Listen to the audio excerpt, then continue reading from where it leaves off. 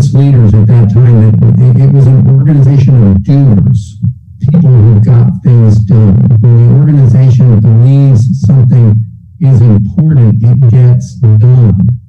So I challenged the leaders of the organization to either admit that what we then called diversity and tolerance just wasn't important, or treat it like we do all matters of importance and get it done. We're AZA, we're a community of doers as well. I think we agree on the importance of diversity, equity, access, and inclusion. So let's get to it. Let's make it our mission and our habit, and let's get it done. The AZA Diversity Committee, chaired by Teresa Mario of Memorial Day Aquarium, is primed to help with tools and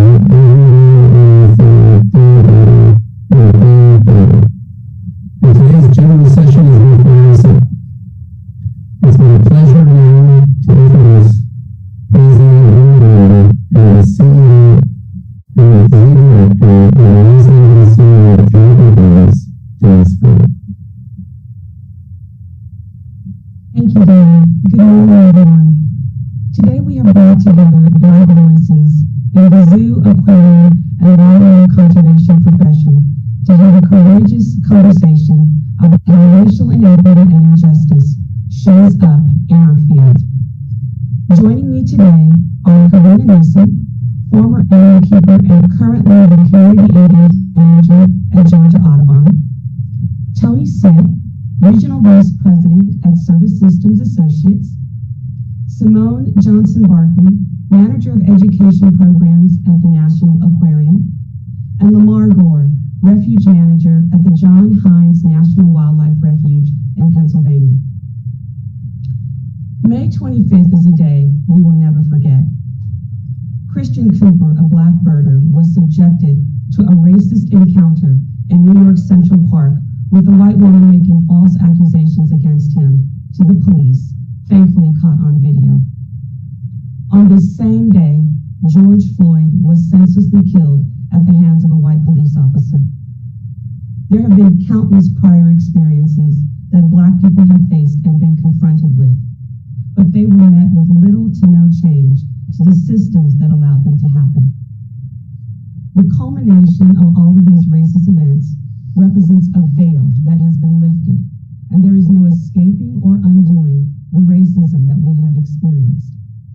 But there is hope for a meaningful and sustained change, and this includes being brave enough to ask difficult questions and lean into the discomfort of the answers in ways that brings to fruition a new world order, one that acknowledges history, speaks the truth, points to hope, and catalyzes action for a better today and tomorrow.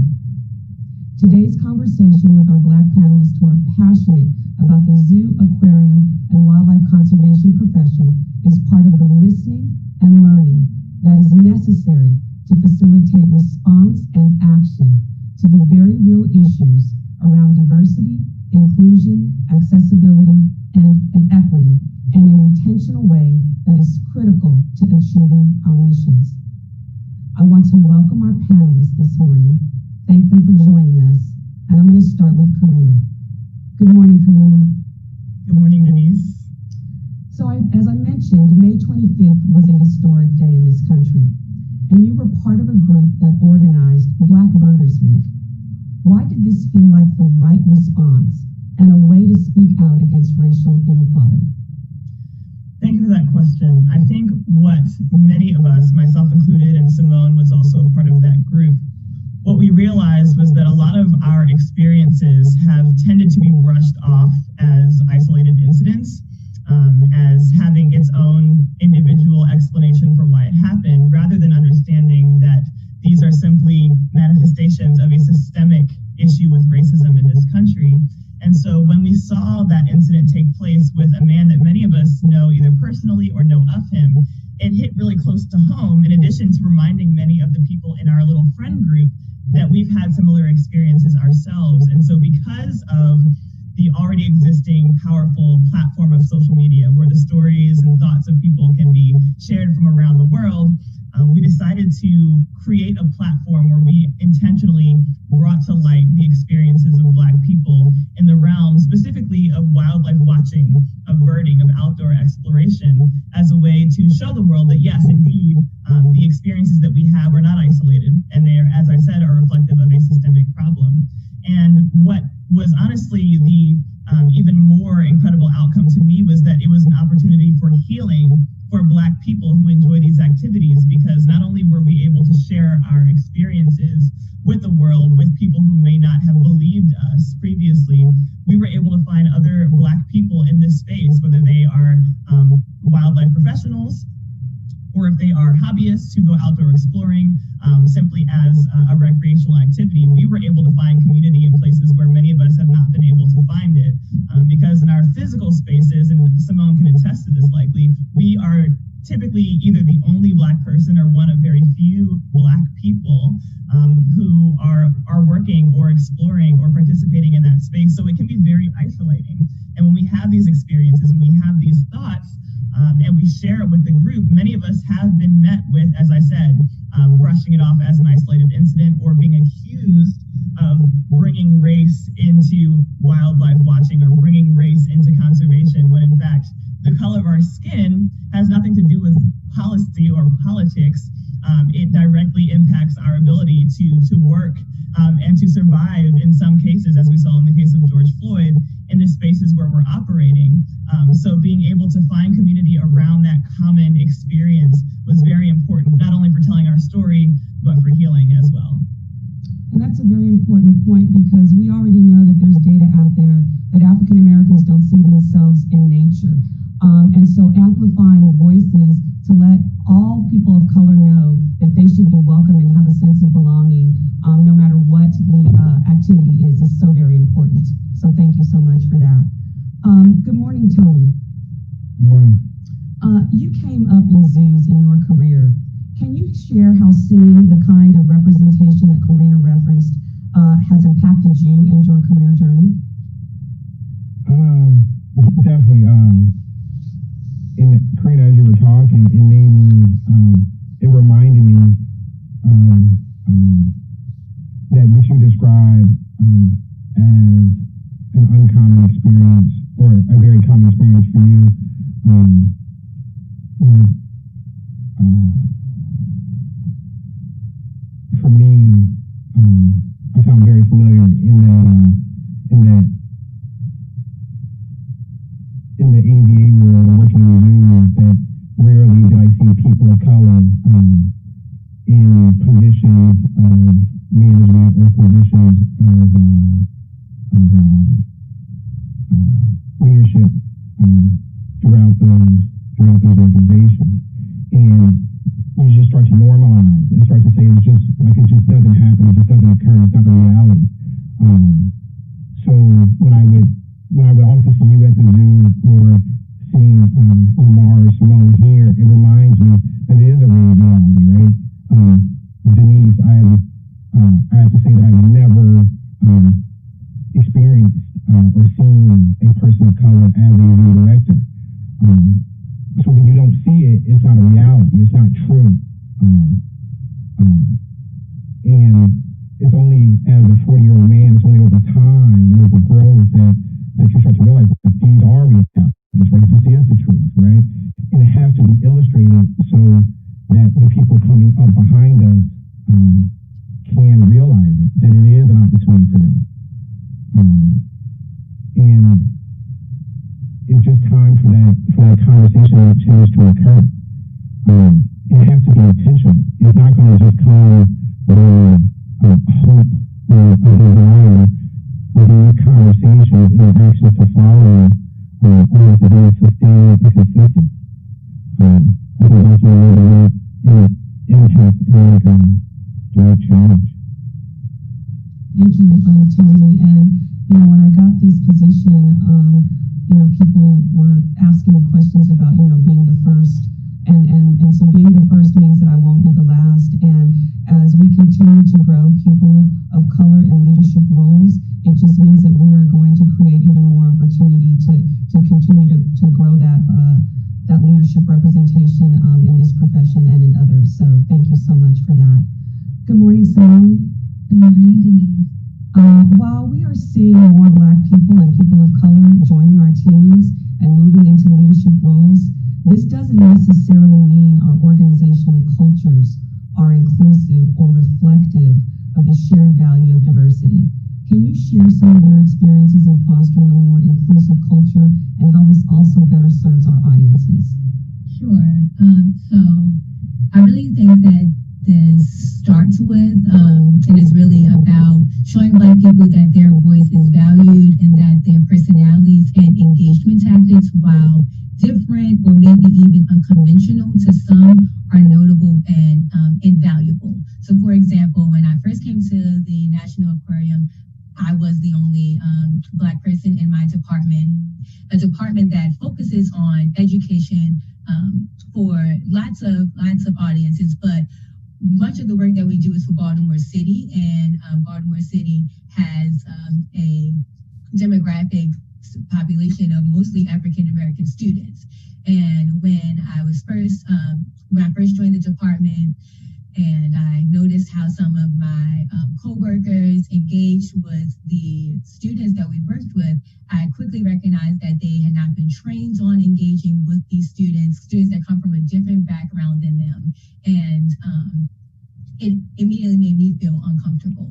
And I'm going to share just a quick anecdote about something that happened in one of our programs that I now oversee. So we got some feedback from a student, and the student shared that the thing that they liked the least about participating in one of the programs back then was that the staff made them feel like they were slow and talked to them like they were slow. Not okay at all. One comment, but one too many comments for me, right? No student should ever feel that. Kids are very honest about the vibes that they get and how they feel.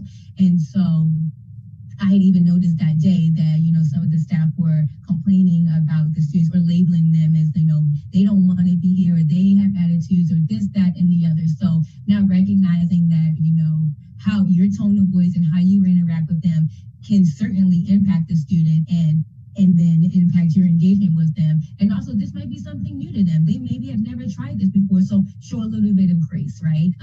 So what I decided to do was to kind of shift the staffing model to include pre-service teachers and natural science majors from 2 HBCUs in Baltimore City. So partnered with Morgan State University and Coppin State University, and we still have these partnerships in place.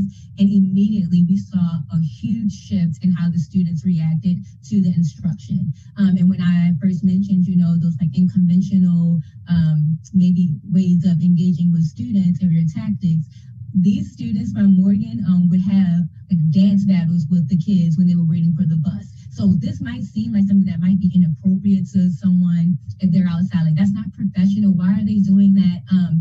But it really helped the students to develop a really good relationship with those instructors, even if it was for, 3 hours when they were with us. Those kids felt like they could trust those instructors. They felt like they could be themselves, and the instructors also felt like they could be themselves, right? And I think worked really hard to allow them to do that, to give them the space to say, teach how you want to be taught, engage with the students the best way that you think is possible. And since then, our evaluator has, talked a lot about how the key and one of the priorities for us is to continue to partner with HBCUs for this program.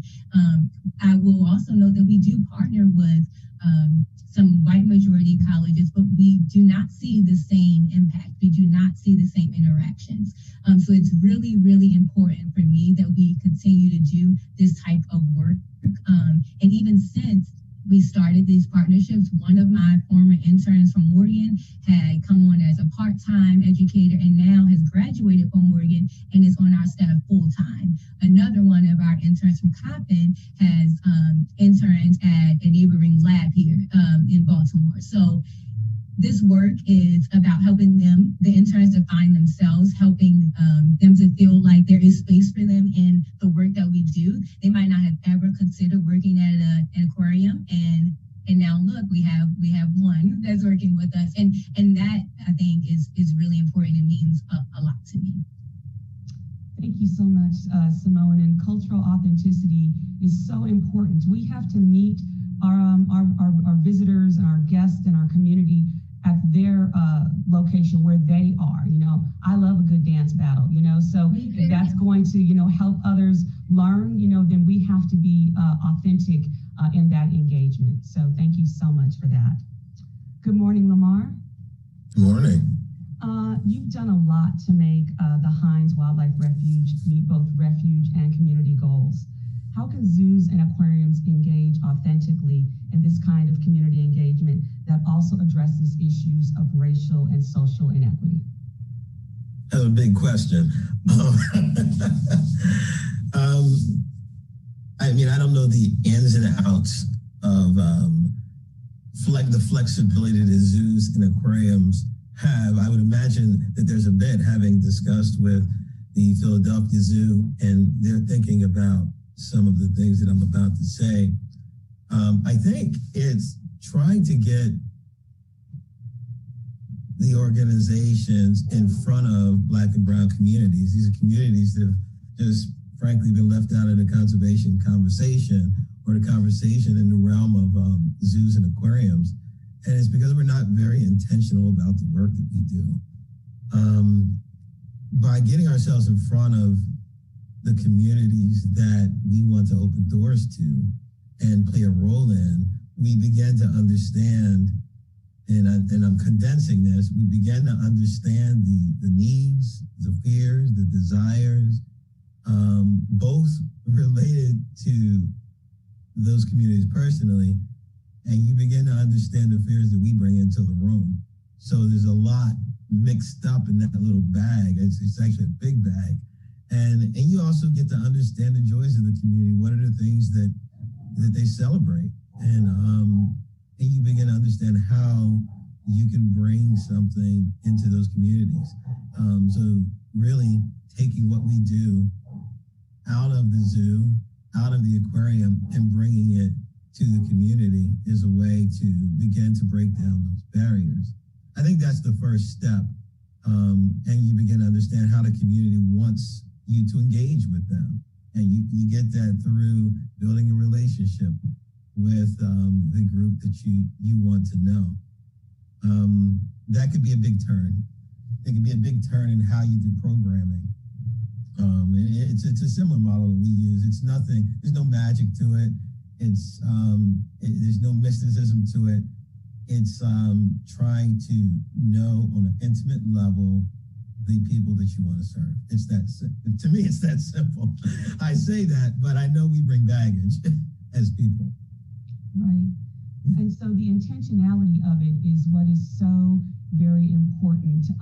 It's not just the people of color that are coming to our locations, but it's going out into those communities of color and engaging them in the places and the spaces that they feel comfortable, so that they are most receptive to hear us and hear our messages and engage with them and co-create with them in a place, in a space where we can have the most impact. And so I think that that's so important. You said that perfectly. Making those efforts. I'm now going to, go into a Q&A session with the entire panel. And so those of you who feel best suited to answer these questions, please feel free. How can partnerships, such as with vendors, local community groups, governmental agencies, and others, help us achieve greater progress in our DEIA work?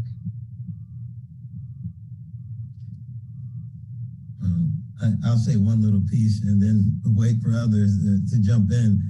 I'll say local partners. The local partners know the community way better than we know them. So trying to get a local partner on board to help you have a deeper understanding of the community is huge. I'll say that right at the offset. I'll wait for others to jump in. Anybody else? So being a part of a company that provides the guest services for a large number of AZA institutions, oftentimes our frontline staff are made up of people of color, and that engagement of when they're in those young years, a lot of times it's their first job. That engagement with some of those people, those kids, those people that are having their first experience with the zoo can translate into a career. And it may not be, maybe it isn't on the hospitality or the guest service end. Maybe it's as a keeper or in another professional capacity. So engaging with your on-site partners may be a huge opportunity, and just having that dialogue.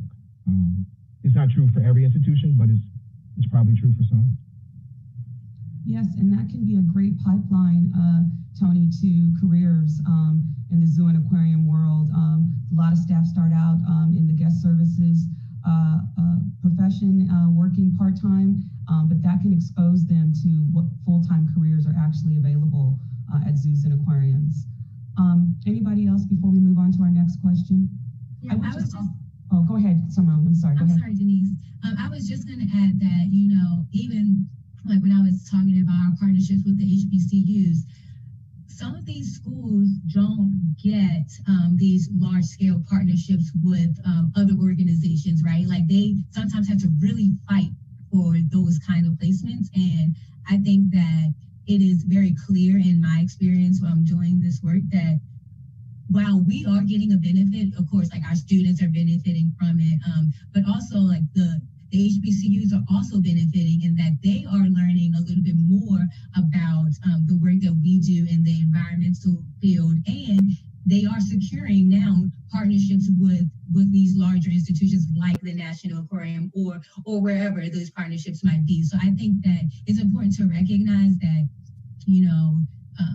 we could also be giving, I don't want to say a giving opportunity, but we are also extending the benefits aren't just for us, right? The benefits are on that end as well. And I think that is really valuable because sometimes like the pre-service teachers in some of these programs, they don't get a chance to teach science.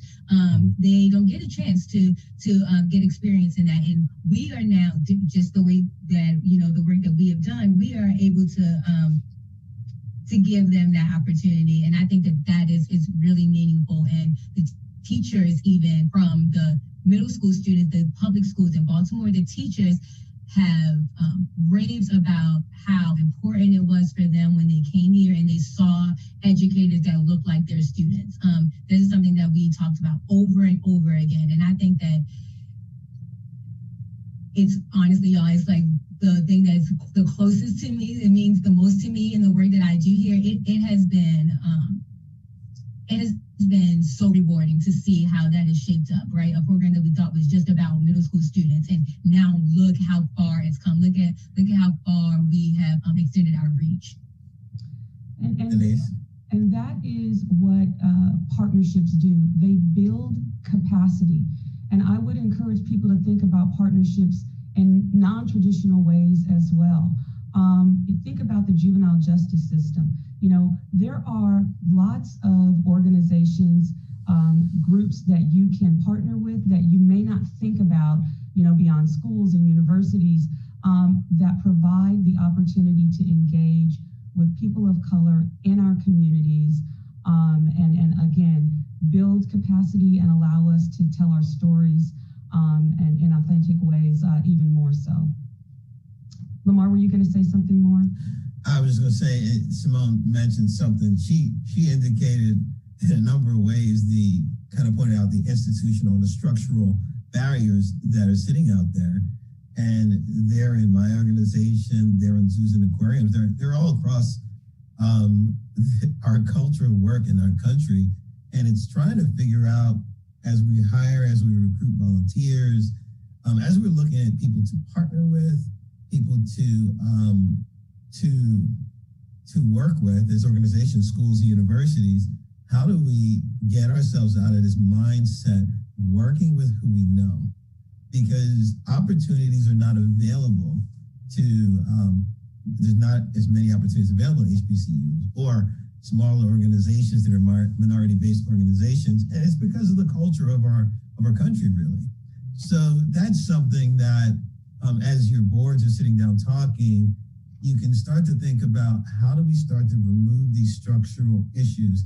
How do we change how we do hiring in a way that you might bring in someone from a local organization to sit on your hiring panel to help you see the things that we're blinded to? Because we walk into the room to deal with these issues and we forget that the person that we see in the mirror also comes in with baggage. And we've got to remove that as we walk in to deal with these challenges. Thank you all. How can we better understand issues of social and racial justice as a critical part of achieving our conservation missions? That's a great question. And when I think about the answer, I'm reminded of what Lamar and Simone and, all of us have been saying. Relationship and choosing to position ourselves to be accountable to the communities that have historically been excluded from this space is the substance of understanding why and how social and racial justice are central to conservation. And when we think about conservation, I think as the AZA and as conservation professionals, we tend to recognize conservation as an intersectional issue, right? It's never just if you're thinking about any particular species, a species is facing this immediate threat, and we simply address that threat alone. We understand that threats can be threat multipliers, that there can be multiple faces or multiple contributors to why a particular species is in decline. Economic exploitation, direct exploitation of resources, whatever it might be. But I don't think we oftentimes think about the social element of that intersectionality when it comes to conservation. And as I kind of mentioned before, when it came to even just talking about birding and the Black Birders Week initiative, what I have heard and what many of my Black, in particular, counterparts have experienced is people saying that once you start bringing race or ethnicity into the conversation, now we've lost our way. Now we've lost focus when it comes to wildlife conservation, because it should be about the wildlife. But what I think we're starting to understand more clearly is that it's never just about the wildlife. And in fact, to limit ourselves to that perspective completely inhibits us from being successful. And because the complexity of conservation issues, is so deep, we need as many thoughts, perspectives at the table as possible. And what I find so interesting, and that one thing that I've mentioned in a lot of different spaces, is that in wildlife conservation, we chase diversity, right? Like diversity, genetic diversity within populations, diversity between species. Like, we recognize how critical that is for ecosystem function, for population viability, for the science of conservation. But then when it comes to the people who are problem solving for those issues, it's like we have no concern for diversity. Diversity is not a conversation we have. And in fact, people act like it's a burden to even think about diversity of human beings who are on the front lines of this work. When in fact, as I said, if you lack diversity in problem solving, if you lack diversity in decision makers when it comes to this, to solving these problems and brainstorming answers to these problems, you are going to have a significantly reduced capacity to come across the answer. And I just want to put this in here real quick. When you think about genetics, the reason why populations with higher genetic diversity are more likely to survive a stressor is because somebody in that population has the answer in their genes. And the same way, the same kind of concept can be applied to people. When you encounter a problem and you have a group of people working on it, the more different kinds of people you have at the table, the more likely the answer will be in the room. And so understanding the social element of the intersectionality of conservation, I think, is so critical to conservation's success, but also to the well-being of the people who, along with wildlife, have also been exploited and oppressed in the exploitation of the natural world and natural resources. Karina, you could not have really answered that question any better. I tell people all the time, we cannot let white people be the only people that care about climate change, wildlife conservation, preservation of nature and ecosystems, we need everybody to care if we are going to have a chance at saving this planet from ourselves. Exactly. Oh, was that Tony? Go ahead, Tony. I guess not being on the, especially on the zoo side, but working with a lot of what I would say people from the community, like on our front line, on our teams. When I hear the word conservation, typically when we're talking to our teams, we hear it in relation to beach cleanups or waterway cleanups or recycling. But sometimes some of the people that are on our teams or in our communities, conservation applies into a safe and protected space or area, or a clean and safe space as a playground, or just clean drinking water. So conservation, I would say, has to be a conversation that's directed to the specific audience and not a broadcast approach to engage everyone in the dialogue. I call that demystifying conservation, Tony, and I completely agree. Again, it is about having the conversations with people that meet them at their level, where they are, with their understanding, so that we can bring about the best possible change. And so you're completely right. They can understand, we can have the conversation, we just need to have it in terms that make sense to them, that resonates with them. And so it's called demystifying, that's what I call it. Lamar, were you gonna say something before I move on? Yeah, I was just gonna reiterate something refocus something that Karina just said. I would say that the people aspect is the most important thing of what you mentioned, because it's we who have to do the work. And a part of that is listening to the folks that we're trying to reach out to, and listening in a way that's not, well, I'm trying to know the community because I'm being told that that's what we need to do. If we're not doing that because we know, feel, and believe that it's right to do, we're not going anywhere. And that's a heart change. And that's where we're trying to get. We have to get there. We haven't been trained that way in this field. I wasn't trained that way. I was trained that you protect the land and you keep people away from it, because that's why it was messed up in the first place. And you have to turn that on its ear and use the people, not in a bad way, but use the resources that we have around us. And as everyone, like Karina was just laying out, people approach these challenges from different perspectives. And it's not that people in Black and brown communities don't care about climate issues. There's two things going on. One, they care about climate issues, but there's a lot of primary things that they need to deal with. They're thinking about the clean water that they have to deal with, putting food on the table, dealing with clean air, having safe places for their kids to go. So how can we, as we approach those communities, come in open-handed with how we can help? And when the time comes to have the conversations about how people can get active and create action and jumping into the issues that we know and love to work on, then we can start bringing those conversations in. Yeah, and let's be very clear, right, that Black people have been in this space for a long time. Like, this is not something that we don't know about, or that, that is new. Black people have been farmers. Black people have been, watermen. Black people have been doing all of these things. How many times have I've gone to, even when we talk about sustainability or, reusing items, how many times have I gone to my grandparents' house and I'm drinking out of a jelly jar? I'm not drinking out of anything else. They keep those. They reuse them all the time. My grandmother has had those for years. So this is not something that's new, and it's really interesting because a lot of times those efforts are seen as elitist. You have to have privilege, and you do for some, certainly. But Black people have been doing this work for a long time. I just think that it is what you were saying, Lamar, about making sure that we already care about this. We know that it's important, but making sure that people understand that there are actions that they might already be taking that are contributing to the conservation work. People just might not even think about it in that way.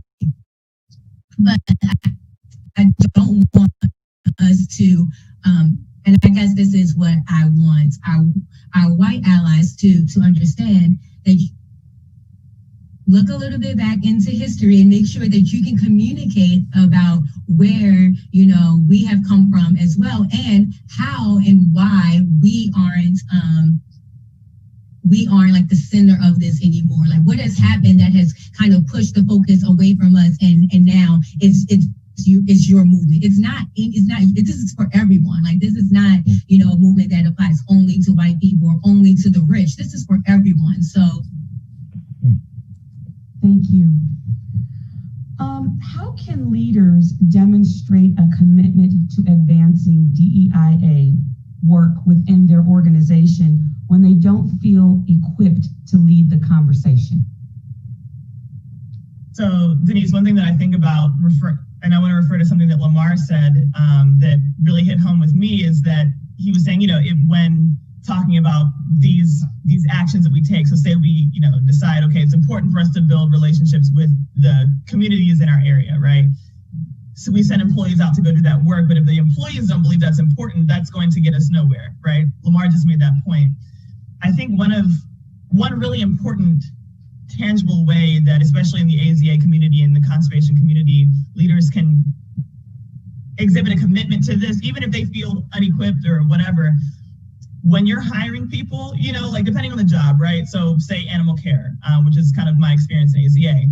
Like, there are certain things that are priorities, right? So if you want to be a bird keeper, you have to have certain sets of, you know, number of years of experience working with birds, et cetera. And you know, different kinds of skills apply to different positions and have different levels of priority. I think I've never been asked about communities in any interview. And I've interviewed, I don't know, with like close to 30 different zoos in my process of trying to get a job as a keeper. And never once was I asked about communities or about engaging or having relationships with communities. And I think that speaks to a deficit in priority. So when people are hiring, no matter what it's for, whether you're talking about animal keepers, people working for SSA, people who work in guest services, whatever it might be, or higher level board positions, for example, that needs to be a top priority. Not only a person's willingness to engage in their surrounding communities, but demonstrating that they already care, right? They don't have to be convinced. Demonstrating that they already care about that and putting that at as high of a level as we do, like some of the very tangible tactical skills that we want people to have when they're coming into a job. And I think that's very important that we start prioritizing that quality in any employee that's being hired at any position within our conservation institutions. And one thing that I want to hit home is that when it comes to making a culture and making a system that is not exclusionary, literally in its structure, to people who have been historically oppressed in this country, you have to think about how oppression falls, right? So when you think about economic oppression and poverty falls along racial and ethnic lines in this country because of systemic oppression, because of systemic exclusion. And so when you have, for example, a widespread culture of free labor to get a job in AZA, you are automatically excluding anyone who cannot afford to work for free for years, right? So literally, to get even sometimes entry-level jobs, you have to have multiple years of experience. And that experience, there are maybe, I can count on one hand or less the number of zoos that offer paid internships that are accredited AZA zoos.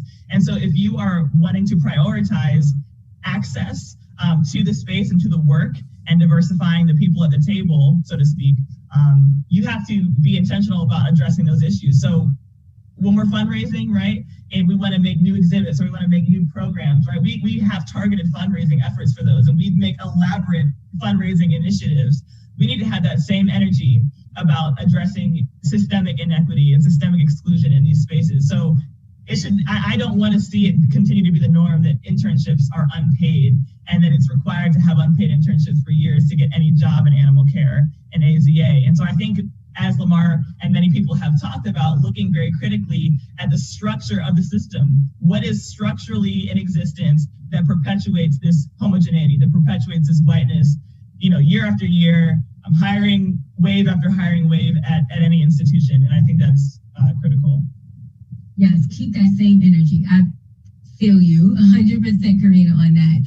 Unpaid internships are certainly a barrier, and no one should have to choose, right? Like Lamar was saying, you know, that a lot of these families have other priorities, right? Other things that might be more important. So you shouldn't have to choose if you want to, you need to work so that you can take care of your family over, you know, learning, advancing your career and piquing your interest and pursuing your passion. That shouldn't have to be anyone's choice, right? They should be able to do both. You should be able to get paid while pursuing your passion, while doing things that you love, while learning about the field that you want to go into.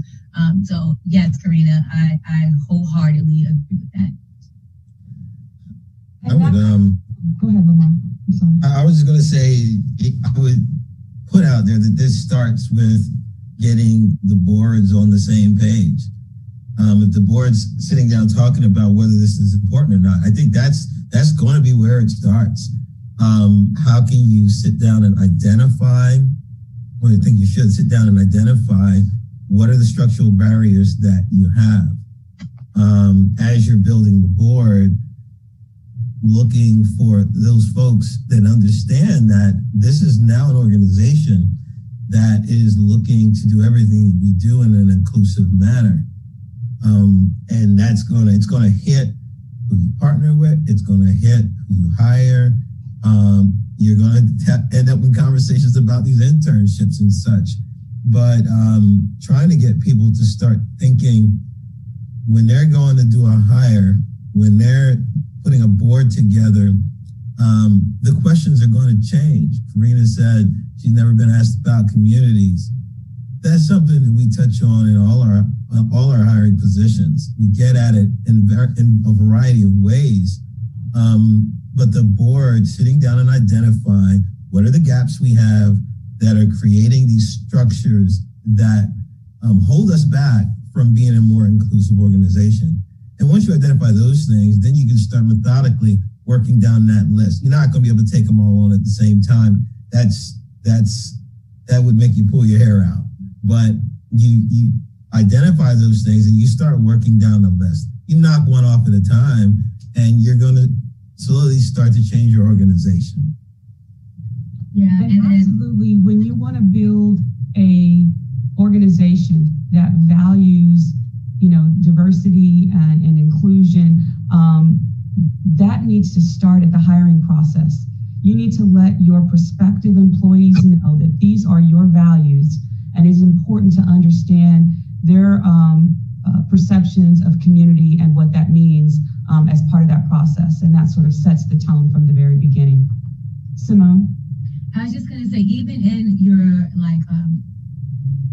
your application process, so I'm obviously going to talk from, you know, the education side. So when we have, you know, programs for youth, even look at, you know, what kind of elements you're requiring from those applicants. Like, are you requiring, you know, letters of recommendation from the dean of X school? Like, why does that matter? Why does it have to be at that level? Can it be from a teacher? Can it be from a community member? Can it be from someone who's a mentor that they might have at church or elsewhere? So I think it's really important to look at this for when you're hiring staff, but even when you're engaging with students in out-of-time school programs, that is even a good place to start, because we have looked at some of our programs and noticed, you know, like we were requiring things that were making it hard for students in Baltimore City, especially Black students, to be able to participate in some of our programs. And that is not effective. It's not helping us to reach more broadly, and is not helping those students who, again, have who have the interest and want to learn more. You don't want to make it harder for them to have to learn those things. Well, one thing that I also wanted to add, if you have a second, I think one perspective when it comes to this, like, you know, what can sometimes feel like this insurmountable mountain of addressing diversity, it seems like people feel it feels daunting because it's a lot. But I think that what's important to adopt is a long game perspective, a long-term perspective, because people, sometimes people want to have like an event or an initiative or a program to address the issue without recognizing how much it actually takes and where the homogeneity actually starts, right? So I would encourage every zoo that has the capacity to even think about how can you address the exposure that children have, to careers. Don't wait to then, don't only invest in the people who are applying to zoos and aquariums or people who are already kind of in college. Like, people's perceptions of what they can do starts getting formed as a child. And it's a miracle that I ever even got into the wildlife conservation field and animal care. I just happened to cross paths with a Black woman who was a zookeeper, and like it all clicked. But that doesn't happen for a whole lot of people. And so if you can invest in younger people, children, to help shape their understanding of what's possible for them, I think that's a very important perspective to adopt, having a long-term perspective, understanding that it's never a single event, a single action, but that you have to be invested in the process. And Karina, but the leadership, kind of to your point, the leadership has to see it, right? It has to be buy-in from the leadership of not a one-time event or not doing it because it's a mandate, but the belief in that we have to change. And then you have to start the conversation and take the feedback and plan it and be sustained in order to, when we talk about if a leader says, I don't know how to do it, it's like follow the steps, just if they were following the steps of changing the direction of their zoo, right? Because that's essentially what they're doing. And they have to engage the partners and the stakeholders and the people that are doing the jobs. Those are probably combined with like the steps you just outlined, the leaders have to just start walking the walk and being intentional and sustained. That's the only way it happens.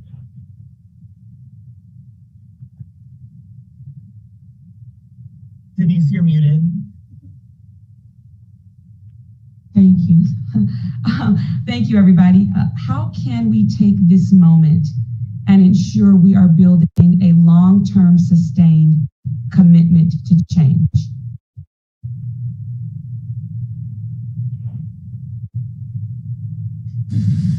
Some of that was kind of sad, but I'll leave. This is my last thing, unless somebody prompts something else from me. It's hard for us to, it's hard for my white brothers and sisters to come to me and ask questions that they're not sure if they're going to ask it right. They might say the wrong thing, et cetera, et cetera. So I encourage you to be brave enough to do that.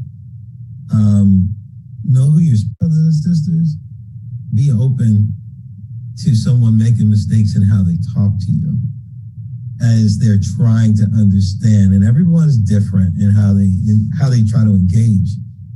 There are folks out there that they honestly are trying to figure out what to say and how to say it, and they're afraid of someone saying, well, why'd you say it like that? And be ready to listen and provide what you know. And I'm not saying that all of the training is on you, God forbid, because I know the weight that falls on your shoulders, on my shoulders, and probably on all of your shoulders when everyone wants to come and talk to you about something. I'm not saying that it should all be on you, but because I think that people need to take up and learn on their own, but be available to have those difficult conversations, because they need to be had, because they know you as an individual. Be available. And for me, somebody says something wrong, I'm probably going to mostly laugh or grin. My staff knows, they'll tell you that if you ask them, and then get into trying to help someone understand the right way to approach it.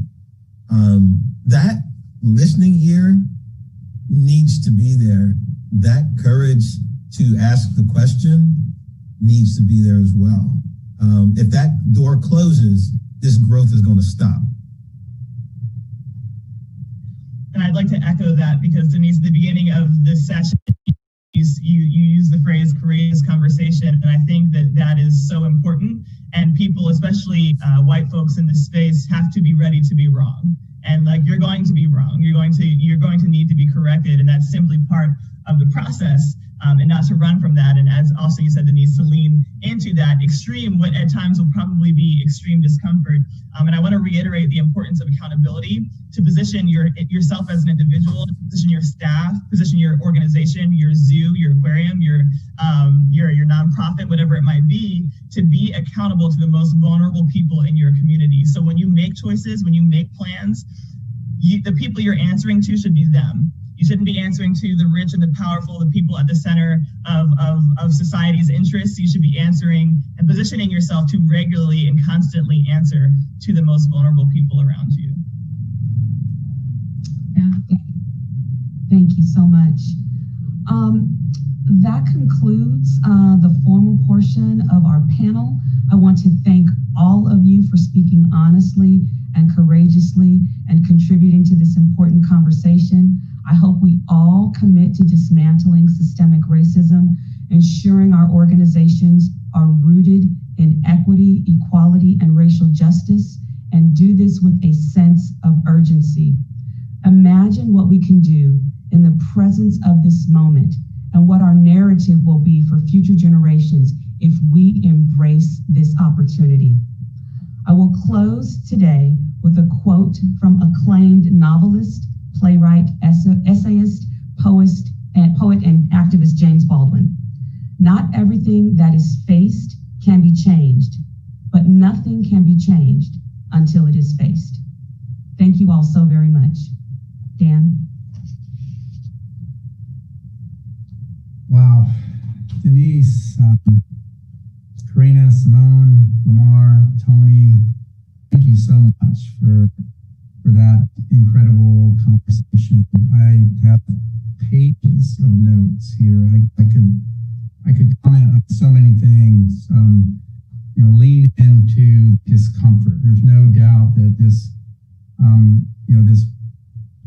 our kind of direction forward is going to involve uncomfortable moments, and we all make mistakes, and as you said, but we have to have those conversations. So thank you for getting us started on this road. If we don't see it, it's not reality. That notion of, okay, our zoos and aquariums need to reflect the communities that they are in, and it always makes me proud when I go to a place like Los Angeles Zoo, and Los Angeles Zoo looks like Los Angeles. Makes me proud, but I think we can be better. We can be much, much better. Know on an intimate level the people you serve. Right? That's good business, right? That's just not good. That's not just about social justice. That's about good business. That relationships and partnerships are about building capacity. And we have to think about working with different people and making different relationships if we want to change over time. The analogy to conservation genetics, that always does just strike me, as a group of people who strive to work to, protect the most vulnerable in the natural world and to achieve goals like biological diversity. We understand the strength of diversity in the natural world. And I love that notion that, in the context of problem solving, that diversity means that we'll have the gene pool to help ensure that the answer is in the room, right? So just so much here. What a kind of rich discussion. And I do have to note that, in terms of our live audience, you guys are so far winning the prize. More people showed up for this discussion than have showed up for any of the previous discussions. So I think it reflects the importance, the significance with which people see this moment and the opportunity for change. So thank you for helping us. And everybody, you're going to have the opportunity to hear more from each of our panelists and ask your own questions during this afternoon's community conversation. Is going to begin at 4 p.m. Eastern. And so as we conclude the morning's general session, I encourage you to review all of the day's offerings. Next up are concurrent sessions and then time to visit to visit the exhibit hall live. And I have to say, yesterday afternoon, I spent a good bit of time in the exhibit hall. And although I do miss visiting the actual booths, it is a very fast and efficient way to learn about our commercial member community, and the chat function is actually pretty fun. So try it out, please. We'll be back here at 3 p.m. Eastern to visit with Dr. and author B.N. Horowitz. In addition to our panelists this morning, Dr. Horowitz and yesterday's guest speaker, Dr. Plotkin, will be each hosting a community conversation this afternoon. You get to choose which one you would like to attend, or you can pop in and out of all three. So again, this virtual format allows you some incredible flexibility and diversity. Then we have more concurrent sessions starting at 5:15 p.m. Eastern. Review today's agenda, make your schedule now. And thank you for being here with us this morning. Incredibly inspiring discussion. I look forward to joining you again tomorrow morning as we recognize excellence in our profession. Tomorrow, the Honors and Awards General Session begins at 11 a.m. Eastern, following our morning coffee talks at 10:15 Eastern. So please enjoy your day. And thank you very much again to our panelists and our moderator.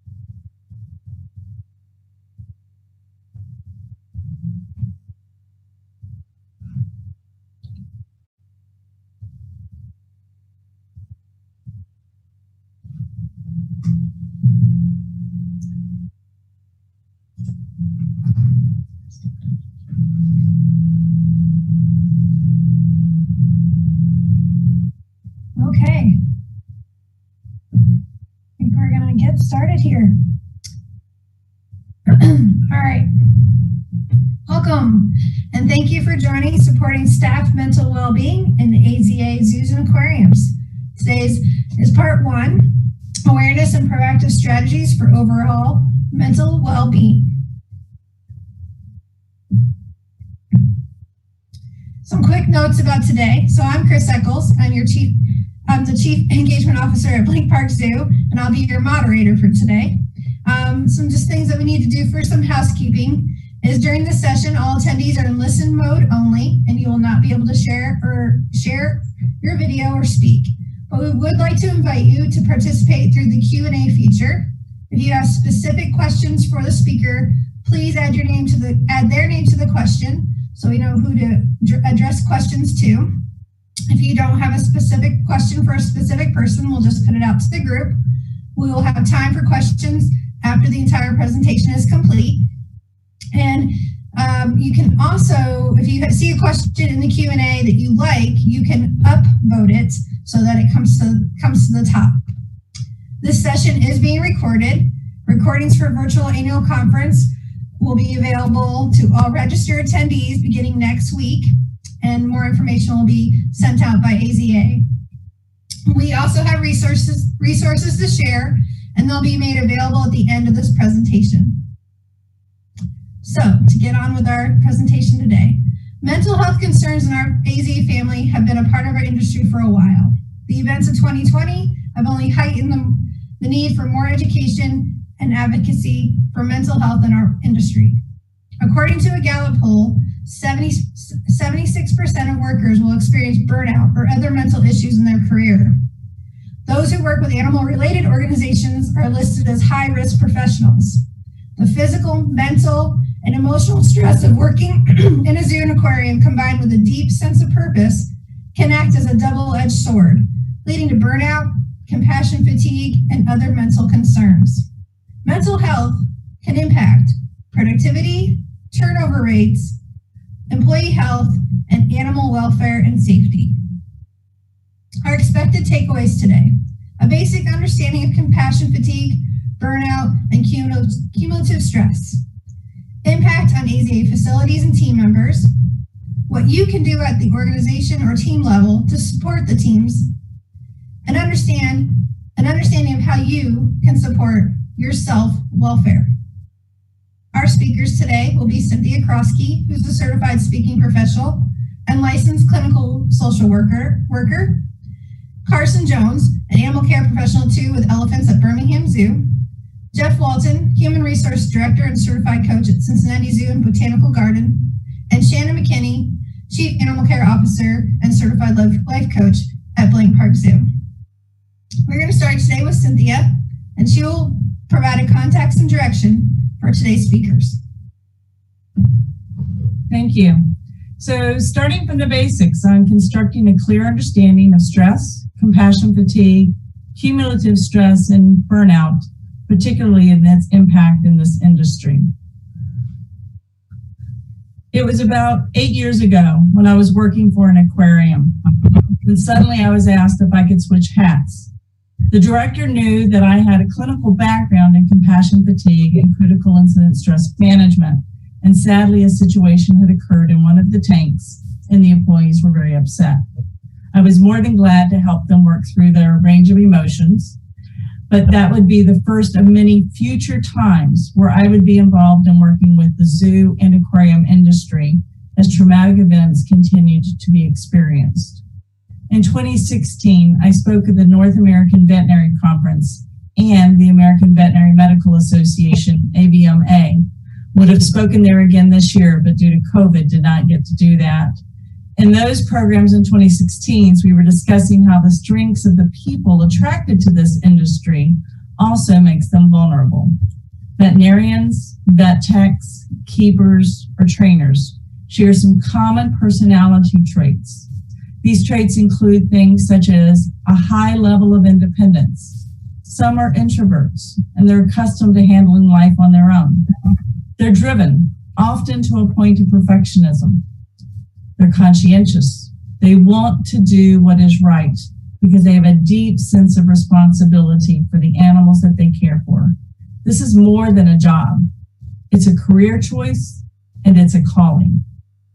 Staff don't scoop up 200 to 600 pounds of elephant poop a day just to get a paycheck. They scoop the poop to provide the best care possible for the animals that they love and that they care for. Now add to this a high level of empathy and compassion and an even more intimate understanding of the human-animal bond. After all, the popularity of zoos and aquariums is the result of a deep, instinctive, emotional bond that humans have with animals. E.O. Wilson called this biophilia, meaning that it is our relationship with animals that makes us human.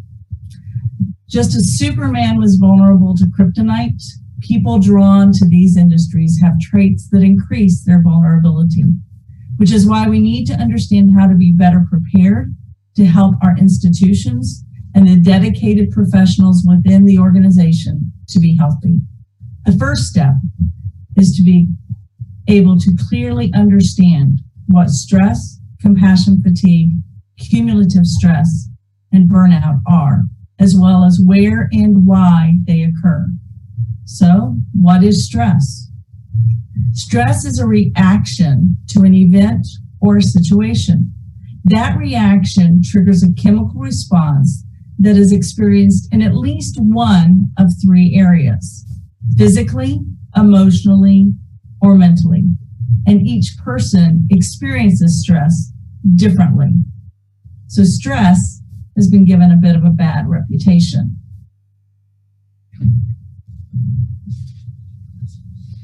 First, just want to ask you, and if you want to do a thumbs up, that's okay. Have you ever experienced stress? Have you experienced at least one stressful event already this week? And it's only Tuesday. Was the stressful event that you thought of in just that fraction of a second one that was an event that was a negative event and provoked negative stress or distress? I don't have to be psychic to know that most of you would say, yes, it was a negative event that I thought of, because that's pretty normal. Neuroscientists believe we have an estimated 60,000 thoughts a day. 80% of those thoughts, or 48,000 of those, are negative thoughts, and they are often triggered by negative stress. But there is good stress that happens in our life. It's called positive stress or eustress. These types of stress that we experience occur because we have a positive emotion that is evoked. When we experience eustress, we feel included, we're happy, we're engaged, and we perceive the event or the action to be positive. For an example would be an act of kindness. It could be as simple as just holding the door open for someone or saying hello, or maybe telling a coworker, I am so glad I'm working with you today. These are positive events. They are positive stressors. They give us a bolt of confidence and restore our sense of purpose. So eustress moments can occur several times a day, but we often miss the opportunity to recognize the experience, to acknowledge it, to appreciate it. We don't realize that we've had that positive chemical shift because we may not have trained ourselves to recognize or recall when these experiences happen. Distress, the negative response that occurs when we don't feel supported, we don't feel cared about. It creates a lack of engagement for us, and it increases our chance of burnout.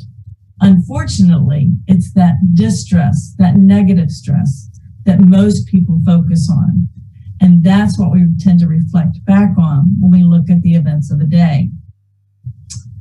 So when a situation occurs, our brains quickly make a decision based on what we perceive the experience or situation to be, positive or negative.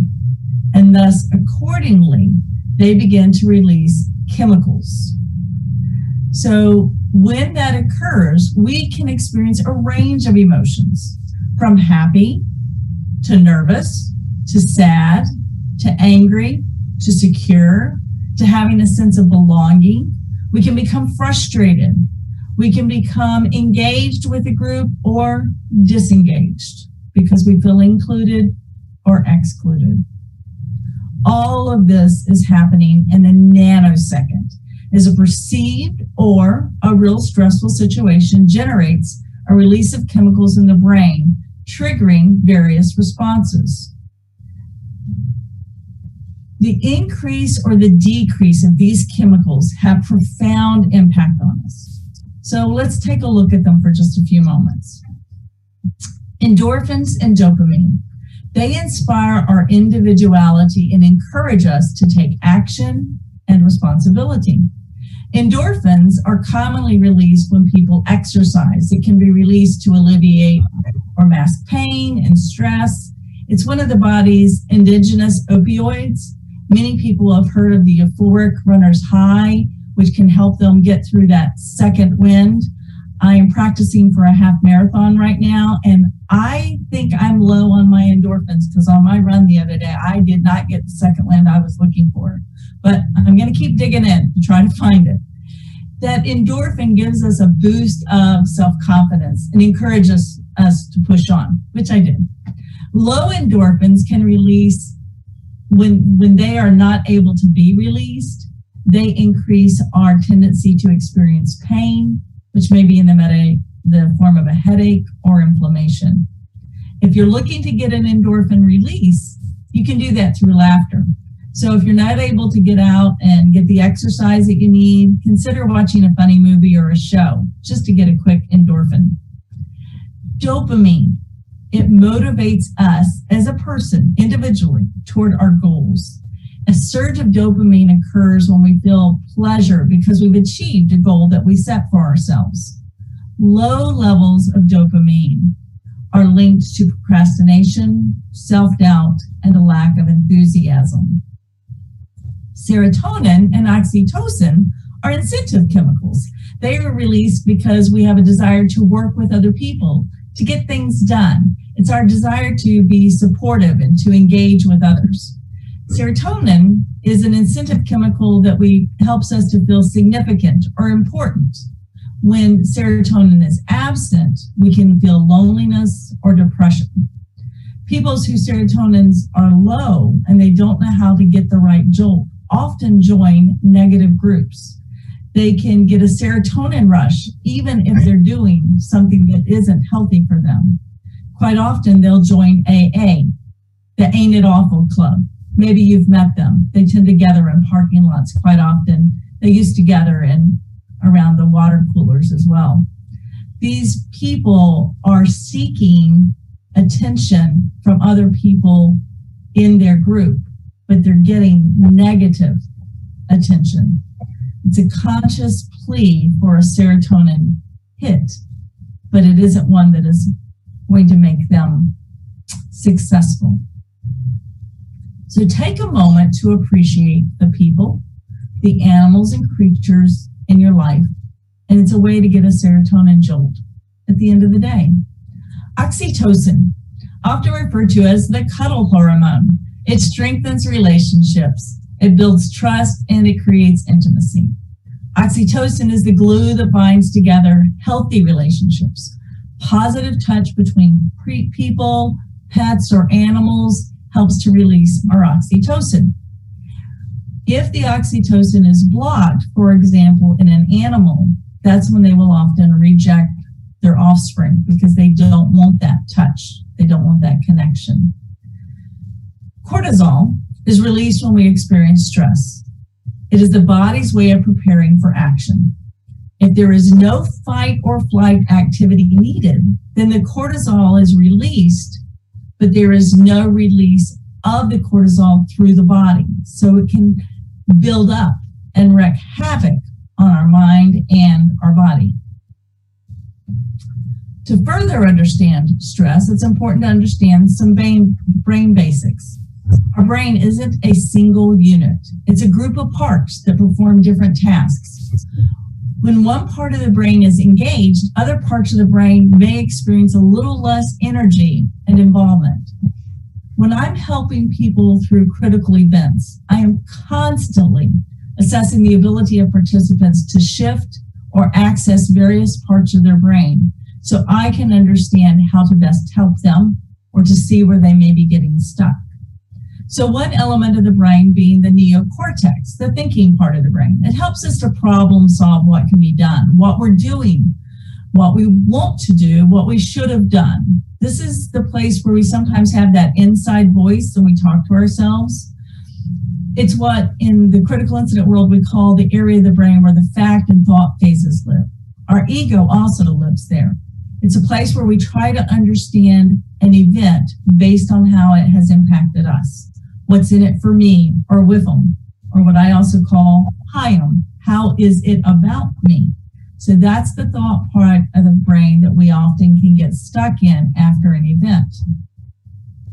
The limbic part of the brain, which is where our emotions and memories are stored, help us to identify when something is funny or when something is sad.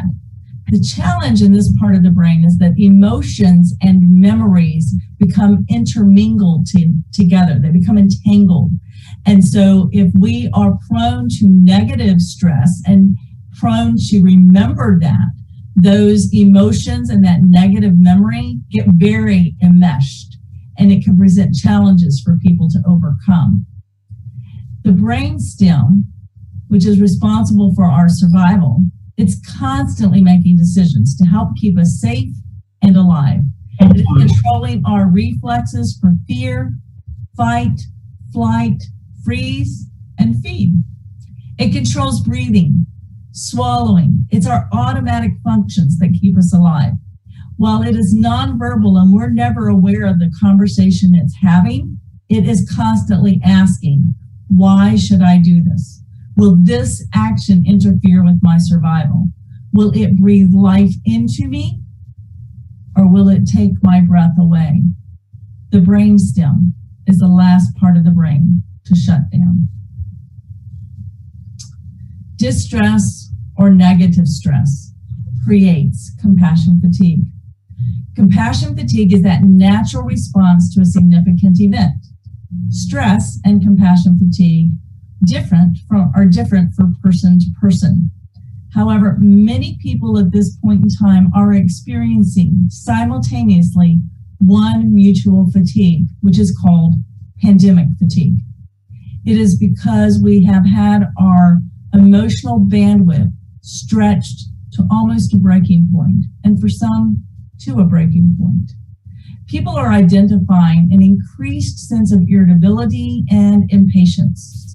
They're describing that sometimes they don't even trust themselves to find tolerance or compassion for other people. And it's because there is no downtime. We are in constant turmoil. And as a result, many people describe that all they want to do is just curl up and shut out the world. Because we know that we are experiencing life-altering changes due to COVID-19, people also are struggling with the fact that they want to complain, but then they realize other people have it worse. How can I complain about working too much when coworkers don't even have a job? Former coworkers have been placed on furloughs. Fatigue occurs when there's no downtime. Pandemic fatigue hasn't let us have a period of just emotional, mental cruise control. Today, I was finishing my run and was walking back to the house. And as I was enjoying the humidity of Florida, I saw a car with its flashing lights on. And so I moved over. The car pulled up beside me and they said, I'm looking for this address. I began to give them instructions, and the back of my brain said, you don't have a mask on. They don't have a mask on. How close are you? It was exhausting just to think of the fact that I couldn't just simply do a good deed for someone without my brain asking me, is this going to keep us safe? It was my brainstem basically saying, is this action going to endanger you? Our brain needs a break, and it's just struggling to get one. So we have to be proactive and do things to take care of ourselves. And Shannon will give us some very good tips on that today. The fact that what we need to do now is to make sure that we arrange for downtime. It needs that. We need that in order to restore ourselves and to function at our best. Compassion fatigue is a natural consequence of an emotional strain or an exposure to an event or a combination of traumatic events. Compassion fatigue, which is situational, has a more rapid onset. It can also have a faster recovery and can be less severe if it is recognized and managed early. Other things that we can experience are vicarious traumatization and secondary traumatization. It's the emotional residue of strain that people experience because they're working with others who are suffering, or they're working with animals that are suffering, or they're working in some connection after a traumatic event. It's something in the critical incident stress industry we're highly aware of, is that compassion fatigue, vicarious fatigue, and secondary trauma. It can happen across multiple settings. So one of the things that's important is that compassion fatigue doesn't just happen because of the line of work you're in. It can also occur at home, perhaps because you're helping other people in your house. You may be a primary caregiver for people or for an animal that's older and ill or undergoing a diagnosis. It can occur directly to the person that is experiencing it and being constantly bombarded by the events, or by the person who is witnessing and hearing the events that people are suffering from. This exposure can create a state of preoccupation to an event, and it can result in re-experiencing that traumatic event.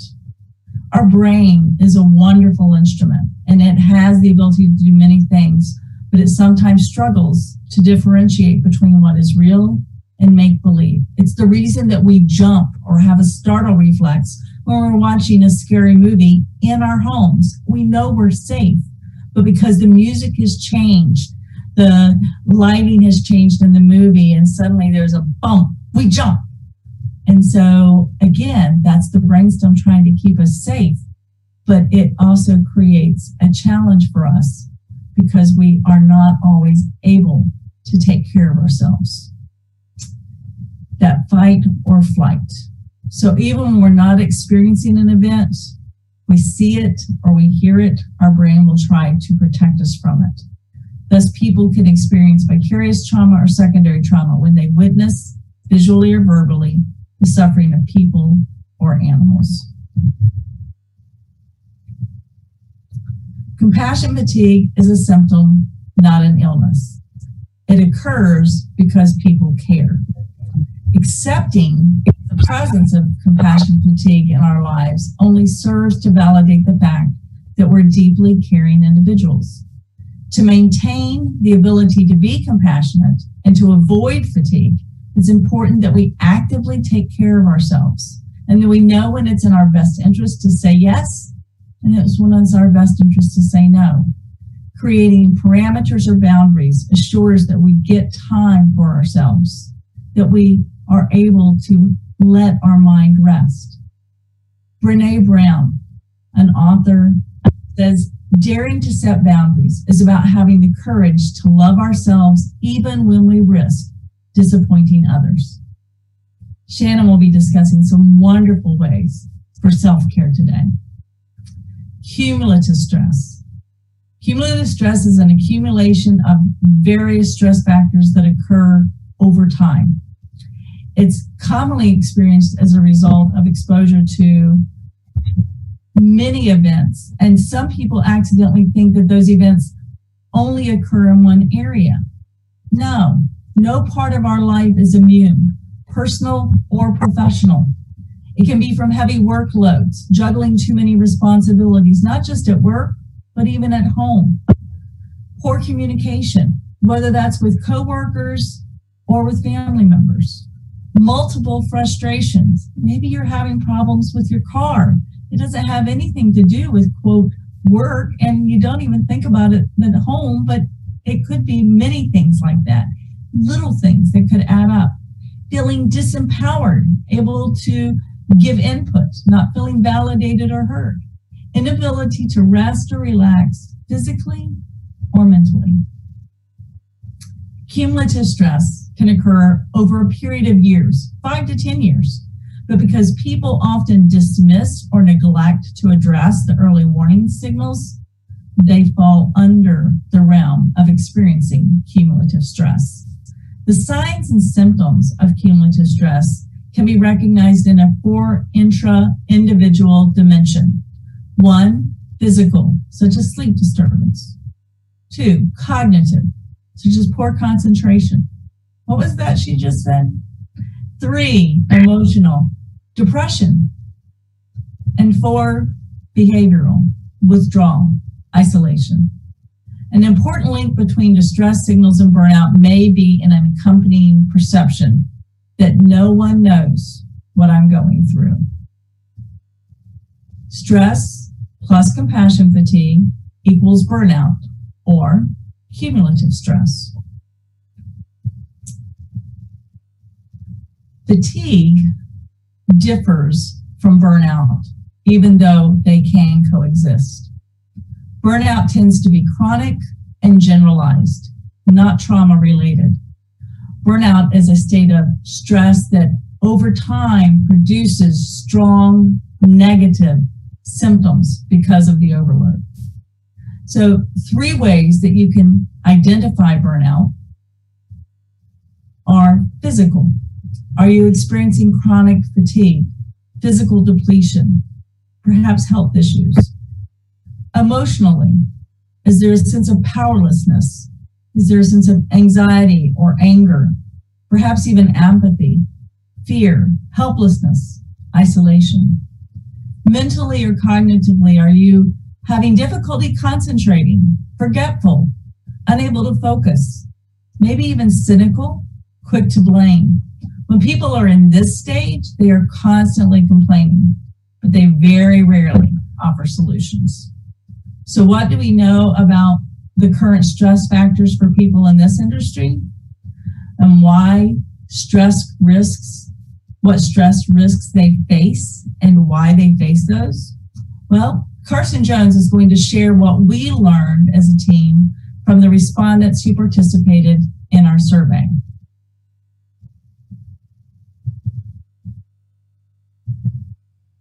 Thanks so much, Cindy. Let me share my screen really quick.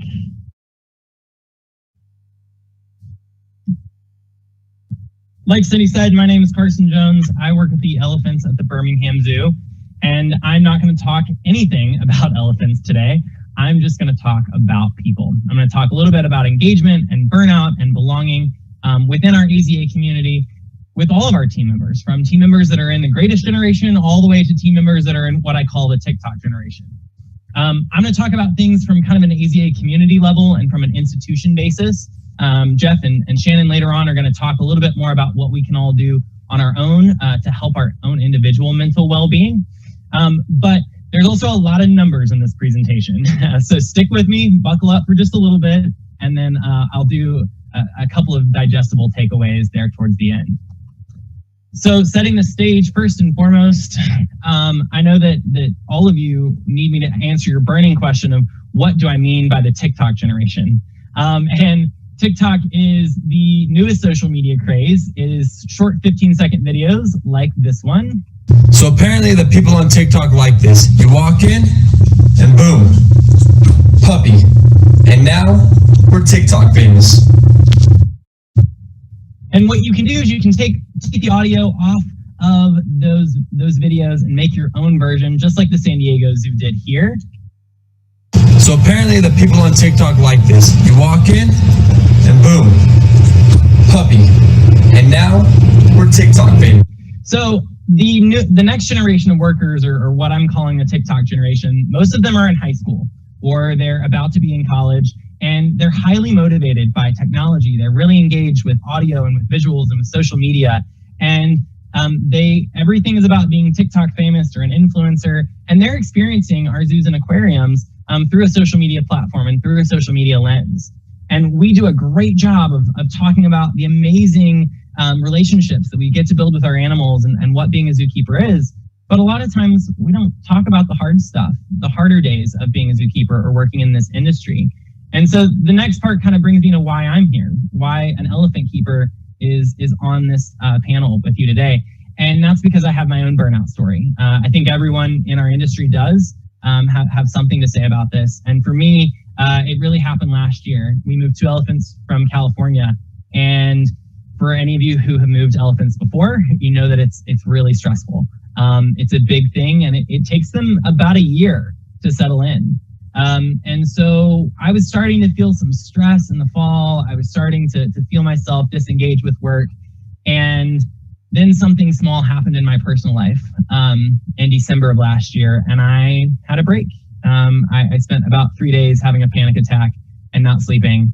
And I ended up taking 11 days off of work, and I went to a lot of therapy, and I started reading a lot of books and running and doing yoga and meditating and listening to Brene Brown podcasts. And it took about 2 months to come back up out of that.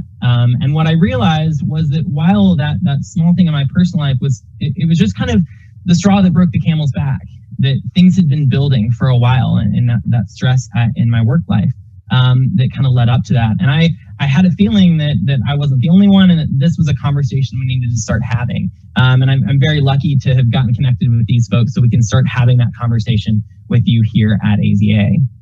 So jumping into kind of what I'm going to talk about with stress and engagement, Cindy already did a great job of telling you all about stress and what the definition is. I'm not going to try and one-up her there, but I'm just going to add this definition for employee engagement, which is the strength of the mental and emotional connection that employees feel towards their place of work.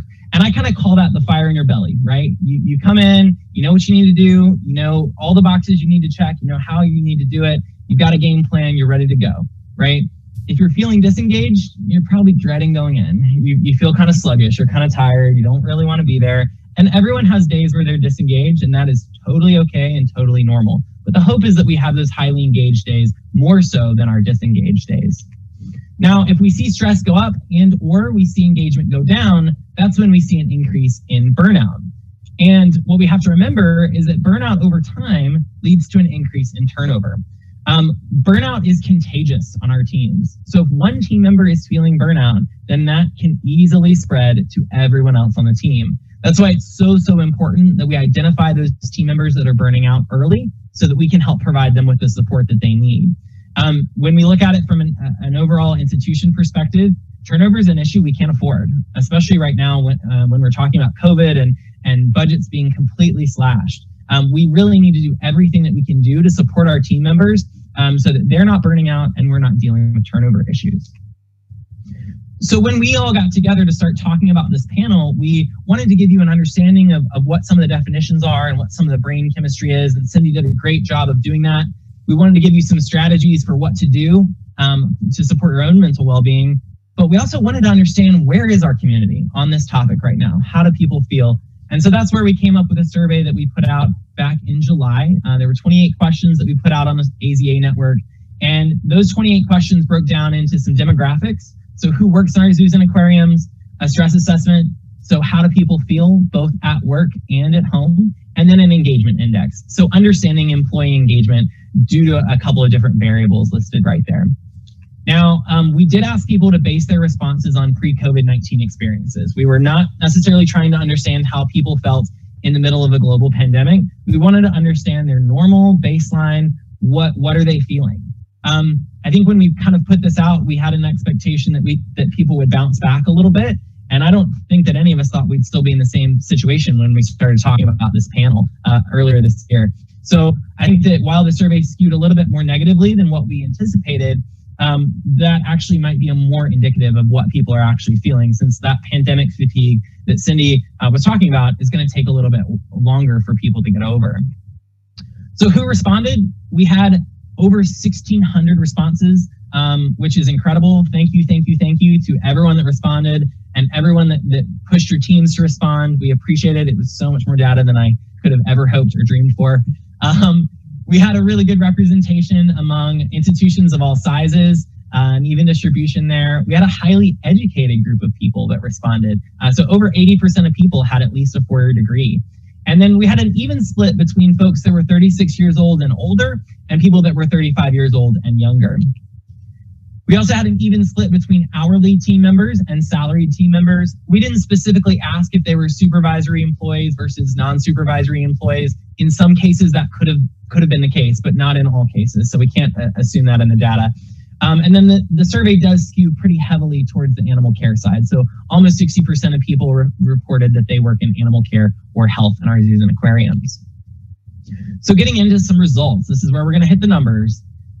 So when it comes to stress, we asked people to characterize their work-related stress on both a weekly and a monthly basis. You can see on a weekly basis, only about 40% of people said that their stress was manageable, while 60% said that it was non-manageable. So that was either acute, episodic, or chronic stress, chronic being the worst type of stress. When we looked at it on a monthly basis, that got even worse. So over 75% of people said that their stress was non-manageable. One of the questions was an open-ended response question, just asking people, most of my work-related stress comes from blank. And they can fill in the blank with whatever they wanted to. About 25% of people said something to do with leadership, supervisor, or manager, while coworkers and duties came in second and third. The next question was exactly the same way, except for non-work-related stress. And 27% of people said finances, bills, money, or debt. And then another 8% of people said family, parenting, or children. Now, Cindy had some interesting, an interesting take on this, because most of the people that were responding to our survey work with animals. They're working that caretaker part of their brain. And then if they go home and they have stress that's related to being a caretaker, then that's kind of overworking the same part of their brain all day long. So these people could actually be at a much higher stress level than the rest of our team members, which we really need to take a look at. When asked to rank how some different areas contributed to stress in their life, finances, work relationships, and concern for the animals in my care came in as most of people's daily and weekly stress, while safety concerns, health concerns, working too many hours, and relationships outside of work only accounted for periodical or irregular stress. Now, when we looked at engagement, we used a Likert scale. So that's giving people a statement and then asking them to tell us how much they agree with it, from strongly agree to strongly disagree. We then took that strongly agree category and that agree category and combined those to create a favorability score, which then we compared to some not-for-profit benchmarks that were given to us by Culture Amp, which is where we got some of these questions from. We have to remember that the benchmark is just an average. We're just comparing ourselves to other not-for-profits. The goal here would be to hit 100%. But as long as we're at least close to the benchmark, then we can see that we're at least at the industry average. Now, overall, only about 4 out of the 17 questions met or exceeded those benchmarks, while 9 out of the 17 questions failed to meet the benchmark by over 10 percentage points, showing that we definitely have some work to do here. Of the 5 categories that the engagement index broke down into, alignment, enablement, and development were all things that we were doing fairly well on, whereas culture and leadership were the areas where we have the most room to improve. So looking at leadership first. Leaders keep people informed about what is happening. Only about 47% favorability score, which was 13 percentage points off the benchmark. When we look at this as salaried or hourly employees, our salaried folks were much closer to that benchmark, while our hourly folks were off the benchmark by 22 percentage points, showing that they don't necessarily feel like their leaders are keeping them informed about what's going on at their zoo or aquarium. My leaders have communicated a vision that motivates me. A 42% favorability score, which was 18 percentage points off the benchmark. Again, breaking that into our salaried versus our hourly folks, the salaried folks were much closer, which is great because they're helping to create and craft that vision, while the hourly folks were 27% off the benchmark, or only at 33%. So that's showing that they're either unsure of what that vision is, or they're not bought into the vision. They need to be involved in that process in some way. And then moving into culture. I rarely think about looking for a job at another institution. 44% favorability score, not too bad off the benchmark. But breaking that into some different demographic groups, in particular, the group that was 36 years old and salaried, they're above benchmark. They're great. They're happy at their institution, while the folks that were 35 years old and younger who are hourly, they are looking at jobs at other institutions or outside of the field a little bit more regularly. I can see myself being happily employed here for years to come. 45% favorability score, about 15 percentage points off the benchmark. While again, looking at salaried versus hourly, our salaried team members did a lot better here, whereas our hourly team members don't necessarily know what the future holds for them at their zoo and aquarium. We can look at this question a little bit more clearly when we ask, I believe there are good career opportunities for me at this institution. Only a 39% favorability score. It's about 16 percentage points off benchmark. And then our salaried folks, again, did really well, but our hourly team members were off the benchmark by 24 percentage points. So they don't necessarily know what the roadmap looks like, what their career is going to look like at their current institution. Now, it's not all bad. There are plenty of areas that we did well. I'm proud to work for my organization. 76% favorability score. We did really well here. I know what I need to do to be successful in my role, 86%, which was actually 3 points higher than the benchmark. It was the only question that we scored above benchmark on. And then finally, I had access to the things I need to do my job, 71% favorability score. We did really well in those 3 areas. So a couple of takeaways. Our team members take immense pride in their institution and in what they do. And they know what they need, and they have the tools and the learning in order to be successful at their jobs on a daily basis. But we have some work to do. Stress is high and engagement is low. So what can we do about this? Generally, we need to look at investing in some leadership training for our entry and our middle level managers. We see this as a result of our stress assessment and as a result of our engagement index. Our hourly team members are telling us that leadership is a source of stress as well as a source of disengagement for them. When we ask a question about leadership, people typically respond thinking about their supervisor, not thinking about the CEO of the zoo. So when our hourly team members are telling us that leadership is an issue for them, then we can look to those entry level and middle level managers as the area of concern that we need to kind of work on. So what opportunities can we provide them to continue training and developing and growing and especially moving in an emotionally intelligent direction in their communication skills to help decrease that stress and increase engagement in our hourly team members. We also need to talk about money, which is honestly a really awkward conversation to have in the middle of COVID when everyone's budgets are completely shot. Our team members are telling us that finances is a really high source of stress for them. So once we're able to start doing some long-term planning, we're not just thinking about keeping the doors open this week and next month. Once we're able to do that 5-year visioning, what's our plan for pay? What's our 5-year plan? Coming up with that plan and then being transparent with our team members about what we need to hit in order to achieve some of those goals. At the end of the day, most of our team members on this issue just want to feel seen and want to feel heard. I know that my VP for National Zookeeper Week, she sent out an email and she said, she was thanking all of us for working so hard. And she said, I'm so sorry that I can't pay you more money. I really, really wish that I could. And that line got repeated around our entire organization because people felt seen, they felt heard, and they felt like they had an advocate on this issue. So let's try and not make the conversation awkward, but just start talking about it, recognizing that this is something that we need to work on in our industry.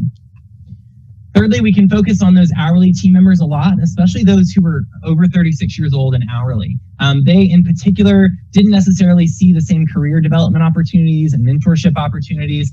Those people have a lot of skills. They have a lot of knowledge. Some of them have been in our zoos and aquariums for a long time, and we need to figure out ways to either give them mentorship roles where they're mentoring others or have strong mentors for them so that they can continue passing that knowledge on to our other team members. Also, don't forget to have fun. I think that this job is really hard and it's really stressful, and a lot of times we're running and gunning all day long. But what are the things that we can do to have fun? Fun is the easiest way that we can reduce stress and increase engagement in our team members. Maybe that's 5 minutes to stop for ice cream on the way back from your wildlife show. Or maybe it's, a funtivity. I worked on a team one time that we strung up a volleyball net in the elephant sand stalls and we played volleyball one day at work. So what are those easy things that you can do to have fun? And then finally, survey. So employees hold answers to the questions that leaders and managers have. We just have to remember to ask them, right? So surveying is really easy. It's not hard, I promise. You can do it electronically, send it out over email, do it anonymously, just ask for people's department so you can break that data apart and look at differences among your different teams. But the big thing you have to remember here is to do it regularly. So if you only survey once a year, your data is not going to be very clear or very consistent. The more regularly you survey, the more comfortable your team members are going to be with answering these questions truthfully and honestly, and the better data you're going to get. A couple things to keep in mind. Stress and engagement are not fixed. So once you start looking at this, it is not just a trajectory up. There's a lot of highs and a lot of lows and a lot of variables going on. And that's okay. The goal is to keep your highs high and to reduce the number of lows along the way. I think you should maybe write down a list of some of those variables going on with your teams, and that's going to help you look through that data. For instance, with my team, I know that their engagement is going to be low in the middle of the summer because we have 600 pounds of elephant poop to pick up every day. It is 100 degrees out. It's 120% humidity in Alabama. Everyone's engagement is low. We're just physically trying to get through the day. But the hope would be that their engagement goes back up in the fall once it's cooled off a little bit. Secondly, surveys require follow-up. If your teams are not seeing what you're doing with this data, they're going to stop responding. So send out an email, do an all-staff meeting, have individual team meetings, figure out what works for your teams, but they need to know that the data that you're collecting is helping to drive your decision-making. And otherwise, they're going to stop answering your emails and answering your surveys about this. And then finally, surveying might not be the best thing for your team. If you have a team of 6 or 7, that might be a meeting, that might be a conversation. Whereas if you're trying to get some data for your entire organization, that's when a survey may work out best. We have a ton of resources for you. I'm going to drop the link in the chat, as well as we've got the link at the end of our presentation. We have all of our questions, our results, a white paper that's got some background information, our slides, and our contact information. So please don't hesitate to reach out to any of us about this. We'd be happy to help you. And then finally, I just want to leave with a quote from one of my mentors that I really love. She used to say, take care of each other, take care of the animals, and everything will work itself out. And that's what we do, right? We take care of each other first, we take care of the animals second, and everything is going to be totally fine. So now I am going to throw it over to Jeff, who's going to talk about why we don't have to leave it in the parking lot every day.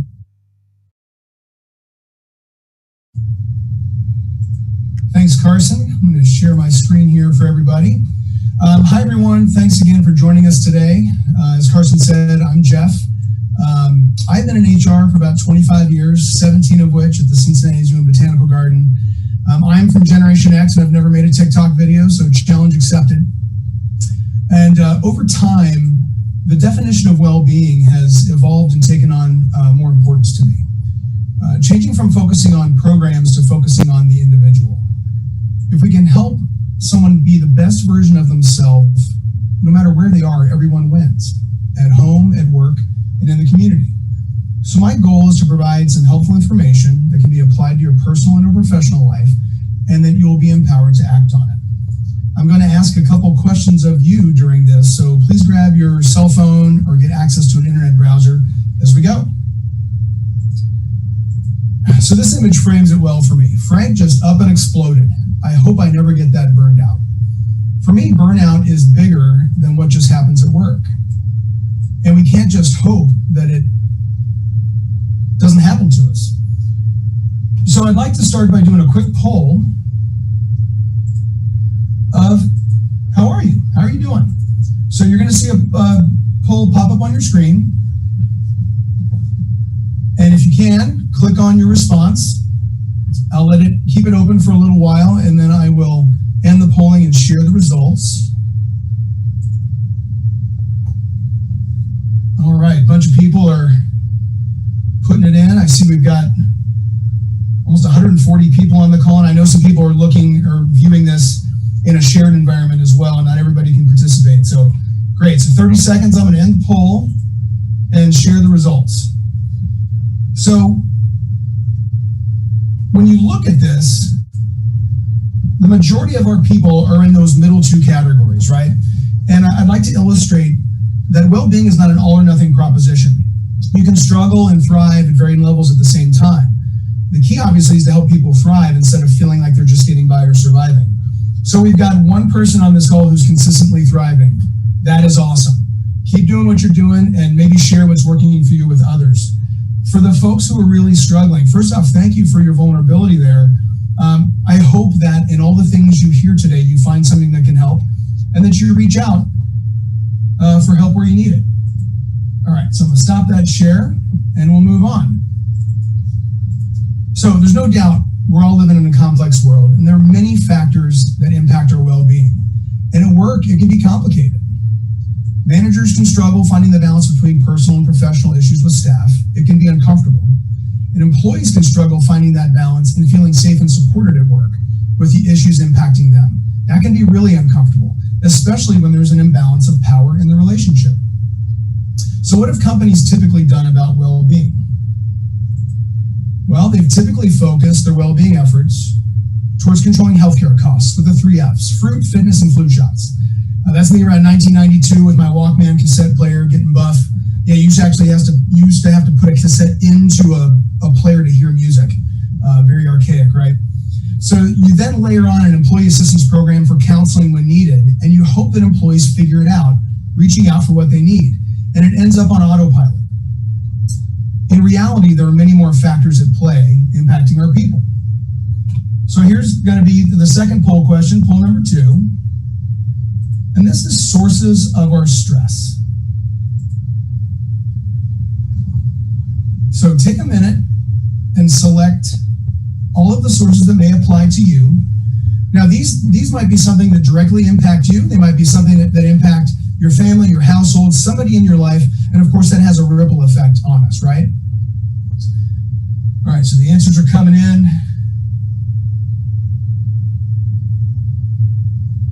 I'm going to give it a few more seconds.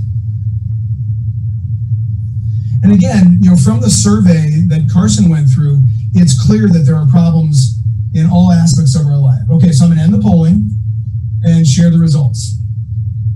Okay, so you can see that while workplace is the leader in this typical survey or specific survey, every category is pretty well represented.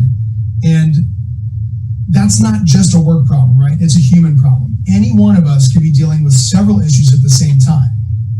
So I'm going to stop this. And all of our stressors can make us feel like this. How do you pick what to focus on? Do you stop and grab another racket, a shield, or curl up in the fetal position? How can we not bring all of this with us wherever we are? I know I feel like this sometimes, and the people around me see it. It impacts how I interact with them, my ability to do my job, and my ability to support them. And on top of what we would call normal stress, add in all of these issues from 2020. These are tremendous, and it can put us on total overload. Again, how is this not supposed to affect us wherever we are? So how do we deal with all this? Well, the short answer is intentionally. So here in Cincinnati, surveying our employees over time has allowed us to evolve our well-being strategies to be more holistic and address many of the categories that you saw on the poll. Someone might need help with finances or a parenting issue, or someone else might be struggling managing a health condition. You need a variety of options to meet them where they are. There have been a couple positive outcomes from this.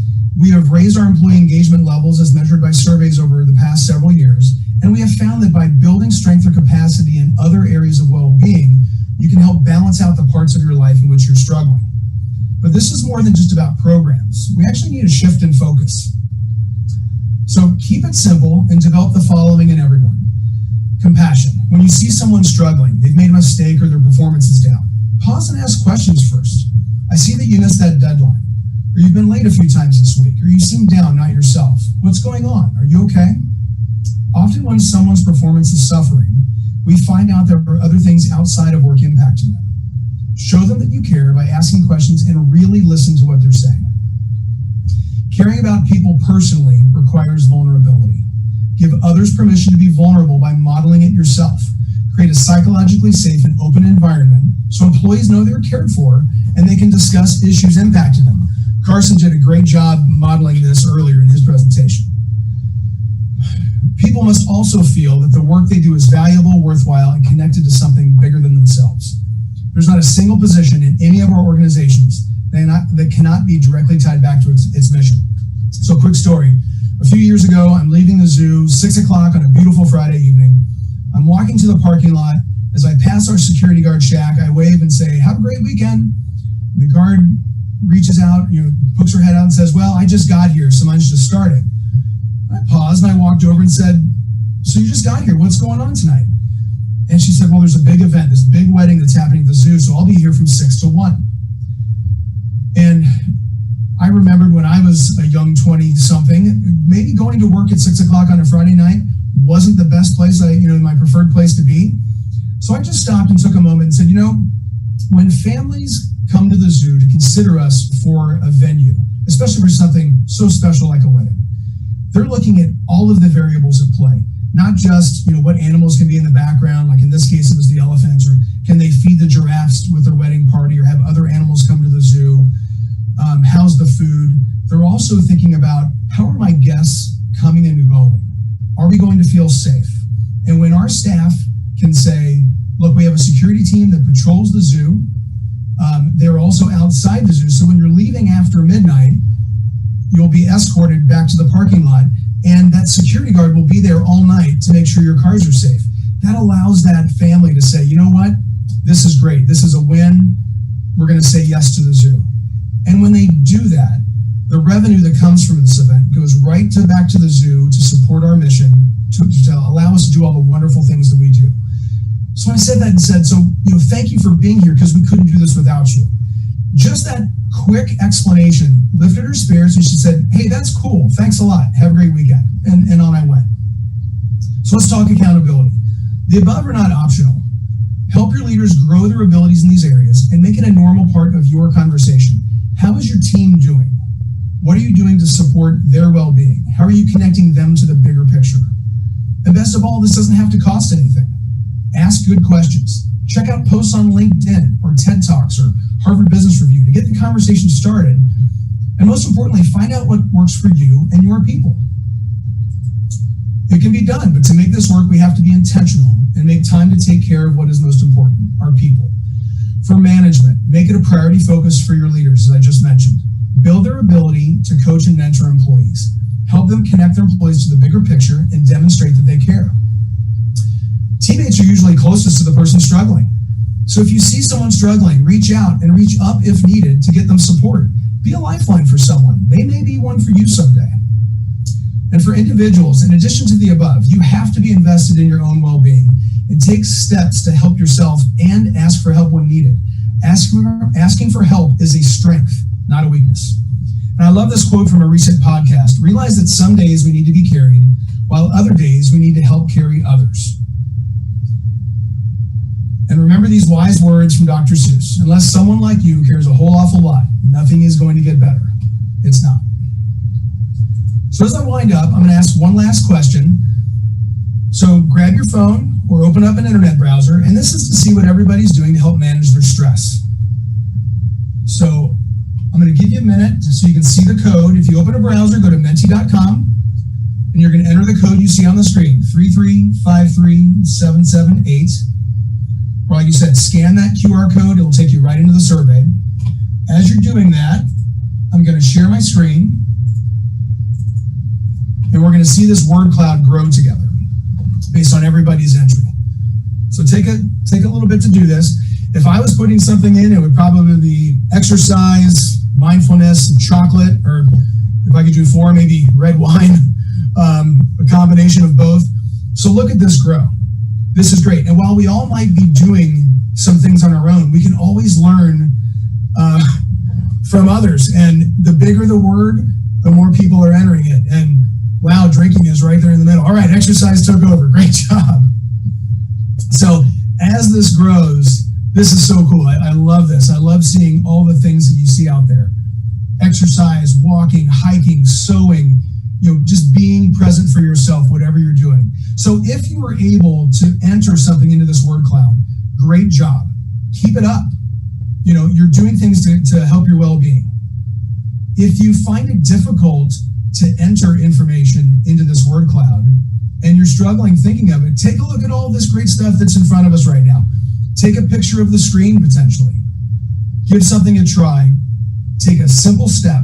You have nothing to lose and everything to gain. Okay, so I'm going to finish up. You keep growing that word cloud, but it's time for me to just say thank you for your thoughts today and for listening, and I'm going to pass it over now to Shannon McKinney. Take care, everyone.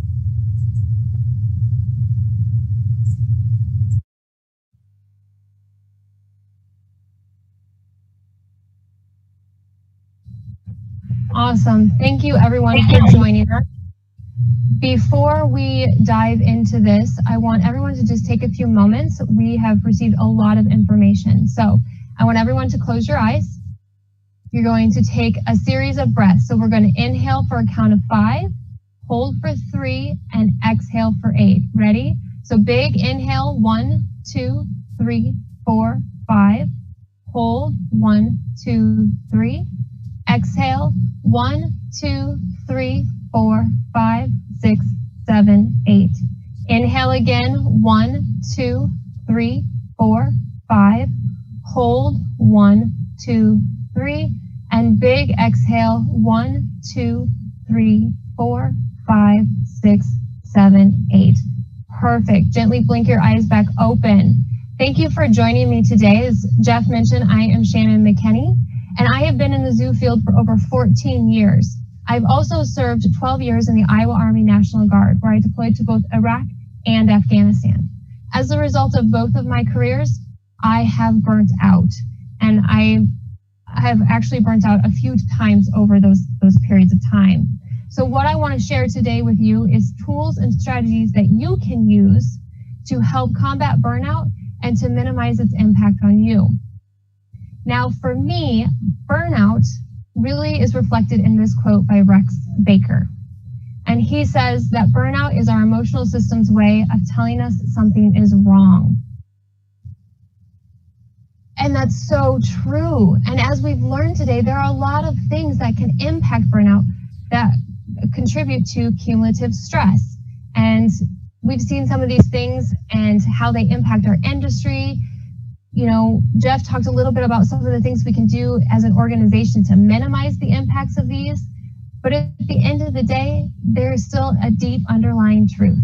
And that truth is that you can work for a great company.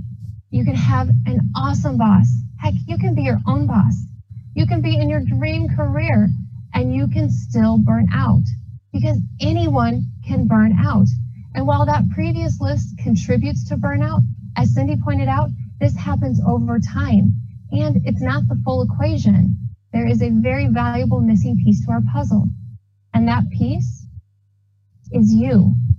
More importantly, your mind and your thoughts. But this is a good thing. And the reason that it's a good thing is because that means that you have the power to take control of your mindset and therefore reignite your passion and thrive in your career. But Shannon, how do I do this? Well, that's an excellent question. And that's what we're going to talk about, is the how. First, understand how your brain works. And Cindy did an amazing job of really pointing this out to you. I'm going to highlight one portion of it and just dive slightly deeper. Once you understand that, then you can work to become more aware of your thoughts. From there, you get clarity and move into alignment towards the goals you want to achieve. And most importantly, you invest in your self-welfare. I love this quote by Stephen Covey. We do not see the world as the world is. We see the world as we are. What does he mean? I want you to take a look at this picture really quick. And I want you to tell me, I want you to yell at the screen, which dot is bigger? All right, for most of you, you probably said the dot on the right is bigger. Here's the facts. They're actually the same size. Okay, what happened there? Why did our brain lie to us? Well, your brain works to filter information, and it tries to work as efficiently and effectively as possible. And in order to do that, it creates filters. Those filters are based off of our previous experiences, our current experiences, and more importantly, our current thoughts. And that's important to know because our thoughts cause our feelings, which then drive our actions and inactions. And believe it or not, those actions and inactions will get results that always match and reflect your thoughts. I love this model from Brooke Castillo because it puts it in a visual format. Now, something that's very important that I want you to keep in mind is that circumstance are neutral. That means these are facts. So for example, if you're viewing an animal as being an ideal weight or over-conditioned, that is the thought based on the fact that you saw a number on a scale. So that weight is the actual circumstance. It's neutral. The same could be said for a coworker. The circumstance is, I have a coworker. Your thought potentially could be, they are very difficult. Being able to separate those two components is very important as we move forward. So now that we know why our thoughts are the way they are and how they impact our actions, let's talk about becoming aware of our thoughts and why it's so important. So how do I become aware of my thoughts? Well, the first technique that you can use is journaling. And there are so many different types of journals out there. There are apps, there are question prompts, there are methods out there. Pick one that works for you. The ultimate goal here is to get the stuff that's up here out physically and metaphorically so that you can view it in a different perspective and help you process it. Now, if you're like, journaling's not my thing, that's okay. Another technique you can use is called a thought download. And what this is basically what it sounds like. You set a timer for about 10-15 minutes, and you literally write everything that's up here onto a piece of paper or on your computer, whichever technique works best for you. But get it all out. And if you find yourself going, I don't know what else, what else, what else, what else, get it out there. Once you've done that, then pick any thought. It can be the most pressing thought at that moment, or just eeny, meeny, miny, mo, I picked that one. From there, you're going to go ahead and separate the facts, which we talked about are neutral. They're, something you can argue in the court of law, from your actual thoughts. Once you've done that, then you can actually start to work on changing your thoughts about the situation, which is the part that you have control over. And by doing that, you can change what's happening in your brain, the different chemicals that are released. You can impact your feelings, and then the actions that you take from there. There are other techniques that you can do to start becoming aware of your thought patterns. And one predominantly is meditation. Now, for many, meditation seems like this daunting thing where I have to sit for like 30 minutes and not think a single one of those 60,000 thoughts that Cindy talked to us about earlier. That's not what meditation is. Meditation is being able to be aware of when your mind wanders. And so if you think about it like a practice or a workout at the gym, anytime you lift a weight, that's a rep. Anytime your mind wanders, oop, there's one rep. Oh, there's another rep. Ooh, that's an interesting rep. And you just kind of start to become aware and gain more control of bringing your brain back to where you want it to be, which helps when we're shifting our thoughts. Now, there are so many different types of apps and techniques out there. Believe it or not, yoga and Tai Chi are considered a form of meditation. So find one that works for you and start small. 1 to 2 minutes a day can have a huge impact. As we're talking about shifting our minds and how our mind functions, creating positive intentions is another tool that you can use. For me, an example of this is when we're going in for a quality life discussion. Right off the bat, my brain wants to go, this sucks. Instead, I take a moment, I breathe, and I approach it as, this is a very important conversation about the well-being and the life of an animal I care about. See how that statement fits and sits differently with you? Now your body language, your mindset, and how you engage in that conversation is going to be very different from the very first statement. Starting that process is where we start to move into getting clarity and moving into alignment. Ultimately, at this point, our goal is to become aware and observe our thoughts without judgment.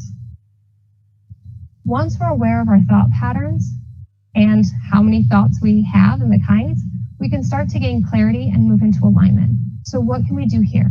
To gain clarity, a few things that you can do are to start with a self-welfare assessment. Just like we welfare assess our animals, you should be doing it on yourself. Me personally, I love the 5 opportunities to thrive, and I have adjusted it for the human species. If you're interested in how I've done that, reach out to me with the contact information at the end, and I will help direct you to my document. Once we know where we're at, we can also start to get really clear on our values and our priorities. Now, this is really important because these act as guideposts for when you take on projects, when you create new goals, and when you decide what kind of work and where you want to work. I recommend you only pick 3 to 5. The reason being, not that the other values aren't important, but when you start to get too many values, things can get confusing and muddled. By sticking to those solid 3 to 5, you help maintain focus, and you help maintain your energy and your motivation towards the things you're trying to achieve. Another tool or technique that you can use is creating an individual purpose statement. Now, just like your organization has a mission or purpose statement, having an internal one is really important for creating a map or guidepost for reaching your goals. And that leads us to the next technique and tool. Have goals. Write them down. Use the SMART format. That's super important. Having goals and actually writing them down, you are more likely to achieve those goals. And so that is an excellent practice for making sure you're actually making steps forward to where you want to be in your career and in your life. A couple of ways that you can do this is through visualization. So actually printing or creating pictures of what you want to achieve. For example, if you are working on getting out of student loan debt, you might have a picture that says student loan debt, 0. By doing that, you're telling your brain that this is an actual possibility because it can see it. Now, if you're not into the pictures, another thing you can do is create a 10-year life story. It's exactly what it is. You look at your life 10 years from now, and you answer some simple questions. How old am I? Where do I work? What animals or people do I work with? What kind of reputation do I have? What is my home life like? Be very specific, because the more specific you can be, the more likely you are to reach those goals. Now, when you're doing these exercises, it can seem very daunting to go from where you're currently at to where you want to be. Affirmations are a really great bridge for that. So for example, if right now you are up above your head in student loan debt and your ultimate goal is to get out of student loan debt, one form of affirmation might be something as simple as, I spend my money wisely. Because when you're thinking, I'll never get out of debt, you're not making smart financial decisions. So by changing that thought, you actually change those filters that your brain is processing the information through, and you will start to make choices and have actions that align with, I make smart financial decisions. And it can actually really impact how you do. Now, when we're talking about changing our mindset, another great technique is gratitude journaling. This is so helpful because instead of looking, especially if you're noticing from your thought download, that a lot of your thoughts tend to be more towards the negative, when you can gratitude journal, that means that you've conditioned your brain to look for more of the eustress examples, to look for opportunities that are actually good in your day. You can also reframe challenges and obstacles you experience by looking at them as ways of, they are growing. This is, I'm grateful for the opportunity to grow and stretch myself. I'm grateful for learning new skill sets in an uncomfortable situation. These different tools that I've outlined will help you move from clarity and into alignment for what you're actually achieving. Ultimately, here's the question you should be asking yourself is, am I living in alignment? Now, none of these matter if you're not taking care of your self-welfare. And this is the most important part that I want you to understand. As caregivers, we are so good at taking care of the animals around us that many times we forget about ourselves. As a result, we are not showing up as our best self, and we can't expect somebody else to do it for us. We know who we are best and what's going to work for us. The first thing that you can do to help take care of your self-welfare is sleep. For the love of all that is good, sleep. I don't know how many times I hear people say, but I can rock it at 4 to 5 hours. That's great. Imagine how much more epic you would be at the recommended 7 to 9. Your body, you're asking a lot of it during the day, mentally, physically, and emotionally. Your body needs that time to rest, relax, recharge, and repair. So do that for yourself. Set parameters that allow you to get enough sleep at night. When we're talking about having energy and fuel, your nutrition is paramount to how you show up for your animals and for the zoo visitors and your volunteers. If you are not putting the right stuff in your body, you are not going to be able to maintain the energy, the innovation, the creativity, and the way that you need to show up for those around you. And just like with a vehicle, you wouldn't put diesel in a regular car and expect it to run well. And we all know it would cause severe damage, right? So stop doing that to yourself. I know the donut and Mountain Dew diet seems really appeasable, but I'm going to tell you from personal experience, You don't run long on that one. With that said, as part of nutrition, drink water. If I cannot express that enough, that's super important. There are over 70 trillion cells in your body. They all have water in them. If you are thirsty, you have been dehydrated at the cellular level for way too long. That impacts your brain function. It impacts how you think about things, how you show up, the energy that you have at the end of the day. If you take nothing else from these conversations today, these top 3 things are probably the most important ways to invest in your self-welfare. So if you can do these, that's a step in the right direction. Now, the next one is movement. I know in our jobs, we are constantly moving. They're very physically demanding jobs, but your body gets used to that. So by creating exercise or having workouts outside of your normal routine, that helps build resiliency and maintains your endurance and energy for the long haul. Schedule time for your hobbies, rest, and recharging. All right, you've heard it in a lot of different talks today about how taking time to have fun, to do things that you enjoy and that bring you joy, helps your body rejuvenate so that you can continue to be the awesome caregiver that you want to be. Make you a priority here. Some other tools that you can use is disconnect from technology. I know it's hard, but I promise if you turn the phone off for like 5 to 10 minutes a day, turn off all of the information overload that you're getting, you can help calm and reset your brain and reconnect with yourself and who you are. And that really helps combat burnout and compassion fatigue. The next one is read. Now, for some of you, you're telling me right now, I don't have time to read. I'm sorry, y'all. If you have time for Netflix and Snapchat and Facebook and TikTok, you have time to read. And reading even 1 to 2 pages a day exercises your brain and it helps keep it moving in the way that it needs to. If you're absolutely like, I just don't like a good book, there are audiobooks, there are podcasts, and there are webinars. Take time to learn something new every single day and exercise your brain. It is a muscle. You have to use it to keep it. All right. Now, this next tool is basically encompassing all of those. Create daily habits and routines that make this a part of your day-to-day. Self-care does not have to be hard. Your self-welfare should happen every single day as a part of these routines. So do that. For me, in order to drink enough water in the day, I start first thing in the morning. I have a cup of water with a lid on it because I have pets like everybody else in this field, and I keep it next to the coffee pot. So the first thing I do before my coffee finishes brewing is I've drank at least a large glass of water, and that is how I start my day. So pair it with another activity you're already doing. Now, as part of our self-welfare, allowing for all the emotions.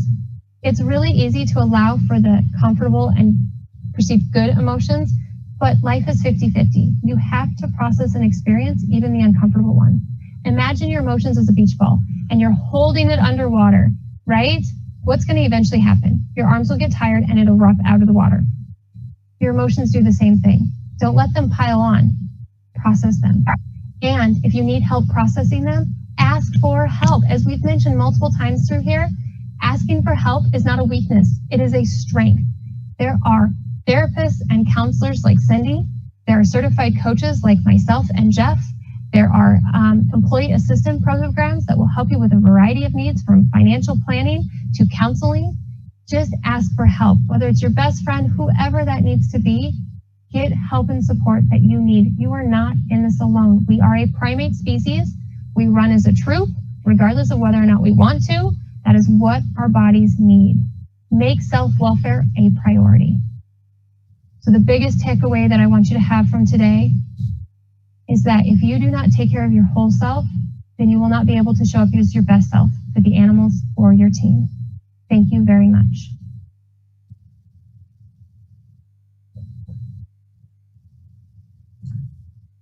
Okay, so we are going to stop sharing this for just a second. We're going to look at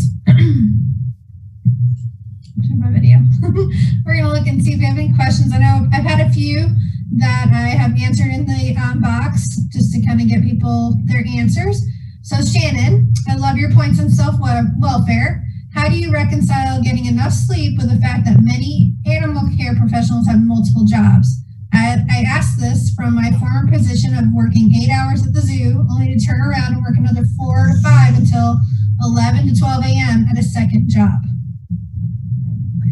All right, so first and foremost, just so you all know, I have a 16-month-old at home and a 4-year-old. So I am very familiar with sleep deprivation. I served, like I said, in the military where they believe 6 hours is sufficient. So how do you reconcile? Well, some big things that you can do.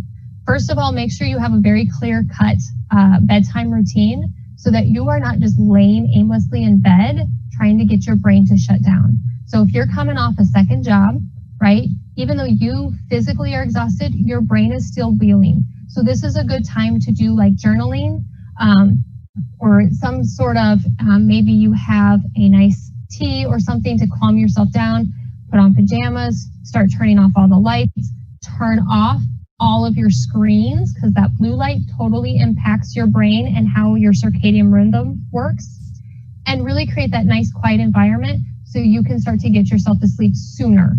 All right. And then when you have days off, if you have quiet time, whether it's in between jobs or maybe there's a night that you're not working both jobs, use those moments to catch up on your rest and your sleep. We don't need to be deep into sleep to get quality sleep. Really just shutting off your brain, closing your eyes and letting your body calm down and relax. On your lunch break, go out to your car and take a 10-minute nap. You would be amazed at how much that can recharge your body to get you through the second half of the day. And like I said, when you do have days off, schedule days off. All right, that's the big one. Make sure that you take days off, at least one a week, and use that time to rest your body. That's how you're going to catch up and reconcile the sleep deprivation that happens. And I'm going to tell you, my kids get up at 3 a.m. to eat because they're all crazy and food motivated. So believe me when I tell you, I have used these tools and it will keep you going until you can get into a season where maybe you don't need to work both jobs. Okay, thank you, Shannon. All right, here's a question for anybody. Any advice for helping furloughed or laid off staff who are no longer eligible for employee assistance programs, but are struggling?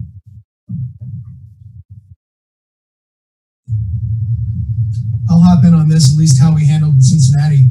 We actually communicated the challenge that was approaching us with our EAP provider, and they were fine with us continuing to offer that service for them, because you pay it, the way employers pay for that, it's really on a monthly basis, and we wanted to make sure that folks had that resource available to them.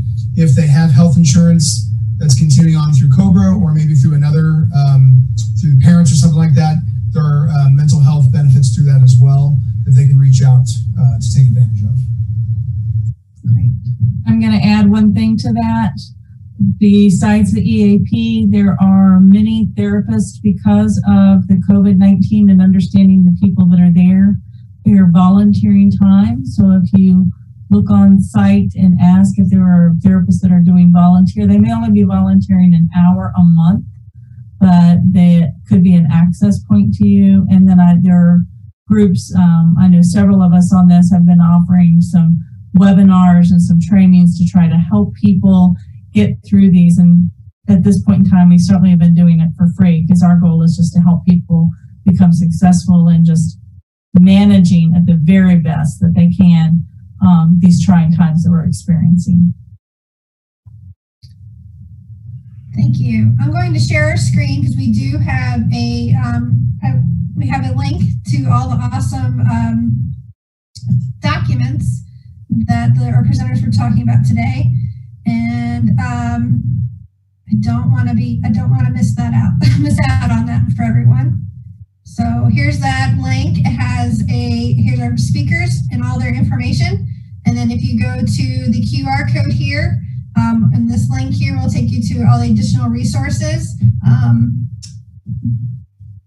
I know people were asking about the survey and some of the questions that were there and the results that came from that, and some other things. Carson, would you like to talk about some of the stuff that's in this link real quickly?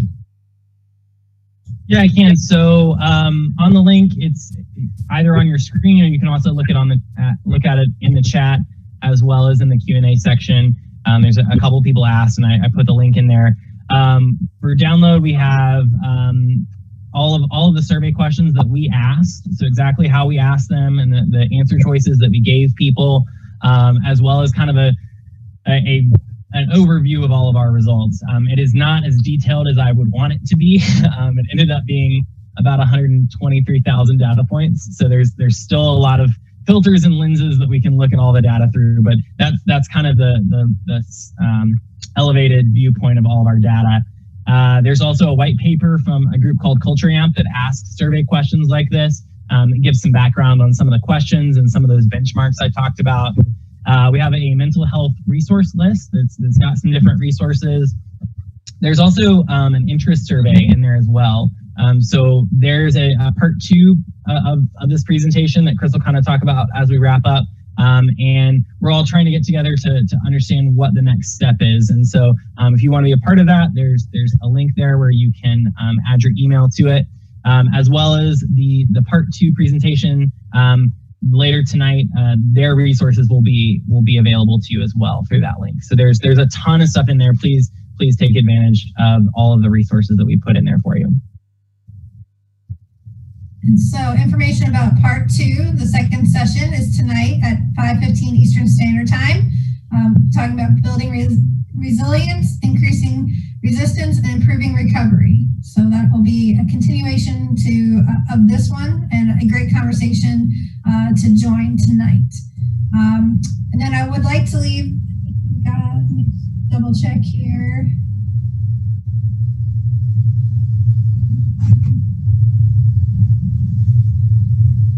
So I would like to just, there's some resources of things that everyone talked about where they find their resources. And then the big thing we wanted everyone to take away from here and from today is what makes animals thrive under human care: clean habitats, natural habitats, behavior husbandry, welfare assessments. Yes, all are important. But when you thrive, your animals thrive. So remember that, take care of each other, check in on each other, and just support one another as you go on with everything that's happening around us right now. So remember, our animals will thrive when we thrive. Okay. Is there any last minute questions or comments from our panelists? Just a quick note, I added a link to the word cloud you all created in the chat. So there's a lot of great info in there if you want to take a look at it, just to see what you guys put in there. I did add that to the answered questions for everyone in the Q&A, so you can grab those as you need to. Well, we actually are ending on time. We appreciate everyone's attendance today and hope that you have a wonderful day. Take care of yourselves, get some sleep, drink some water, go enjoy the sunshine a little bit, and thank you for joining us today.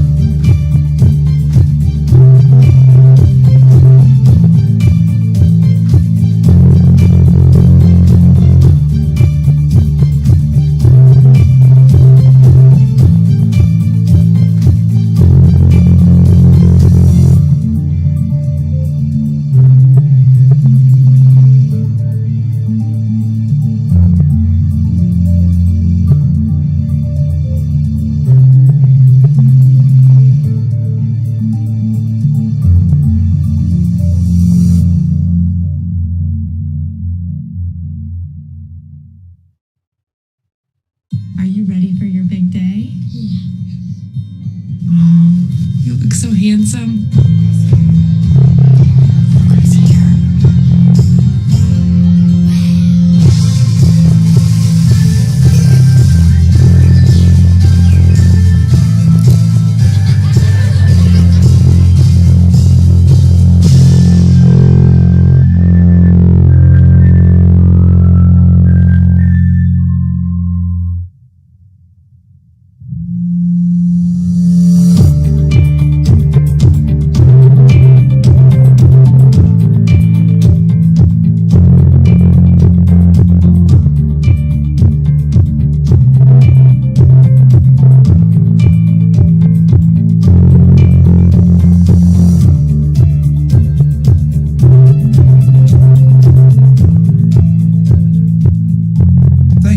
Attending the AZA Virtual Annual Conference.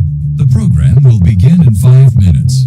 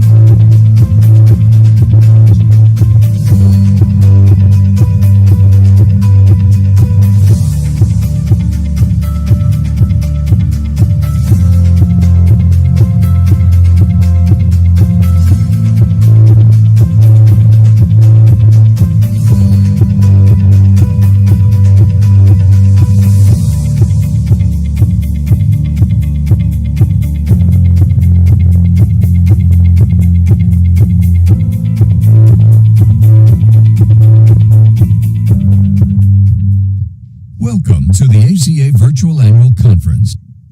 Please welcome the Executive Vice President of the Association of Zoos and Aquariums, Craig Hoover. Good afternoon, at least for most of you. Thank you for being here. We have an exciting afternoon planned for you with more inspiring sessions and community chats with our guest speakers. But first, I'm thrilled to welcome our next guest speaker, Dr. B.N. Horowitz. Dr. Horowitz is on the faculty of Harvard Medical School, the Harvard Department of Human Evolutionary Biology, and the David Geffen School of Medicine at UCLA. Her research focuses on the natural world as a source of insights into human pathology and developmental challenges. Her New York Times bestseller, Zoobiquity, was a finalist in the American Association for the Advancement of Science Excellence in Science Books Award. It was also a Smithsonian Top Book of 2012 and a Discover Magazine Best Book of the Year. The Nobel Assembly selected Zoobiquity's theme of bio-inspired medicine for its 2019 Nobel Conference. Invited as keynote speaker, Dr. Horowitz opened the conference with her address at the Nobel Forum in Stockholm, Sweden. Her newly published book, Wildhood, uses evolutionary biology, neuroscience, and animal behavior to explore the species-spanning challenges of growing up. It is my pleasure to welcome Dr. Horowitz. Thank you, Craig. Good afternoon, everyone. I first heard the term anthropomorphism when I was in the 7th grade, when our class was reading George Orwell's Animal Farm. And I was told at that time that anthropomorphizing was the projection of human characteristics onto an animal, and that given how unique our species was, it was a foolish thing to do. It was rooted in sentimentality, not solid science. But in the little under 5 decades since I was a 7th grader, a lot has changed. Science has progressed. We now have genomics that can tell us precisely how much genetic similarity there is between a human and a cat at 90%, a human and a cow at 80%, a human and a chicken at 60%. The field of molecular phylogenetics can pinpoint when we had common ancestors with all of the animals on Earth today. And neuroscience, neuroimaging is showing us that brain structures and functions are highly overlapping and conserved, arguing for tremendous similarity in biology and behavior. Which leads me to believe and conclude that if there's a scientific error to be made, it isn't anthropomorphism, it's the human exceptionalism that underlies it. Human exceptionalism is a blindfold, and like all blindfolds, it is blinding. And by pulling it back, by peeling it back, we can begin to see connections between ourselves and the other animals on Earth that were otherwise obscured. I should know. The slow peel back of my own blindfold began in 2005 with an invitation from an AZA member organization, an invitation that would transform my life. So today, with a debt of gratitude that I know cannot be repaid, I want to offer what I've learned about recognizing, explaining, and igniting passion around our essential connection to animals, with the hope that it can be useful to you and your organizations, especially during this difficult time.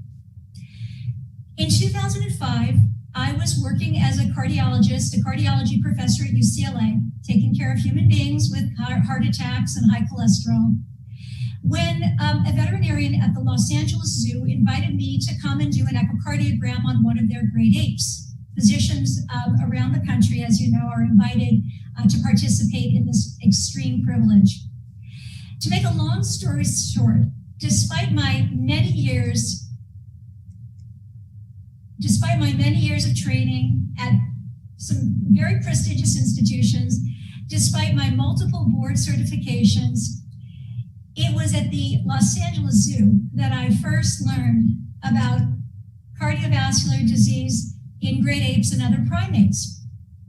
It was the first time I learned about cancer risk, breast cancer risk in big cats and other mammals, and mental illness in a wide range of taxa. That was something I had never even thought about, and here I was learning.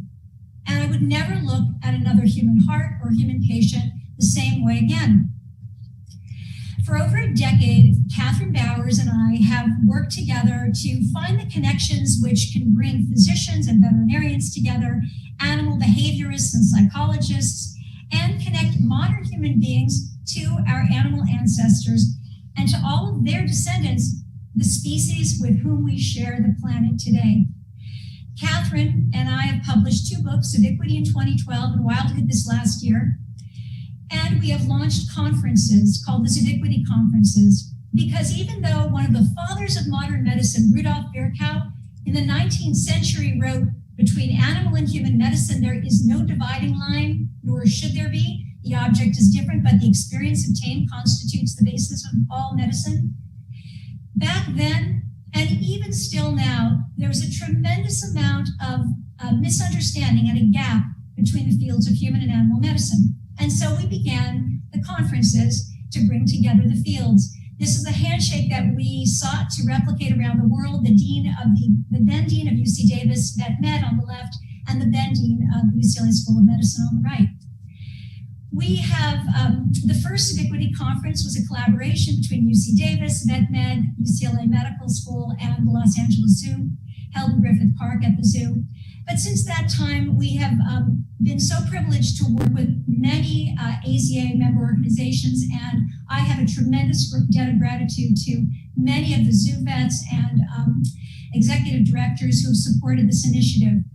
To give you a sense of what we did, simply to bring the human doctors, physicians into this conversation, we have featured cases of brain tumors in animals and humans, leukemia and exotics in humans, heart disease, heart attacks, congenital abnormalities, common challenges in medical life, even psychiatric disorders we focus on, to try to make the point that there should be no dividing line, and that there's so much that we can learn when we pull off the blindfold of human exceptionalism and begin recognizing where the connections are.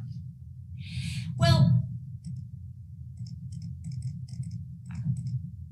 the most exciting of our conferences, and actually one of the most recent, was actually in Sweden, where we featured women's health, female health across species at that conference. Well, what I want to do now is share very quickly what our methodology is, because it's one thing to say that there's a connection and to see a connection, but it's a whole other thing to prove it.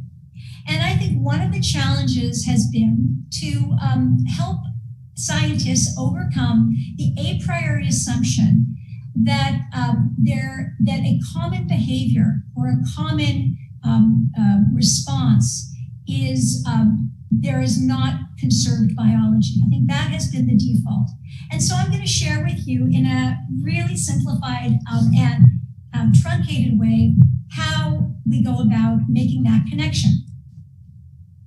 Essentially, what we do is to integrate scientific tools from evolutionary biology, molecular phylogeny, genomics, and neuroscience to come up with an approach that can be replicated, that can help individuals, whether they are physicians or scientists or teachers or parents, recognize the actual connections that link us to other species. It's inspired by the work of Nobel laureate Nico Tinbergen, who won the Nobel Prize along with 2 other animal behaviorists in 1973. Tinbergen's genius was to recognize that if you want to understand why, you must look across species. That anthropocentrism was a scientific blindfold. And modifying his approach, that is the basis of what we've been doing. He introduced this idea that phylogenies, of course, as you'll recognize, are these models that are used by evolutionary biologists, these family trees that show the relationship between species and their characteristics. The most famous phylogeny is the only illustration in Charles Darwin's Origin of Species. You see it, the branching tree here. And my favorite part of this picture is that, his humility, I think.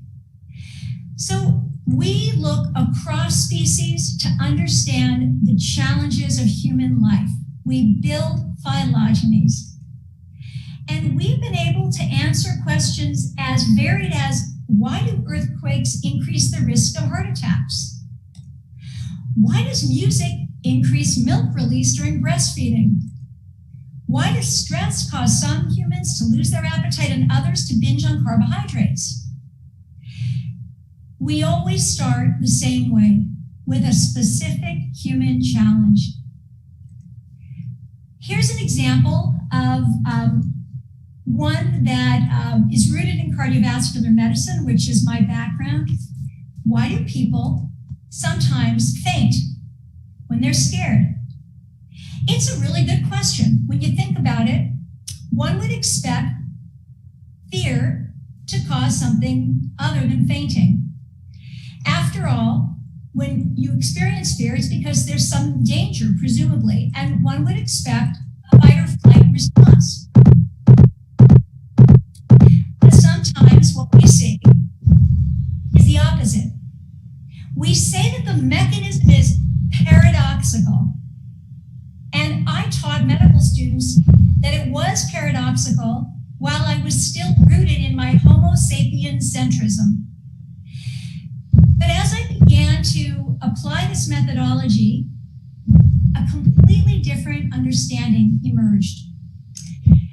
Because it turns out, as you look across species at slowing of the heart rate, and that's what you see in fear-triggered fainting, instead of the accelerated heart rate of slowing, as you look at slowing of the heart rate in response to fear across species, you see that it is actually very common. Here's an example of some of the experiments that were done decades ago that show this reflex. This is a fawn, a young deer, and EKG telemetry was placed on her.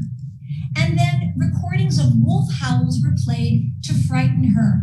And you can see that the heart rate starts at about 200 beats per minute, but abruptly plummets down to about 30 beats per minute. And in fact, this is what you see. Now, I can't say that she's fainted, but I can tell you that there's been a loss of muscle tone. I can tell you that she is motionless. And I suspect, knowing that ungulates have, particularly younger ungulates, have a very sensitive response. They do have this response, that it's likely. And you're probably already thinking about why that might make sense. If you're thinking, well, it keeps her still, it keeps her quiet, it's an anti-predation strategy, I would agree with you. We see immobility across chordates, across vertebrates, as a strategy, as an anti-predation strategy, hiding through motionlessness.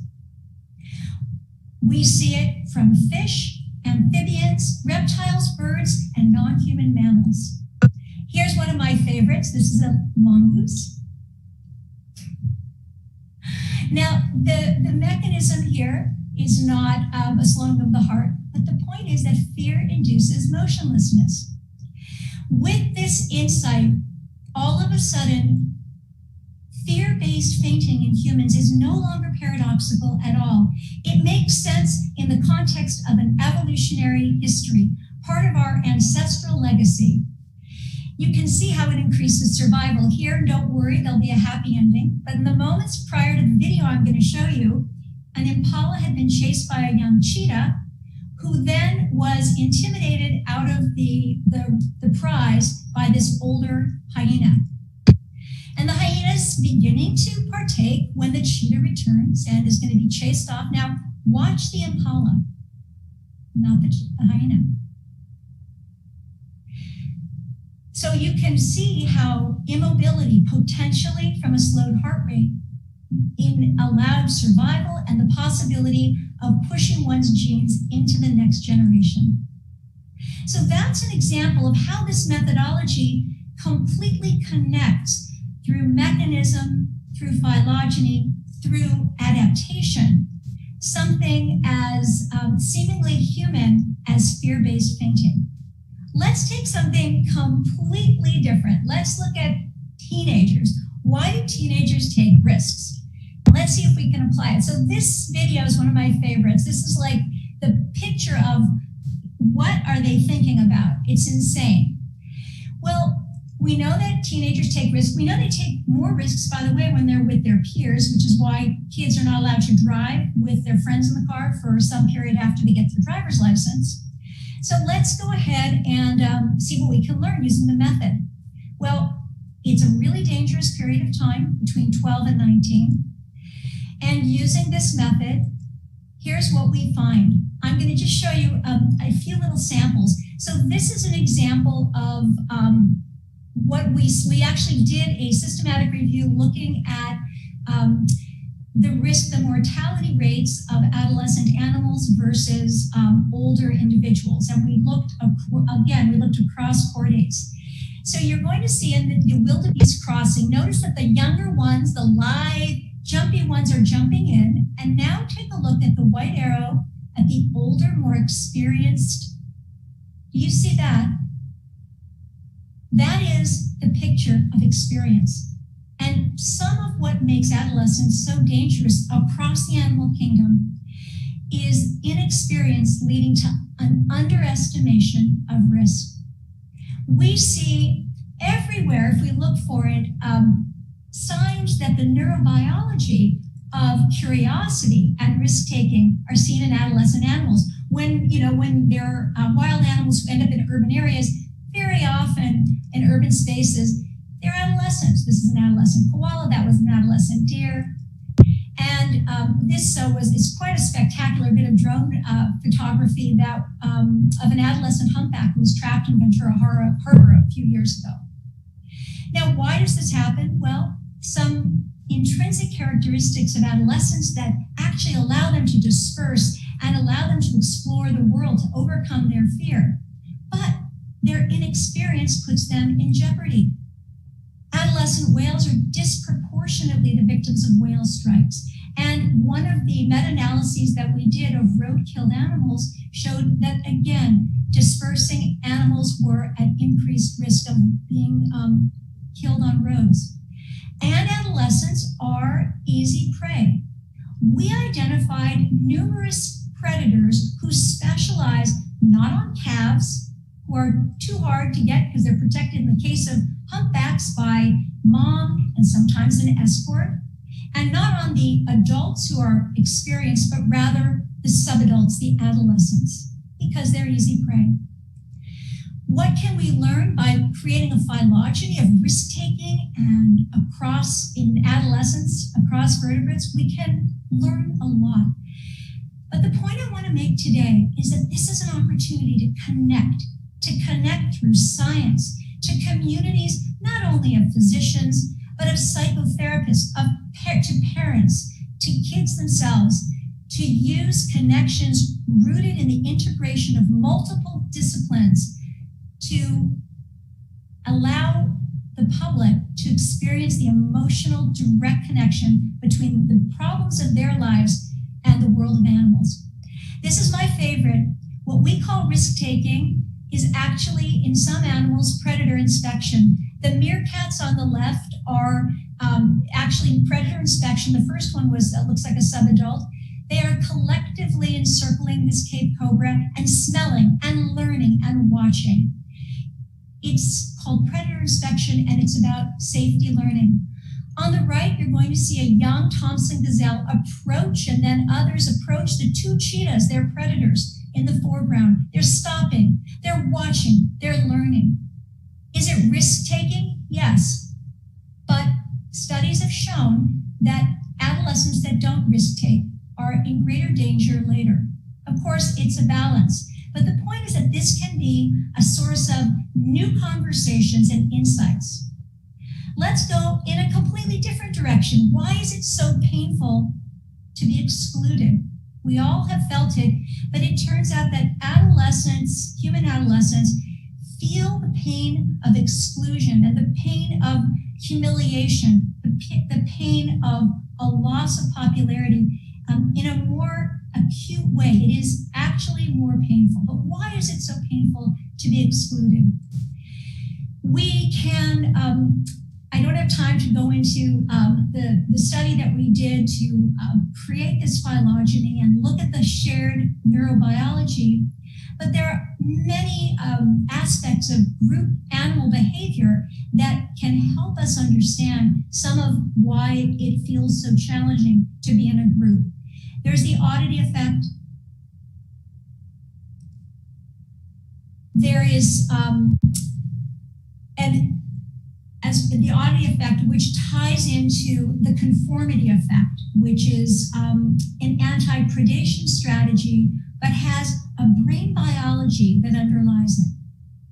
Why is social media so addictive for adolescents and young adults? This is something for which you would think, well, how could you ever find a way to connect social media to wildlife? And yet, we did a systematic review. We identified non-human animals who had a shift in specific serotonin networks in response to comparisons, to loss, to wins. We developed a phylogeny of comparison, and we're able to make the case, and we did this in Wildhood, that the feeling, the intense feeling of losing status or exclusion is rooted in the ancient neurobiology of our animal ancestors, and that one of the ways we can best understand our own kids and why they sometimes act as though not getting likes on a post is a matter of life and death is to understand that they have neurobiology from our animal ancestors for whom falling in status was a matter of life or death. Again, going in a completely opposite direction, why does music create a romantic feeling?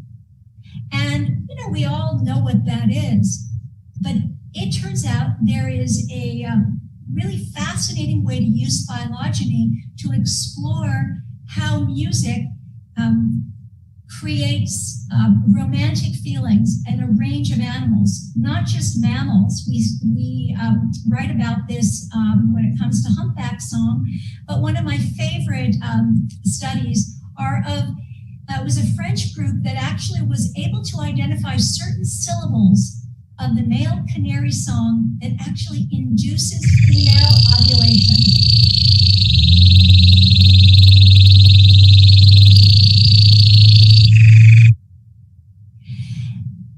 I'm trying to make is that there are opportunities to recognize real connections, to not fear that we are anthropomorphizing. Of course, we don't want to anthropomorphize. If there isn't scientific justification to make a connection, we shouldn't make that connection. But where there is, we need to look for it. Franz de Waal really said it best when he questioned why we have this a priori assumption that that if we see a connection and identify it between humans and animals, that's anthropomorphizing. Given what we know now about genomics and phylogeny and neuroscience, it makes a lot more sense to assume the former than the latter. So, for example, when it comes to a mother reassuring her adolescent that even though she has a new infant, there still is a connection. That's not anthropomorphizing. That's a true connection. When it comes to helping our kids, ourselves, psychotherapists, and scientists understand bullying and exclusion and why it happens, who it happens to, and what it feels like, yes, what it feels like. The experience of this pig over there on the left, the black and white pig, that's not anthropomorphizing when we see the connection. That's a true phylogenetic and biological connection. we hear about mother birds and other mothers saying time to get out and casting offspring out, not anthropomorphizing. Interestingly, one of the most fascinating, I learned so much, by the way, writing Wildhood, researching Catherine and I for about 5 years. We went around the world, we studied wild animal adolescence, and my own kids were a little bit older than Catherine's, were just kind of exiting. They were graduating from high school, one was in college, but I learned so much that I wish I could have applied. And it's been really fun talking to parents as part of the release of this book. But one thing that I learned is that some animal parents have very flexible styles. So there are at least 2, maybe 3 species of penguins now that have been identified that their fledges go, they dive into the icy Antarctic waters, but if there isn't enough food in some year, maybe there was an El Nino or whatever, there isn't enough food, they sometimes come back. They come home for what's called extended parental care for a season, sometimes 2. Flexible parenting. And finally, when we see a crowd in a stadium doing the wave, and we see a hive of bees coordinating in a wave that is mathematically identical, it's modeled identically to what we see in the wave, that is not anthropomorphism. That is evidence of a deep, essential connection that we have with not just other mammals, birds, amphibians, reptiles, fish, or invertebrates, such as these bees, but with every form of life on the planet. This is probably my favorite of all of the video of adolescent animals that I have. This is a king penguin adolescent, and this is 2005 South Georgia Island, about to disperse, and you can see the awkward feeling that hasn't quite shed the light brown juvenile plumage to reveal the mature white plumage below. It's an awkward in-between, where do I belong look. And I believe at this point that that is not anthropomorphism to say that. That experience is something that I can remember. So what I want to leave you with and have some questions, and what I really do want to do is to share my resources with you. I have for pretty much, not for everything, but for many, many concerns. Many are medical, because that's where I started. Many are psychiatric and behavioral. But many of the things that I look at have to do with learning and learning differences and neurodiversity, and a little bit about politics, and a little bit about learning to, about building and sort of the more structural kinds of concerns. And I want to share what I have with you. I have such a debt of gratitude to so many AZA member organizations and individuals who have worked there for being my teachers, my patient teachers, back now almost 15 years ago, when I was so clueless, and I'm just so fortunate that people were patient with me. So here's just a few examples of the kinds of materials that I have that I'd love to share with you to engage communities that may be interested in your facility. For teachers, asking questions like, why do some kids have more focus than others? Why are some more impulsive? Why does social status in the classroom impact the ability of a child to learn? There's some fascinating phylogenetic findings related to that. Why does losing a friend affect the ability to learn? For psychotherapists, why are some human beings more psychologically vulnerable to trauma and others are more resilient? It's a fascinating paper which I share with my students, and there's a way of looking at resiliency across species in a way that is so personal and connecting. Why does social stress trigger eating problems? I've written quite a lot now about eating disorders and how we can understand whether it's bulimia nervosa or anorexia nervosa, binge eating, nocturnal eating, etc., through the lens of phylogeny and adaptation, through this Tinbergian approach. Why is self-injury more common in adolescents who are isolated than those who have many friends? And finally, for parents, everything from why does music enhance lactation, breastfeeding? Why does sibling rivalry worsen during certain phases of life? And why do some offspring leave the nest and others stay and sometimes come back? I even think there's a lot of fun to be had and conversations and community building around political questions, like why are some societies more democratic than others and some more despotic than others? Why do some individuals emerge as leaders and others do not? And why do some societies revolt? Of course, anthropomorphism exists. These kissing gourami are not actually kissing as we think of kissing, yet these marmots who are smelling one another, detecting pheromones, experiencing the oxytocin bond of assessment, they are, by my definition, engaging in an activity which conforms to how I would describe human kissing. So I'll leave you with this. First of all, I always want to thank Catherine, who's been my partner in research and writing and teaching. And again, I want to thank everyone. This was actually pictures taken by Haley Murphy at Zoo Atlanta last summer. Thank you, Haley, and all of the many zoo vets, especially Darren Collins, Curtis Ang, Keith Hinshaw. I mean, there've been many. I don't want it. Paul Calais, who've been so helpful in developing this.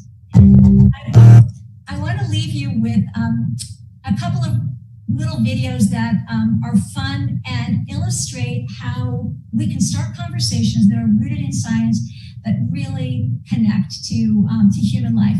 So one of the big surprises for me in writing the book, Wildhood, had to do with animal sexuality. So I somehow assumed that in the wild, an animal was a juvenile, then they went through puberty and they immediately started to mate. I just had never thought about it in any other terms. I hadn't thought about it that much. But as many of you know, and I learned, there are quite a few species. That's true in many species, but there are certain species where an individual may actually have reproductive capacity, but hasn't yet learned courtship. And so I'll leave you with two of my favorite examples of that. First, the Lysan albatross, and then the eagle, the bald eagle. Here we go. And then I hope to have some questions to answer. Hope I can answer your questions. Here we go.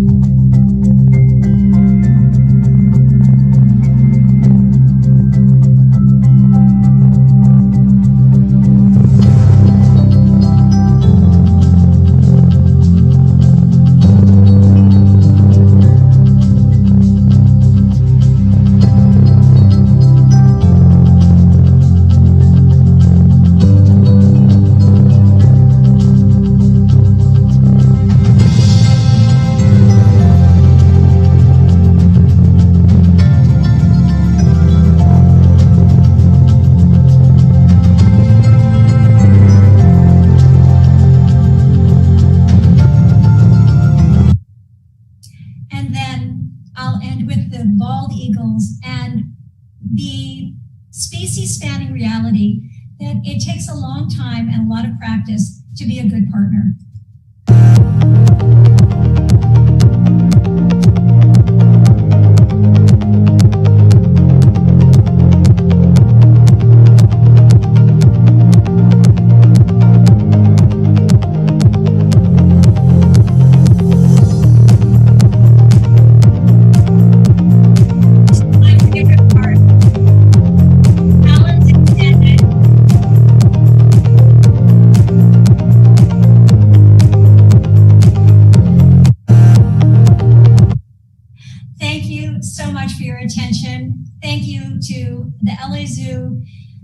Everyone there, from Denise Barrett, the many vets who've been my teachers, and to the world of animal professionals who really invited me in. I do feel, I mean this from the bottom of my heart, I would love to be helpful in any way that I can to help you create your own, whether it's the Ubiquity conferences are about physicians and veterinarians coming together, but there are ways to bring teachers into similar conversations, and psychotherapists and students, and it's endless. I thank you so much, and I'd love to hear your questions.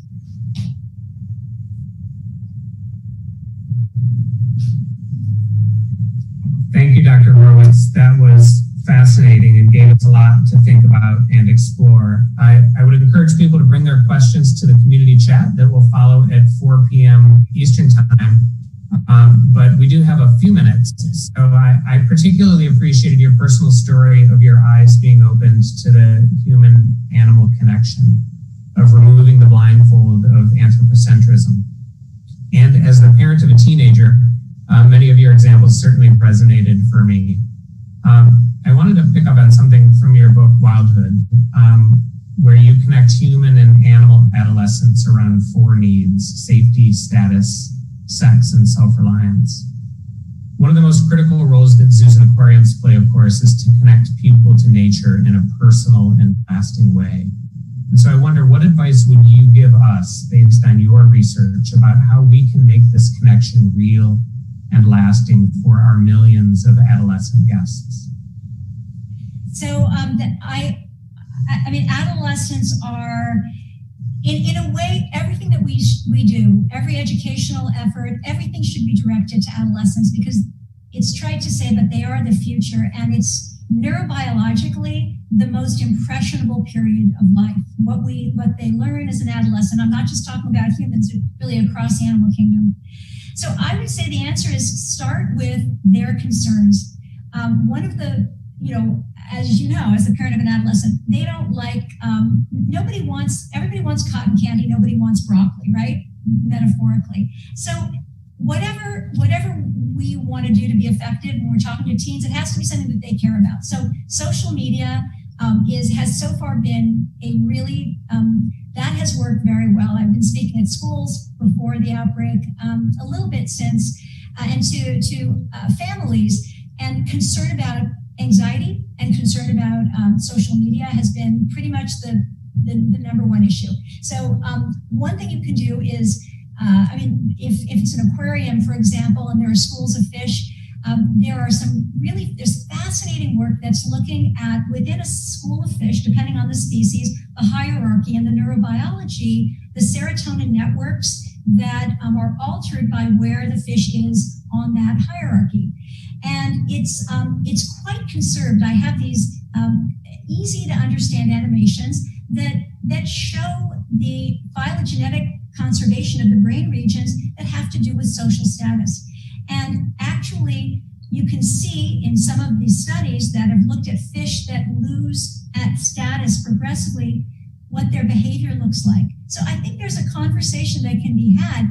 It's not too scientific. It doesn't sound like boring and wah, wah, wah, but that's really about why it feels so terrible when your post doesn't get liked, or why it feels so crummy, why FOMO, frankly, why it is that when you see your friends, the people you thought were your friends, getting together, it like literally physically hurts. There is an evolutionary reason for that is rooted in the behavior of animals who are on Earth right now. If we look through the right lens, we can see it, and we can show that to adolescents. Great, thank you. And this might be a difficult question to narrow down to 1 or 2 examples, but what would be an example of something you learned in your research that most surprised you, that was really far from what you would have predicted? Well, I have to say that, I was just talking about the sex, but I don't mean to perseverate on it, but I just, when in Ubiquity, we discovered, and it's like a little bit embarrassing to be talking about my ignorance to this particular group who are, but I have decided that it's actually really important to do this because, first of all, many physicians and even people who are highly educated and consider themselves to not have human exceptionalism, it's still so entrenched, like in medicine, it's so entrenched that they don't even, there's just so much we don't know. So I will admit, until doing the research for Ubiquity, I did not know that there was non-procreative sex in the wild. I thought that humans have sex, yes, to make babies, but also for pleasure, for money in some cases, or revenge or whatever. I mean, but that animals in the wild, boom, it was about offspring, right? So learning about all of the spectrum sexuality, learning about, male sexuality, female. I mean, just was very eye-opening for me, and again, transforming. It changed how I think about a lot of different aspects of human life, and I teach about it a lot in my Harvard course. But the adolescent piece of sexuality had to do with, we wrote about first times and how that happens and why that happens, and how it sometimes is a negative issue. And we write about that more with agricultural animals, not with wild animals.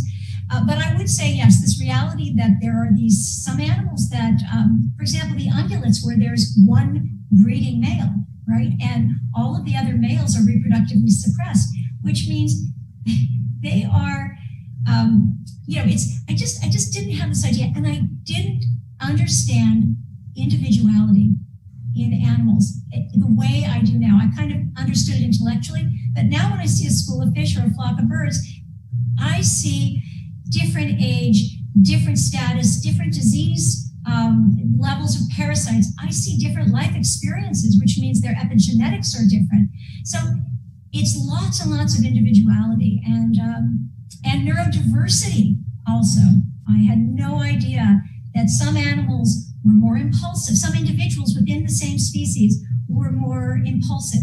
Others were more focused. Some are more inattentive. All of these things were eye-opening for me, honestly, as a physician, even more as a mom, frankly.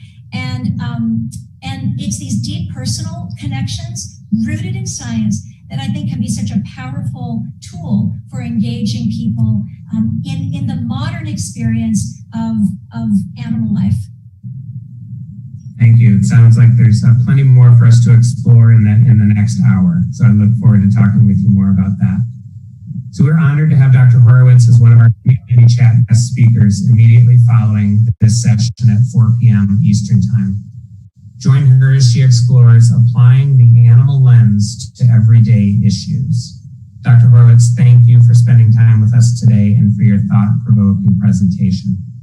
In addition to Dr. Horowitz, there will be community chats with Dr. Mark Plotkin and our panelists from this morning's Black Voices session.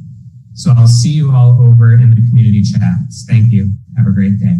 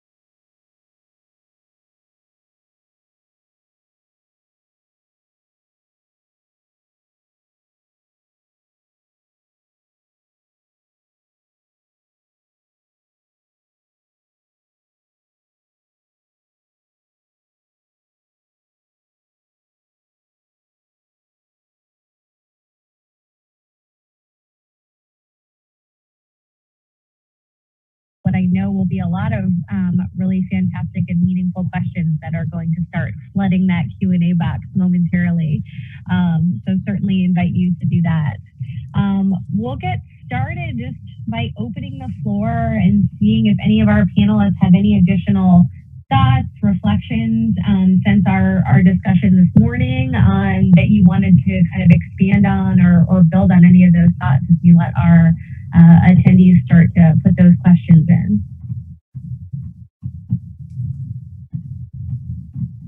Well, I guess one thing that I was thinking about that I think is a really valuable element of any sort of gathering like this, where you have people talking about, especially thinking about Simone when she was describing the programs that she started at her aquarium and what that looked like. I think it's really important for there to be a connection between people who are looking to do similar things, right? So, for example, I most recently worked at the Nashville Zoo before working at Georgia Audubon, and I had the privilege of being able to start programs that, you know, were aimed at eliminating some of the barriers that present themselves to young people of color, young people from low-income backgrounds, but I wasn't entirely reinventing the wheel necessarily. I remember from my time at Cleveland Metro Park Zoo, a program that I had seen through the zoo that was in combination, in partnership with local schools, and I was able to see like templates for what worked and what didn't work, and was able to use the information gathered, essentially, community resource assessment, understanding, what patterns, what projects, what techniques work best to accomplish the goals I wanted to accomplish. And so really tapping into the already existing work of other people. And so one thing that I am always excited about in these contexts is to be able to share, for people to share their experiences, to share their failures, their successes, to kind of serve as a way to help direct other people's movement so that we can all move more efficiently and most impactfully. So that's kind of what I was thinking about. Yeah, absolutely. And definitely build on that. I love to hear always, we can learn so much from our successes, but perhaps even more from our failures. And we're not always great about being as upfront and sharing that. So absolutely, though, being open on reflections there. Lamar, I saw you. Did you unmute? Were you ready to? No, I didn't have anything. I was going to drop out there. No problem. No worries, no worries. All right. So we have a few questions starting to come in. All right. So here's a question. Again, building on the, certainly the idea that was shared and brought up about the barrier that unpaid internships provide, certainly, and that's we know not a new conversation, and one that is continually brought up as an example. This question asked about a potential time frame to see that you'd like to see AZA zoos and aquariums and other conservation organizations hit to transfer and make progress toward 50% or 100% of paid internships. Hi, Tony. Any kind of aspirations, or have you been involved with any organizations that have made that transition and made steps to make that possible?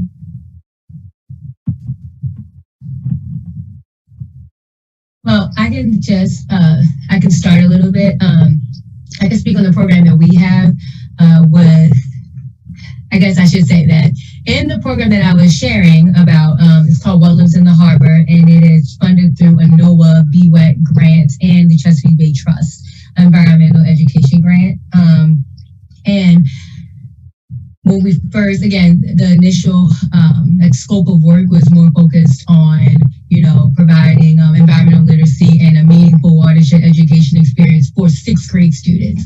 But in doing so, we developed this new partnership with the HBCUs and so on and so forth. And so initially, the funding wasn't for us. We never had built in anything for stipends or pay for interns, and because we didn't even know we were going to have interns at the beginning. But once we got into the full implementation, we were able to talk to our funders, and they worked with us and agreed that we should be providing a stipend to those interns who are participating and leading the stations with our middle school students. And I think that it is important for funders when they are, granting, providing you with resources, with grants and the like, to make sure that they make space for that, right? Even though it wasn't the initial scope of work, but they recognize that it's important. They recognize the audience and they recognize the value of having, again, those students from those HBCUs working with our middle school students. And because of that, they were willing to allow us to adapt and repurpose some of our funds for stipends for the students, which I think was really, really important on their part, right? Because I couldn't do it. I couldn't, I guess I could have paid them out of my pocket, but I get so many interns a semester. And so it was really helpful to know that our funders were supporting us and backing us in this effort. And I would say that as far as the timeline is concerned, depending on the size of the institution and the access to funding that institutions have, that kind of goal may take any number of years or seasons to realize. But what I think should start now and immediately is every grant, every funding opportunity you look for from this moment forward should include that. So how long it takes to acquire that depends on the funding source, but from this point forward, you should include resources for paying for interns and make that a funding priority immediately. And Fish and Wildlife Service, it varies from station to station on how many paid internships versus paid positions versus non-paid positions are out there. And there is some latitude.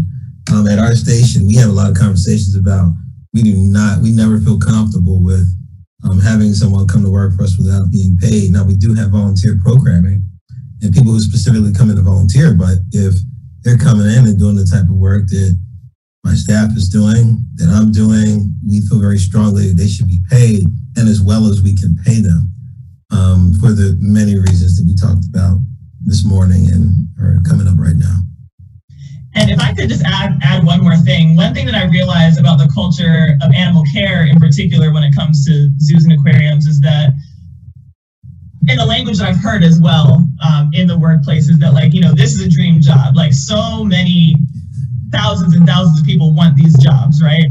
And so say I get a job, right? And this has happened. I get a job as a keeper, but I'm paid so little, especially in some of the cities where it's a high cost of living or increasing cost of living. I'm paid so little, and there's not really a lot of urgency to give me a wage that allows me to not have to have 3 jobs to survive. Because if I leave, there's going to be 200 applicants for the same job when I go. So there's not really an impetus to pay your employees well, because there is a pool of people who are willing to do the job. But even in that scenario, if you're not paying people well enough, people who don't have a safety net of security financially can't stay in those jobs. And honestly, that's one of the reasons why I couldn't stay a keeper, because even though I love the job, there was no point in sight where I was going to be able to make enough to be able to provide for myself and any future family that I wanted to have, or provide for my family who could definitely use the money. So I think that in addition to thinking about internships and paying people to do those jobs, the pay that you're offering your employees also needs to reflect the value that you have for them. Because so many times, I'm encouraging students of color and people from the hood, to consider careers in wildlife sciences and animal care. But then I'm when they get there, they might make $11 an hour, and that's not if you're trying to get out of poverty or trying to, choose a career, that is one of the, if not the most important consideration that I usually hear in dialogue from my own community. So I would encourage people to think about that as well. Absolutely. Thinking that you're right, not just about paid versus unpaid, but pay scale is a huge component, and something to reflect on how that is aligned with your organization's values, and saying that, this is quite literally how you're choosing to value that work. And certainly it's a balance of resources, of course, but there's a limit, that you could theoretically always pay people a bit less. And so but at some point you draw a line. And so thinking about that and the professional expectations that you have for those keepers that continue to be elevated over time, definitely a great point. So we have our next top voted question at the moment is, as we look to continue to evolve our strategies to provide more Black youth and other youth of color with access and opportunity in the nature and conservation space, what are the particular barriers that we need to be thinking about to do this successfully? And I'll add, or how do we go about identifying those barriers that may exist in a particular situation?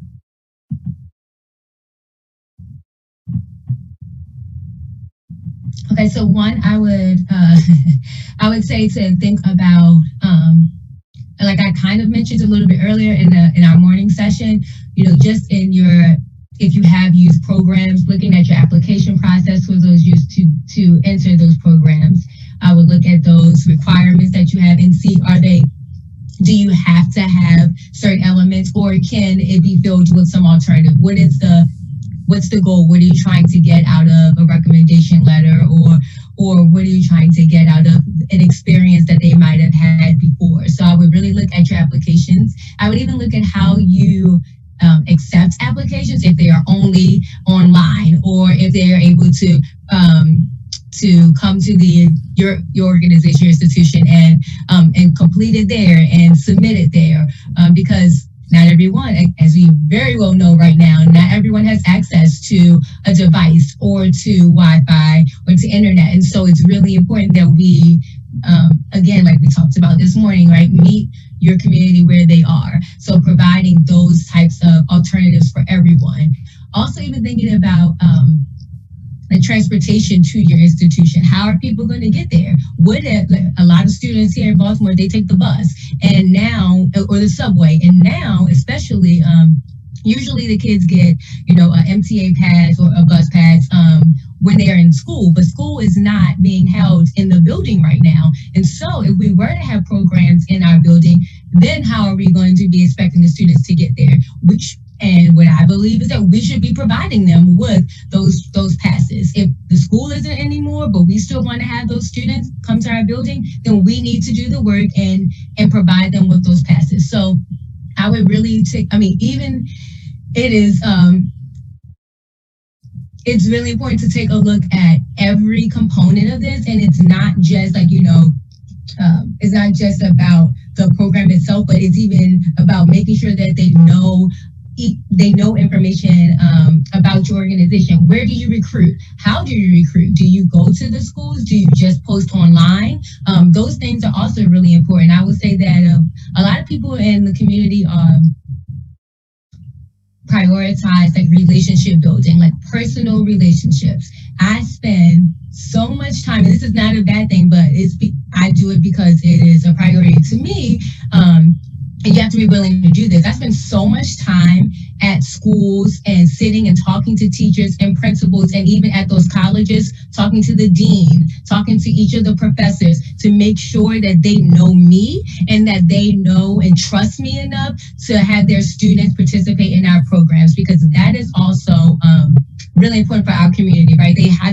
People really want to know that it's okay if I send my kid with you. It's okay if when we take our kids on to camp for a week, we take kids from Baltimore on week-long camps in the summer, a free camp. And a lot of times it is the first time these kids are getting away from their parents, the very first time. And we often don't have the students use their cell phones because we want them to be immersed in the program and what we're doing. And it's hard for the parents. It is extremely hard for them to let their child go and be with people that they really may not know. So it is critical that you are willing to put in that time to build relationships, to make sure that to go the extra mile, to make sure that people feel comfortable.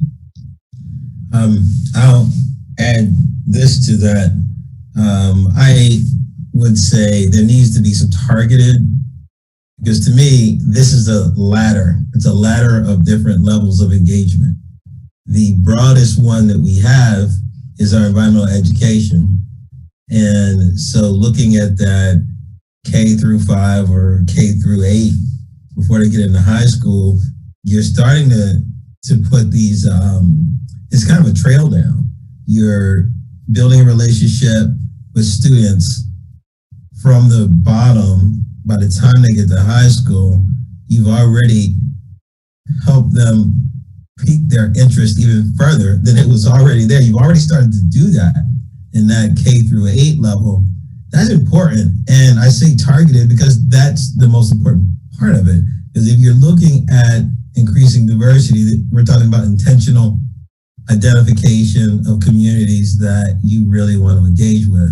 So if you're planting the seeds there, by the time you get to high school, that time where you might be bringing your first kids on, they've already got this piqued interest, and you may not have to do a whole lot of recruitment by that point.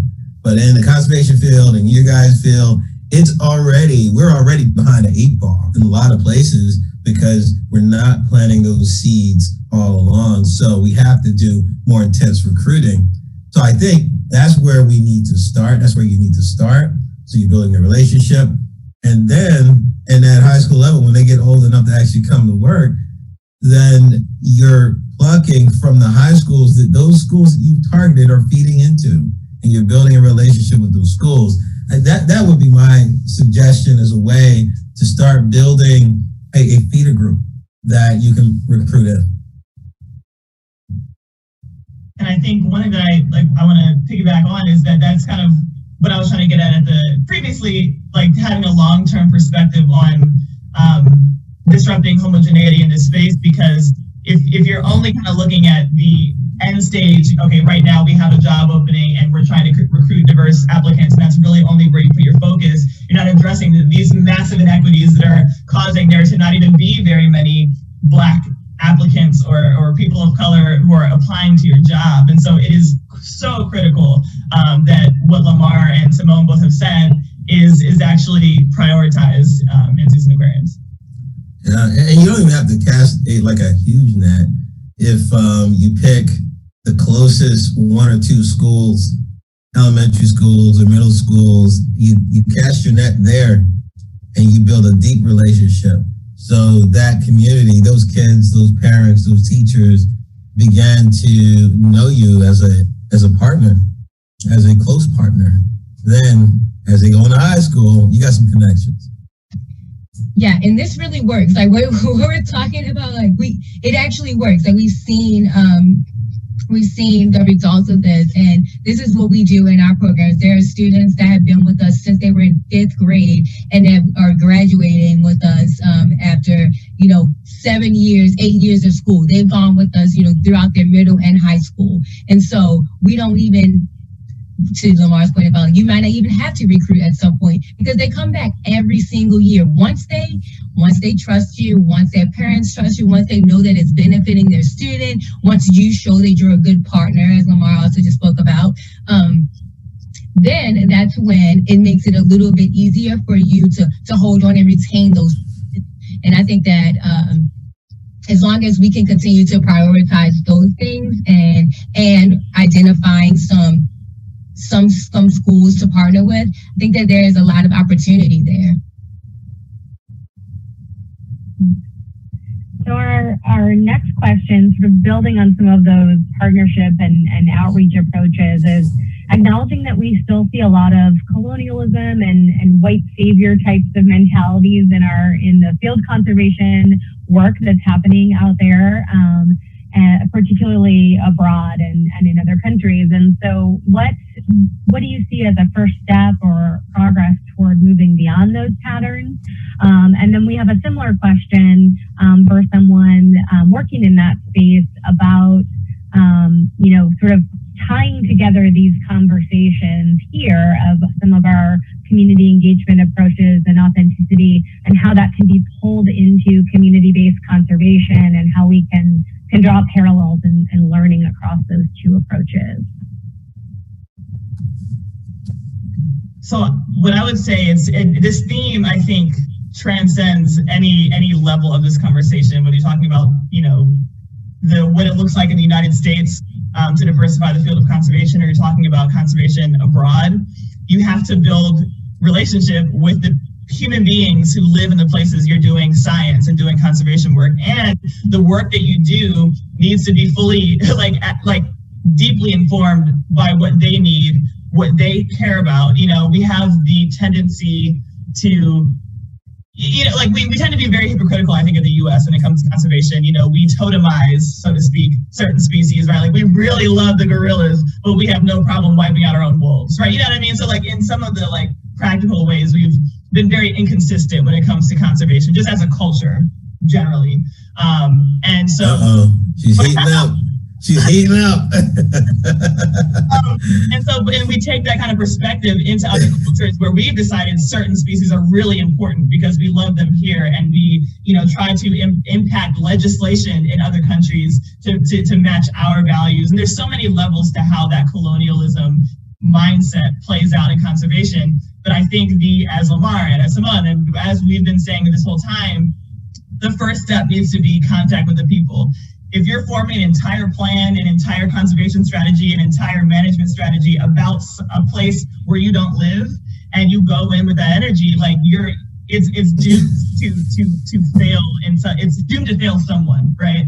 And we can't afford it. So the first step you need to take is to talk to the people who live there, and to listen to the people who live there, and to apply what you know and what you've learned from them to whatever you do. And I think that's the only way to be successful and the only way to be equitable in the work. Yeah, it's listening. You got to listen to folks. Folks need to be at the table as a full-fledged stakeholder. That's what she's saying. That's it right there. Absolutely. And yes, and that's such great connections, whether it is the people across the street from your zoo and aquarium, within your county or across the world, those approaches, or within your own organization. How are you approaching these issues, and this sharing of dialogue, sharing of power to build solutions together and bring those voices to the table. Absolutely. Excellent. All right, let's see here. All right, we have a nice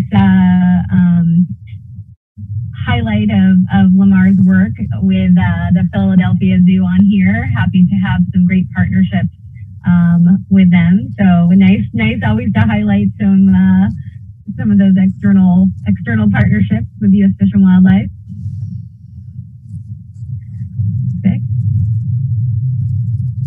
Great. So what are things that organizations that you've been part of have done, examples to make you feel welcome or at home or empowered, that might be examples of building a strong culture that actually is retaining BIPOC people and others that are joining those once we get past that hurdle of recruitment or hiring?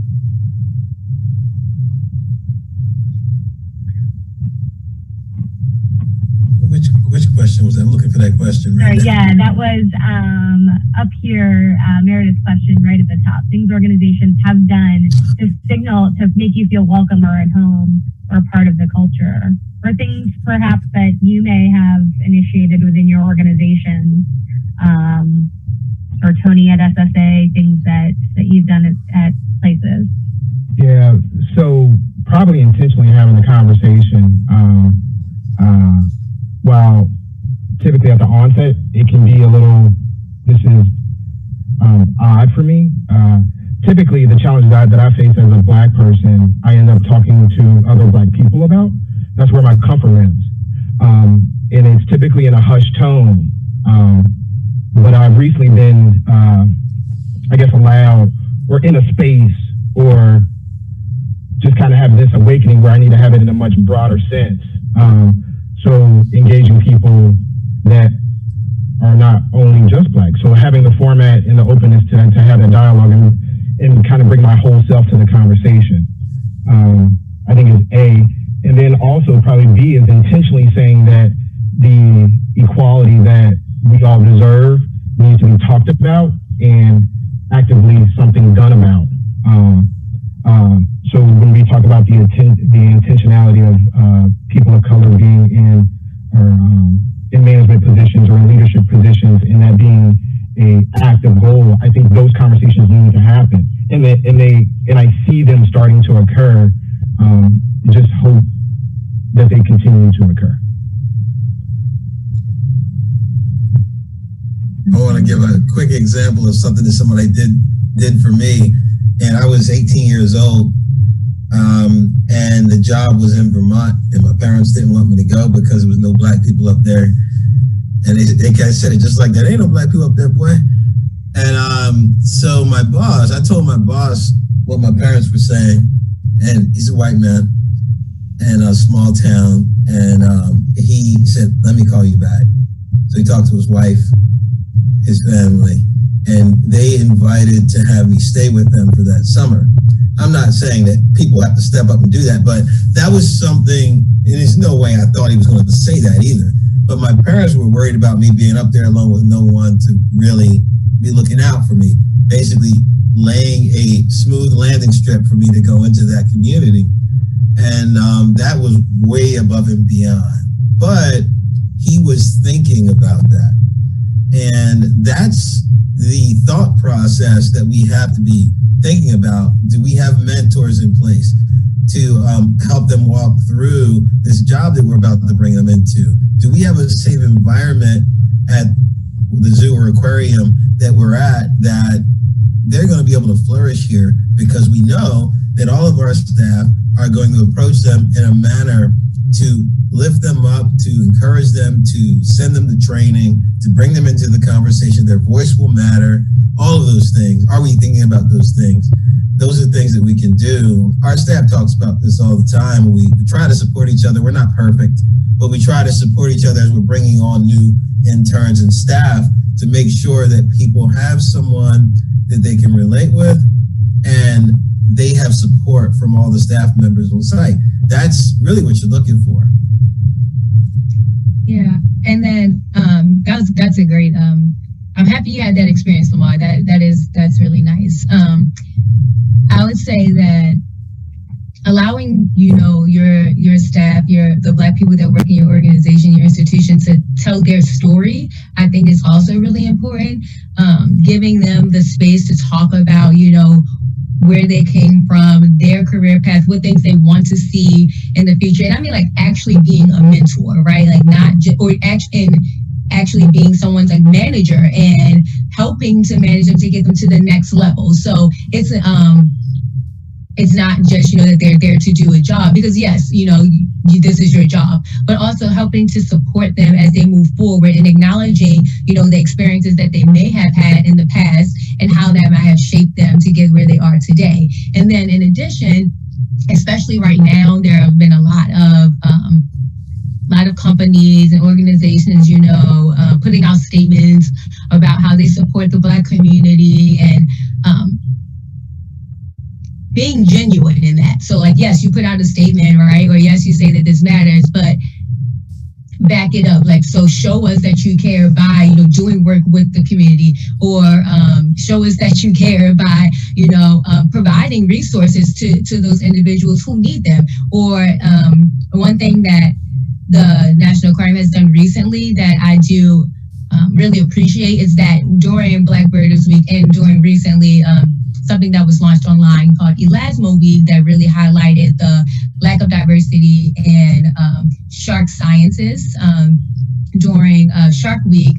They wanted to help support and honestly just amplify voices. And so they had a Facebook Live on National Aquarium's Facebook and on their Instagram account to allow the minority shark scientists space to talk about their experience, to highlight their research, right? It wasn't necessarily about, talking about what the National Aquarium does in shark research. It was about giving others the space for them to share their stories, because there are people,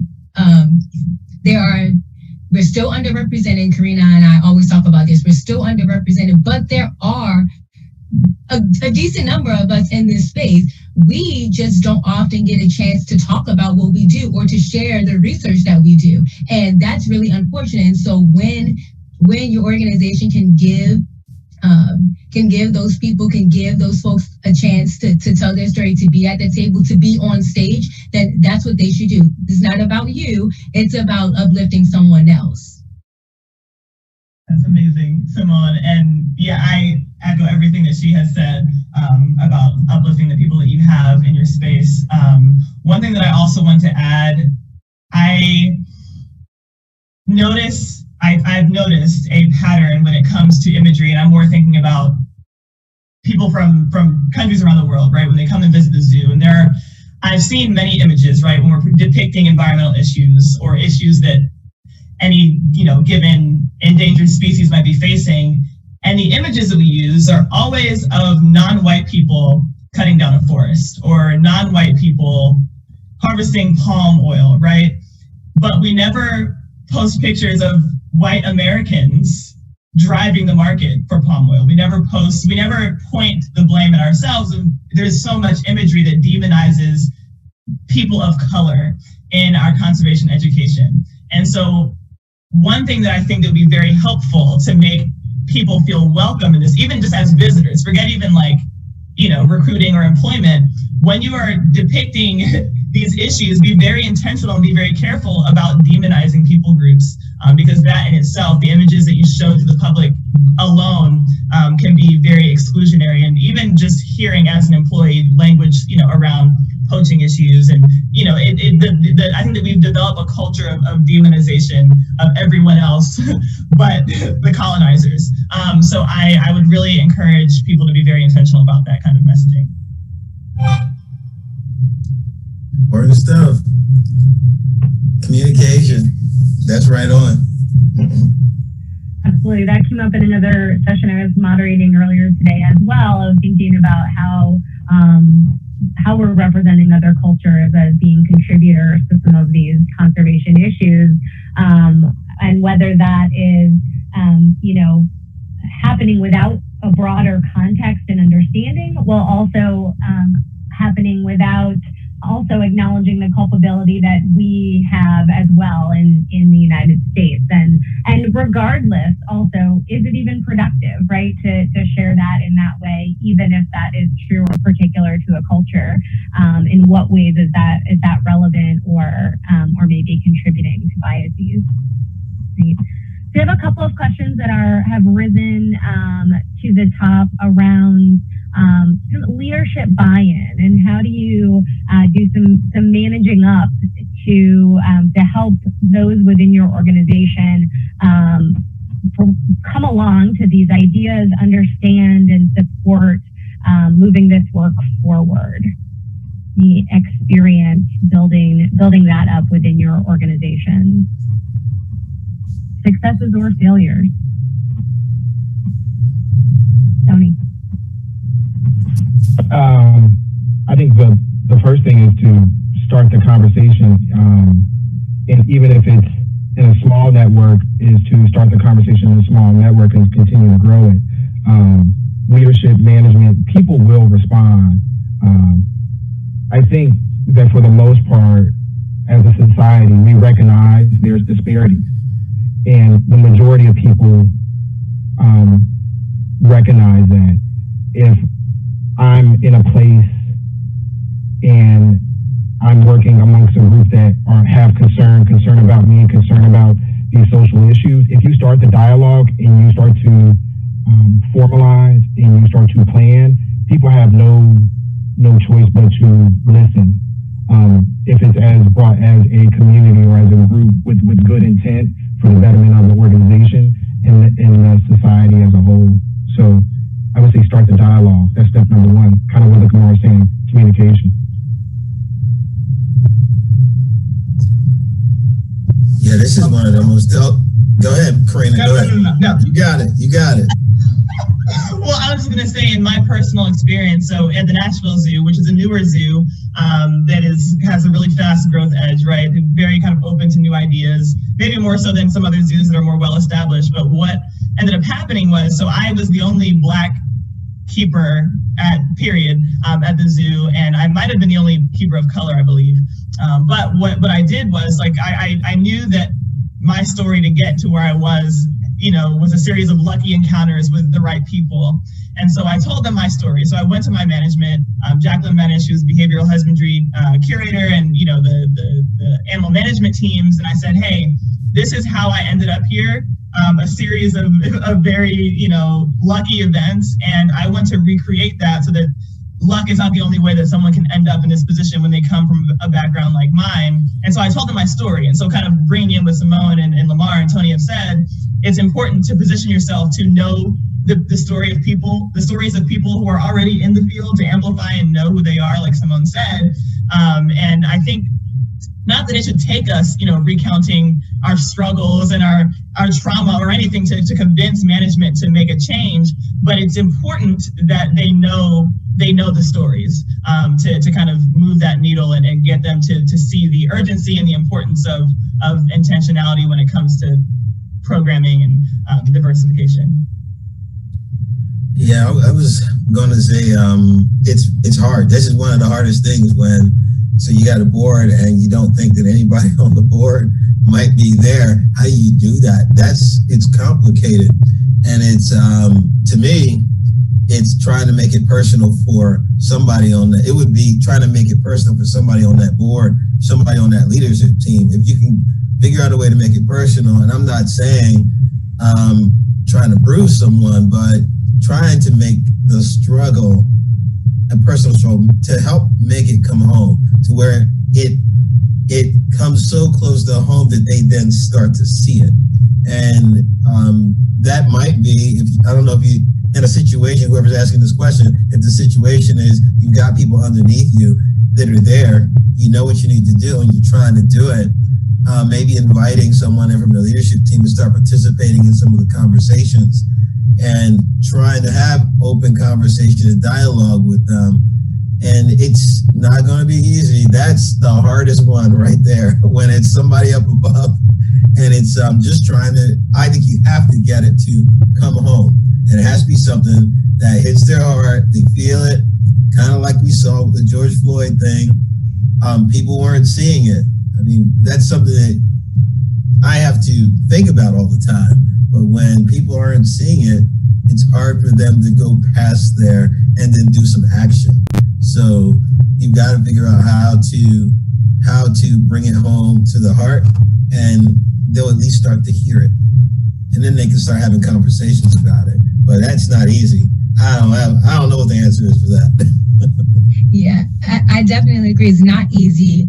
And inviting leadership, right, to hear the stories, or inviting them when you're having a conversation about this with your team is definitely a good idea. And I think that it could be the start of something new, just bringing awareness to them, right?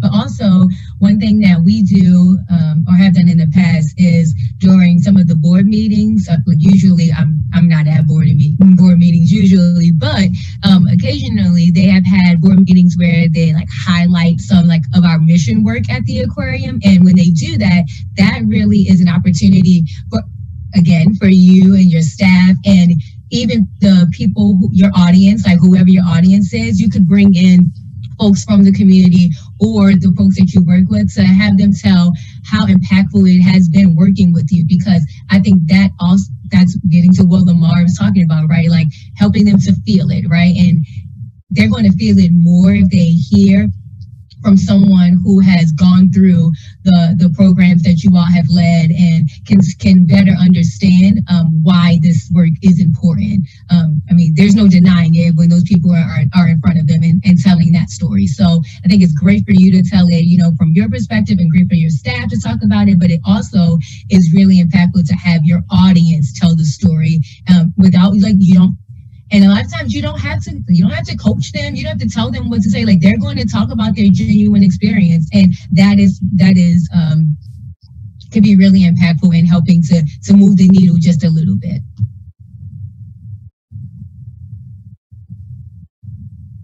Absolutely. And it's carrying that emotional connection and that movement with then that an opportunity for concrete action, and supporting what might be some of those strategic next steps that they can take within your organization. And I think also whenever you're managing up, and acknowledging that being in a place where you are learning new things as leaders, or moving into a space where you don't feel that you have an expertise or a mastery can be uncomfortable. And so also giving space to say, we don't need answers from you in this moment. We need your openness to listen and be willing to think differently about this moving forward, can also kind of give that space and freedom to be able to sit with that and reflect on that without feeling like as a leader, they should always be having those answers or the way forward, which I know is can be a barrier to some of our senior leaders who are used to being out front and in that role, having just permission to not to quite need to react immediately. Yeah, it takes a lot of patience to do that and just to listen and soak it in. Sometimes when you respond right away, it's like a defense mechanism. Absolutely. And that, there are different experiences that we all have, and it doesn't invalidate your experience or your, the way that you experience the organizational culture different from other people. And those can both be true at the same time. But are you okay with both of those realities being part of your organization? Okay, great. So we have a question stepping a little bit outside of your organization. What could we be doing to more broadly to dismantle structural racism out within our communities and within the science and conservation professions? Are there things as we look externally in the work that we do that we should be impacting as zoos and aquariums or professionals that are different than changing our own internal practices?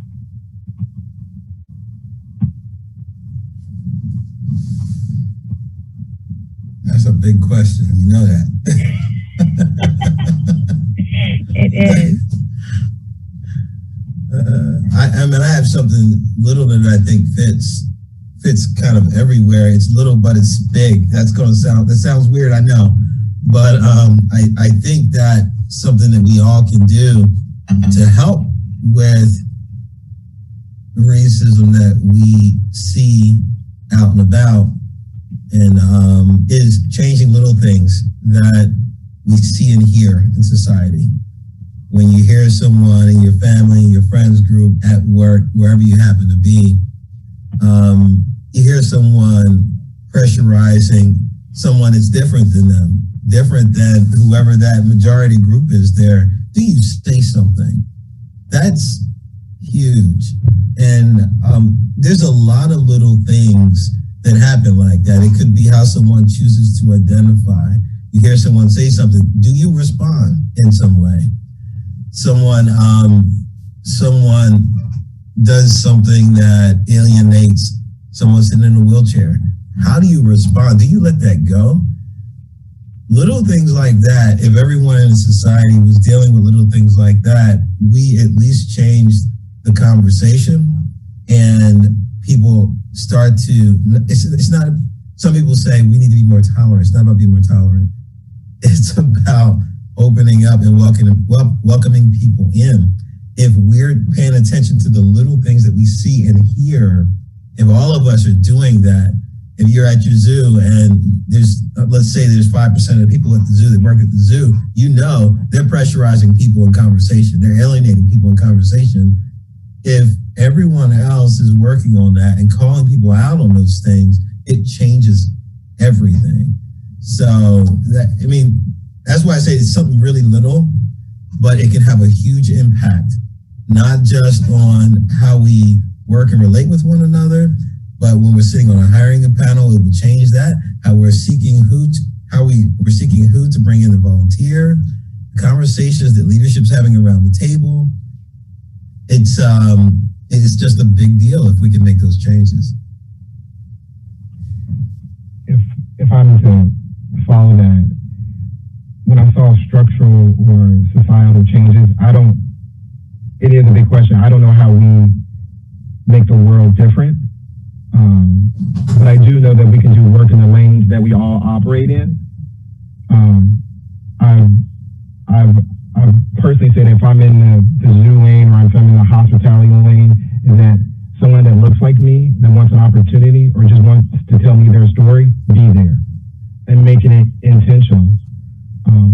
Also with that said is that while Lamar, maybe I can identify with you as being another Black male, I'm going to still tell my story to other people so that they can try to understand. They may not be able to identify with my life that I live, but try to share the story, and maybe it makes an impact.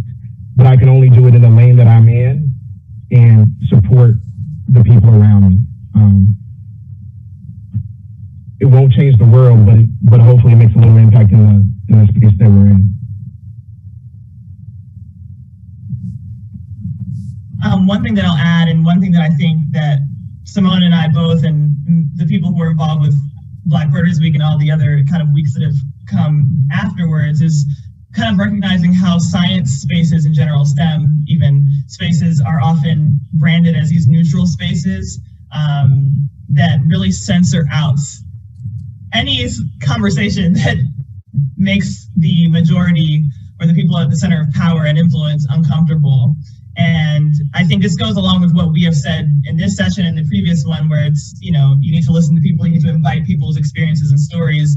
And I think one of the detriments of pretending that we're in a neutral space, you know, where talking about one's Blackness or one's experiences or one's, you know, the exclusion that people have experienced, the downside of pretending that it's neutral is that, of course, it's never neutral. And then when situations arise where racist incidents happen in the workplace or outside of the workplace, which I have literally experienced in the 21st century at zoos by my own coworkers, actual anti-Black racism, it's not addressed. Like, those people still have their jobs, right? It was never formally addressed because we're pretending it's a neutral space. And therefore, any sort of aggression, any sort of anti-anyone language or behavior there's no equipment to deal with it. There's no capacity to correctly address it, you know, as Amar was saying. So when it happens, it's like, you know, everyone's like, well, brush it under the rug. And that's been what I've seen happen every single time those experiences have taken place within zoos. And I know we're talking about the larger context. This can apply to literally any workspace or community of people, but I think that neutrality farce needs to be kind of killed off. I was in a conversation this week talking with people about those in the moment of those incidences. I think people that want to provide support often will reach out to the person who was the object of that incident to offer support. And while that is well-meaning and perhaps if you have a relationship with that person may be helpful to them, but acting in the moment or doing as Lamar was saying, to say, you know, to probe more about what happened in that incident, to tell someone, you know, that doesn't sound like it's something in keeping with the values that we have at this organization, or can you tell me more about what you mean by that comment? To plumb deeper, to bring them to a space of saying, is this having the impact that you're intending?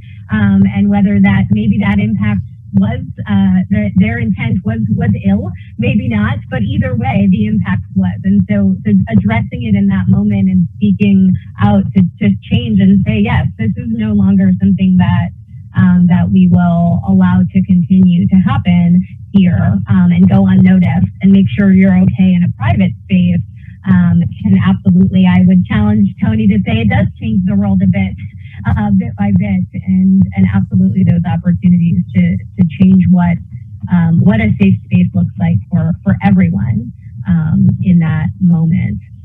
And I would challenge us all that it's fear that holds us back from challenging things, and sometimes just being tired. You're going to get there. Is the fear of when you say it, somebody might not want to talk to you, or you're just going to get tired because you've got a weight on your shoulders from dealing with it so much. And it's like, I can't do this now. That's going to happen. And I challenge you to push yourself as far as you can go, not to the point of collapse. I don't want you there, but definitely challenge yourself to say something. It will slowly change the game. Absolutely. So we'll just build on that. I think probably a final question, depending on how much engagement, are building on some of what you shared, ideas and ways to create those opportunities and space for sharing of experiences and stories within your organization. What are some of those strategies that you might employ to make opportunities for people that may want to be sharing? And I think I would call out not only perhaps what outreach or engagement may look like for your employees of color, but also how you prepare and set expectations to others who may be listening and maybe hearing those stories. Any advice for that?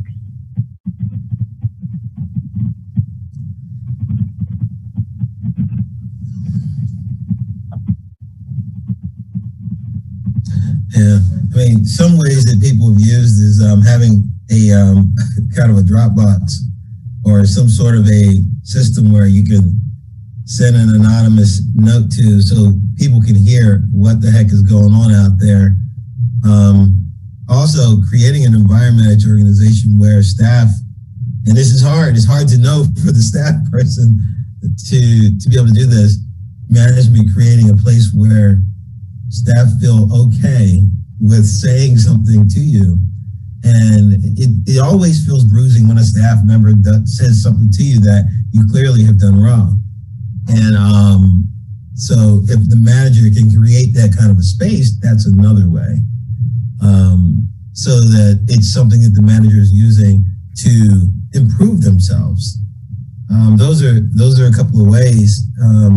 Employee resource groups and having some kind of a report out so that it's not a direct face that they could be pointing to. There's all kinds of ways. And I wouldn't say that any one of them is better than another, but using a lot of different methods to try to get at the problem. And for zoos and aquariums, you guys all have boards, right? A large number of our members have a nonprofit structure led by a board, but we have some other leadership structures as well. Yeah, and I think I mentioned this earlier, just having people on that board who they wanted to change and finding out what the holes that you have on those boards are, on that leadership structure is, so that you can start chipping those things away.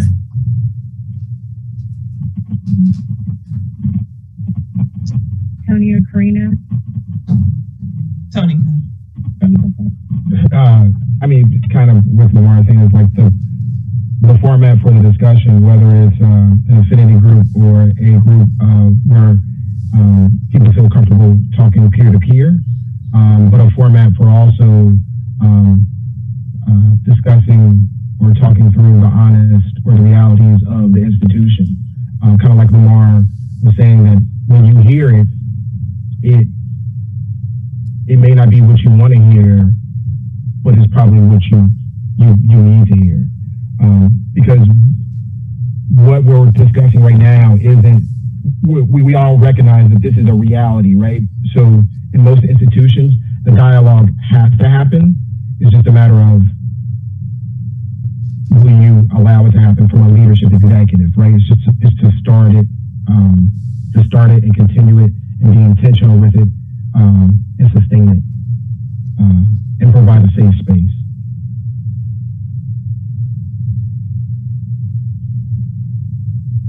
Definitely. And I think it's important to acknowledge that what that looks like may be different for different people, right? That opportunity for direct feedback with the supervisor, maybe in a one-on-one, maybe it is an anonymous opportunity or a peer-to-peer or a larger group, and acknowledging that, some people may not be interested in sharing their stories, and that is completely understandable, and that can be for a variety of reasons, and it doesn't matter what they are.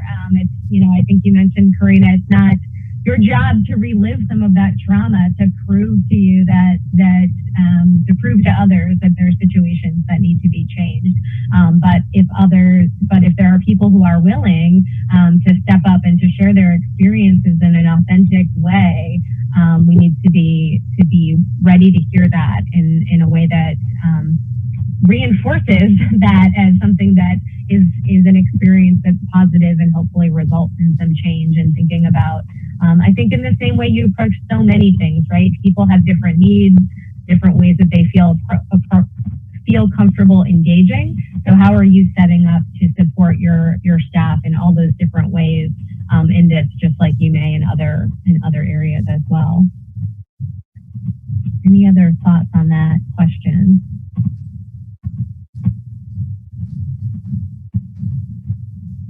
Any other closing thoughts from any of our panelists before we wrap up our time today? I guess I will add really quickly one thing that I was thinking about in response to the last question. I think it's important for the management to express that they possess the capacity to have these conversations, because I remember being at different former employers and having seen and heard these racist comments from coworkers, and feeling like, now that I think my higher ups are racist, like the people who I would go to, but my thought was like, do they even have the capacity to think about this? Like, do they even care? Like, if I come to them, am I going to look crazy? Or am I going to be the one ostracized for coming about this, talking to them about the situation or these situations, multiple? Because I just felt like it would end up with me being in a bigger mess than if I just emotionally dealt with it by myself. And so I think had the management at my, former places of employment, even this articulated, right? Like that they care about the experience of people who are not white at the zoo, right? And like, maybe it just didn't cross their mind because I was the only one who wasn't white in the animal care staff. And so maybe it just doesn't cross their minds, but I think it would have been, and this is a small step and like so much has to be followed after this, but it needs to be articulated to the people under you that you want to hear from them and that you invite them, and to set the culture. And of course, the myriad of actions that follow that to prove it, to follow it up, have to take place, but it needs to be articulated. And yes, Karina, and not just like that you are welcome and open to hearing it, but then when people do come to you, not invalidating what they are telling you, not telling, the people that come to you and say, well, are you sure it was about that? Because it probably seems like it might have been about this. I want to play devil's advocate. Look at it this way. These are things that people have said to me multiple times, and that makes it harder for me to want to come to you the next time. It makes me feel like you don't care about my experience or about me. And I don't want to stay here. I don't want to continue to do this work if I don't feel supported. So yes, please make sure that you are supporting people when they are sharing experience with you, because it takes a lot for some people to come to their leader and talk about the things that they have experienced. Not everyone is just open to just sharing their experiences, and like Amy and Karina and we all have talked about, like reliving trauma. We don't always want to do that. So it takes a lot of energy and a lot out of us to sometimes share those things. So please listen, and even if you should. When we're telling you, it's because we know how to identify those things, right? So we know what it is. So please don't invalidate what we share. Yeah, my closing is just I hope that the conversation happened this morning, the one that's happening now, that it's helpful to encouraging you to have conversations with folks and to sit down with your leadership teams and start to work on those things that there's holes with the organization. I just hope that that's what happens.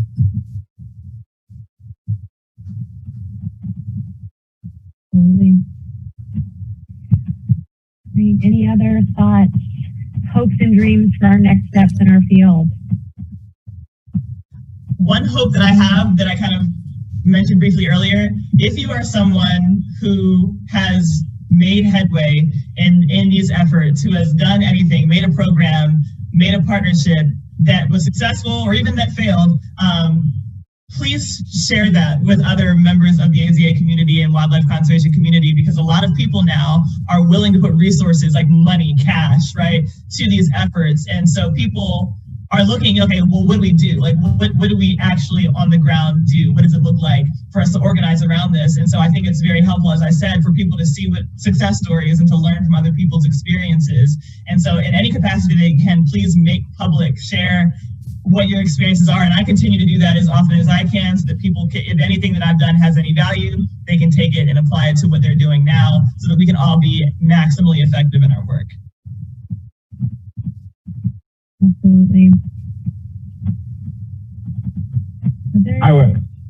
I would just say that today was like like a great start to our conversation. I look forward to tomorrow and the actions and the sustained effort. And to Korea was saying, like, just please keep sharing. But we know that things have to change, and they will. They will, and you all will be part of that. We had a fantastic, as Dan mentioned, a fantastic showing for our session this morning, and for this conversation. So thank you all for being part of this, for helping us continue this conversation, and for going back and continuing it and following it up with action at your organizations. And we look forward to building a more equitable and inclusive AZA alongside all of you. So thank you so much to our panelists for everything you've done for us today, and we'll continue to do to elevate our field. And we're just so grateful for your contribution. So thank you, and have a fantastic day, and enjoy the next set of sessions we have in our program. Everyone, take care out there. Thank you. Thank you. Was that the cat? Yes. That's a wrap. Yes.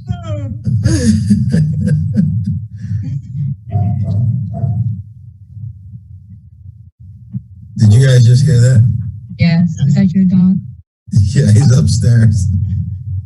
They're coming out. They're ready. I don't think I can end it. I think Corey has to end it. Yeah, it looks like the recording just stopped. I did stop that. Yeah, we don't need any more cat meows. Awesome. All right. Right. Thank you Thank all you so much, Amy, for having me. It was an honor. Yeah, thanks for inviting us in. It was good to spend some time with all of you. Yeah, this has been really nice to get to know y'all virtually for these last couple of weeks. I'm feeling well. I was going to say every time you started talking about animal stuff, it just went right over my head. I didn't know what was going on. I'm sorry. Sometimes I just get to going. Yeah, I saw the intensity around the internships. I was like, I have no idea what's going on right now, but I understand the challenge. I support you. I support my people. I was like, I don't know what's going on right now. Lots of opportunity for learning for everyone. Yeah, absolutely. Sure. We'll certainly stay in touch. We will we'll follow up with you all as well. I'm sure for more feedback and everything, and yeah, with more ways we can continue to work together. So Corey, I'm going to give you permission to end the session, and we're all set. Thank you. Thanks, Thank everyone. you. Y'all take care. Bye-bye, everybody. Bye.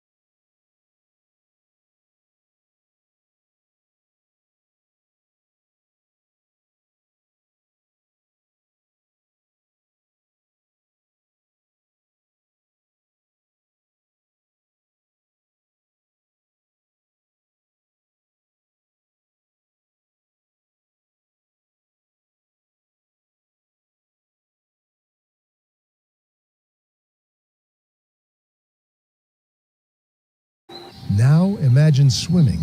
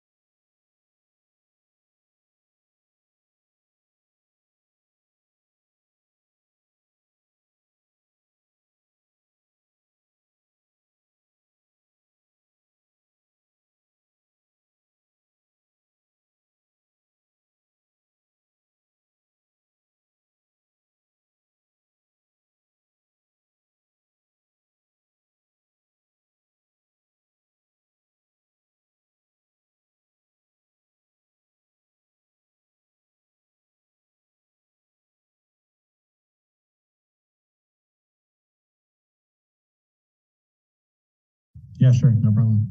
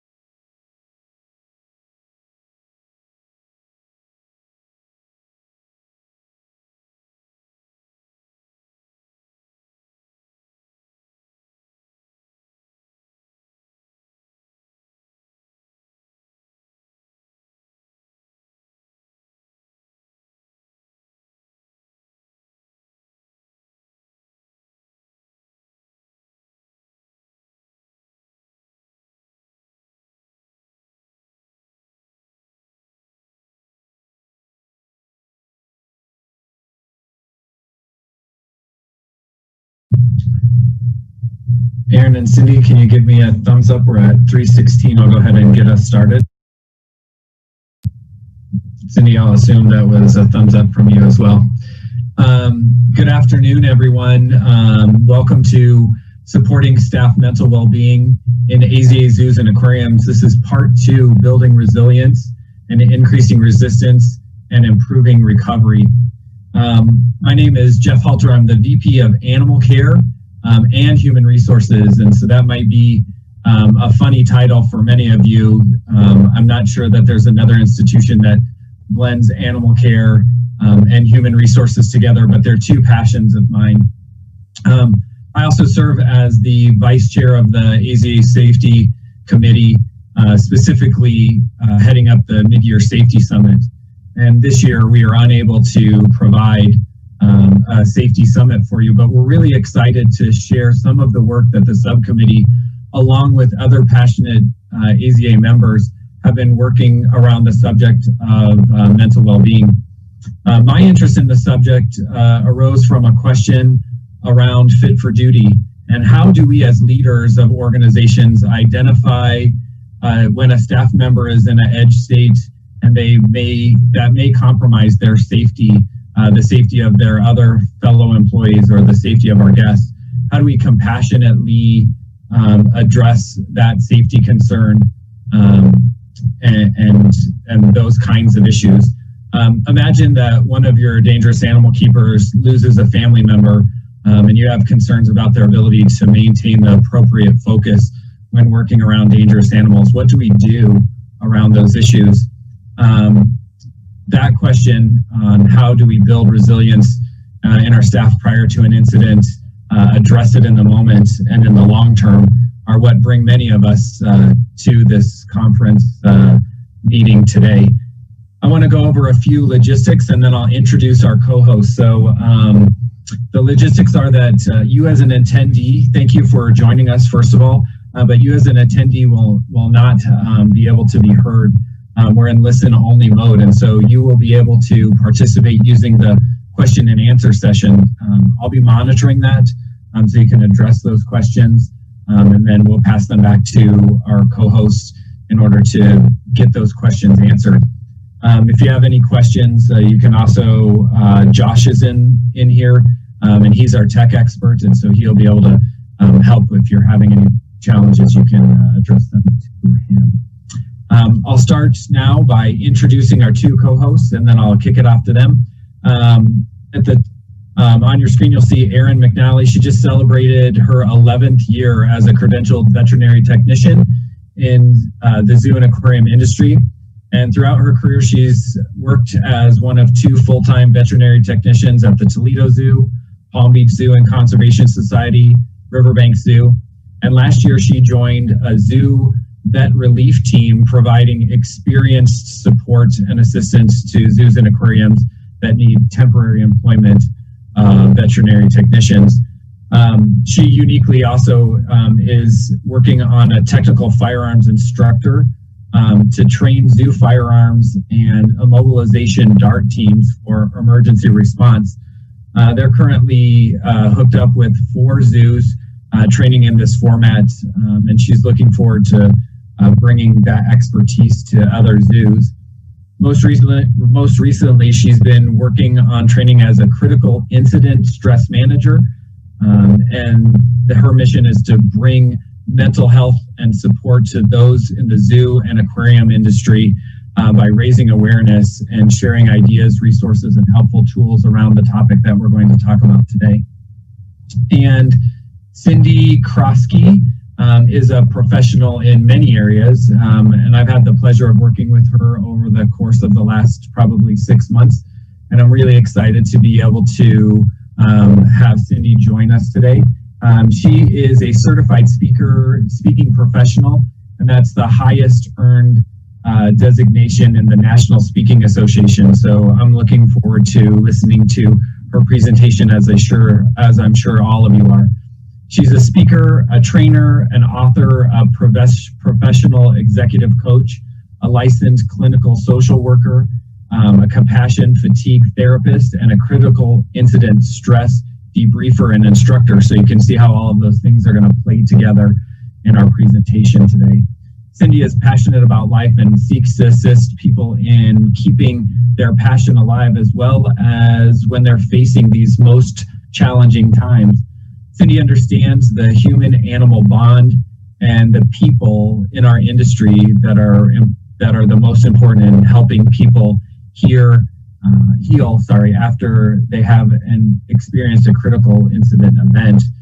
She's presented in the North American Veterinary Conference and the American Veterinary Medical Association, addressing veterinarian industry regarding the need to proactively address tough topics ranging from suicide to handling tragedies and at work from the loss of animal emergencies and the loss of coworkers. So I think that we have a really important topic to share with you today, and I'm looking forward to watching this presentation along with you. Thank you guys, and I'll kick it off to Aaron and Cindy.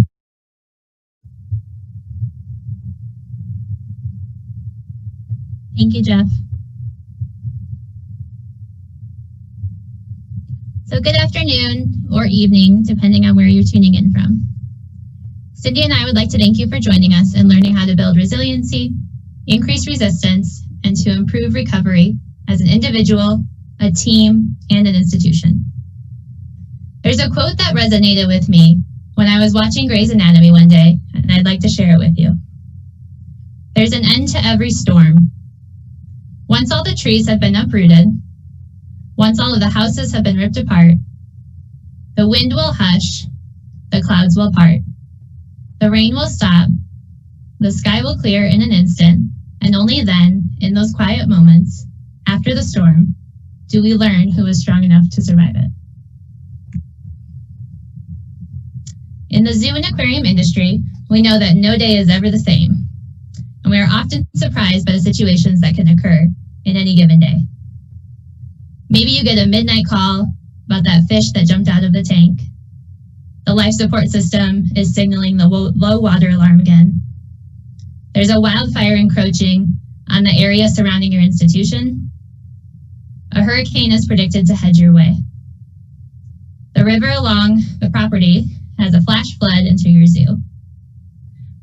You get an emergency call about a C-section on an animal that needs to happen right away. Or those end-of-life decisions for animals in your care. These all test resiliency. Whether it is one of these examples or a series of them, how do you push through the negative events?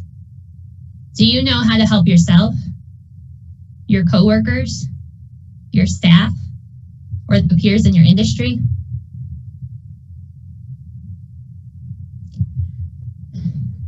April 16th, 2016. It was a Saturday. I came into work a bit earlier than normal. The ride to work was a quiet one, and when I got to work, things were even quieter. There were animals to take care of, and myself and the other veterinary technician were filling in as swing keepers wherever we were needed. In a small zoo, it sounds kind of like just another day, doesn't it? However, April 16th, 2016 was definitely not a normal day. During this day and the many days that would follow, I would be pulled into a small office and grilled by a detective. I would undergo intense questioning by an OSHA investigator. I would also meet some amazing crisis canines and their handlers. Lunch would be provided, and I would get to eat that lunch with my coworkers. I would work side by side with another coworker as part of buddy system, and I would attend my first critical incident stress group debriefing session with my coworkers. This is actually how and where I met Cindy, who is also presenting with me today. All of these events occurred because of what happened the day before, which led our zoo into a crisis. April 15th had started as just another day at work, but that quickly changed after lunch when we got a radio call that something bad happened at Tiger. Emergency response started with 911 being called and the necessary staff responding to the scene. The animal involved was started, and human medical personnel intervened as soon as it was safe to do so. We lost a very good lead keeper and friend that day.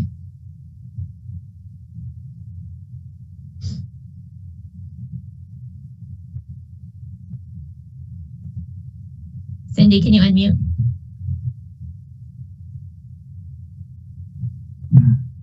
Thank you. The events of April 15th and 16th produced the heightened emotional arousal and turmoil, which is what Aaron and the people of the zoo experienced that day. It was a day filled with intense difficulty, distress, and obviously a time of concern for safety. It is also a time when we have to make difficult decisions in a moment's notice. The fatal injury of their coworker was traumatic. It was a horrific event outside the realm of usual human experiences on any given day. Persons or people that experience this can become very deeply distressed. They have feelings of helplessness and fear. Traumatic stress is the most intense stress because of the broad range of emotions and reactions that it will trigger, physically, emotionally, behaviorally, cognitively, and even spiritually.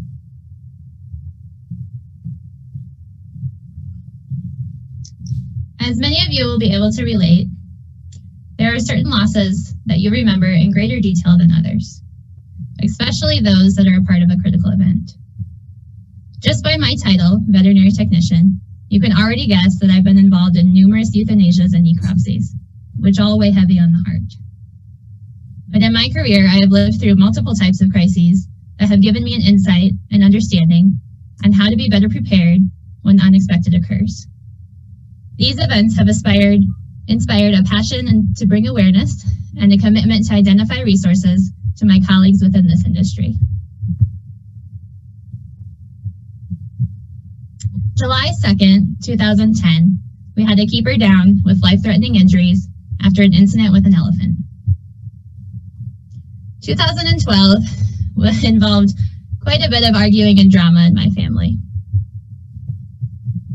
April 17th, 2012, a keeper and friend committed suicide. Though this wasn't the first animal that I had to say goodbye to in my career, and it certainly wasn't the last, certain dates stick with you. July 18th, 2013, we had a lion with intervertebral disc disease, and we had a wonderful team of veterinary neurologists perform spinal surgery to correct it.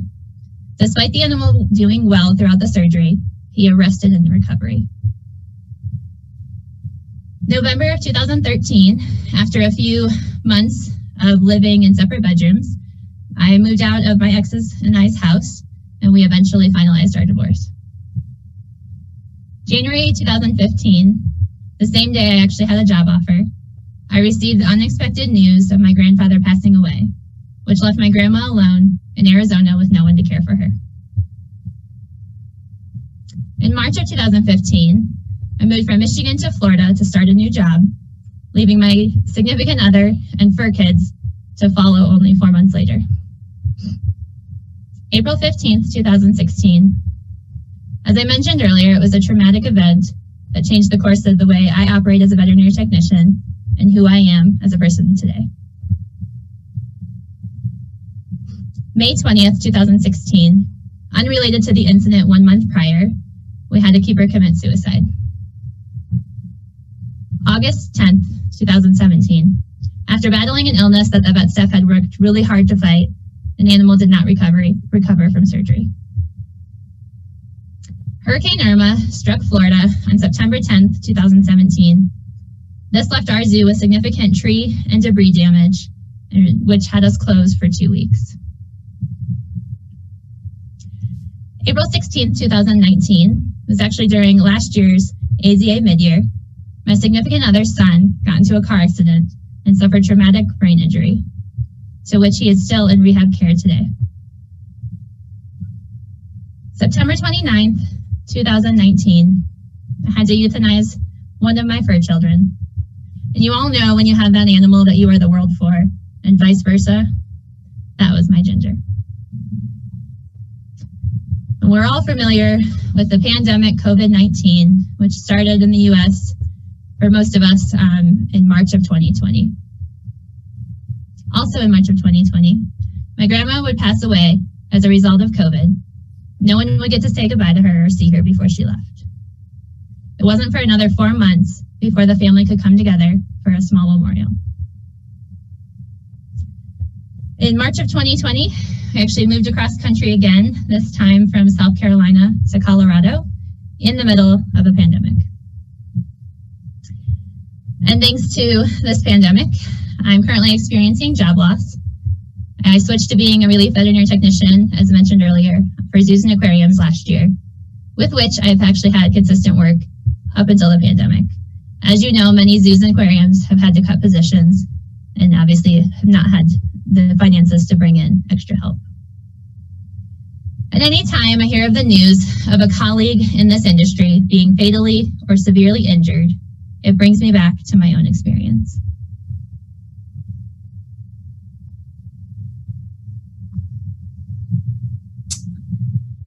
Aaron just shared with us multiple critical events that she has personally experienced. Perhaps you or your organization have also experienced one or even more of such events. It's an incident that evokes extraordinary emotions. It can overwhelm a person's ability to cope, and thus it's referred to as a critical event or critical situation. When any of these events occur, it's important that there is timely and appropriate intervention provided. In the crisis response world, we have a list of what we call the terrible 10. The slide before you right now is a sample of some of these, such as the discharge of a weapon. And in this industry, it could be referring to the killing or the wounding of an animal. It could refer to the fact that people have been injured. It may be a multi-casualty incident. It could be an extraordinary or prolonged incident that still ends up with the result of loss of life. Workplace death or serious injury, the suicide of a colleague, disaster, natural or man-made, significance events that involve children, personally threatening situations for our own safety, and then, of course, with the news today and social media, anything that could bring negative attention to our industry with excessive media interest involved.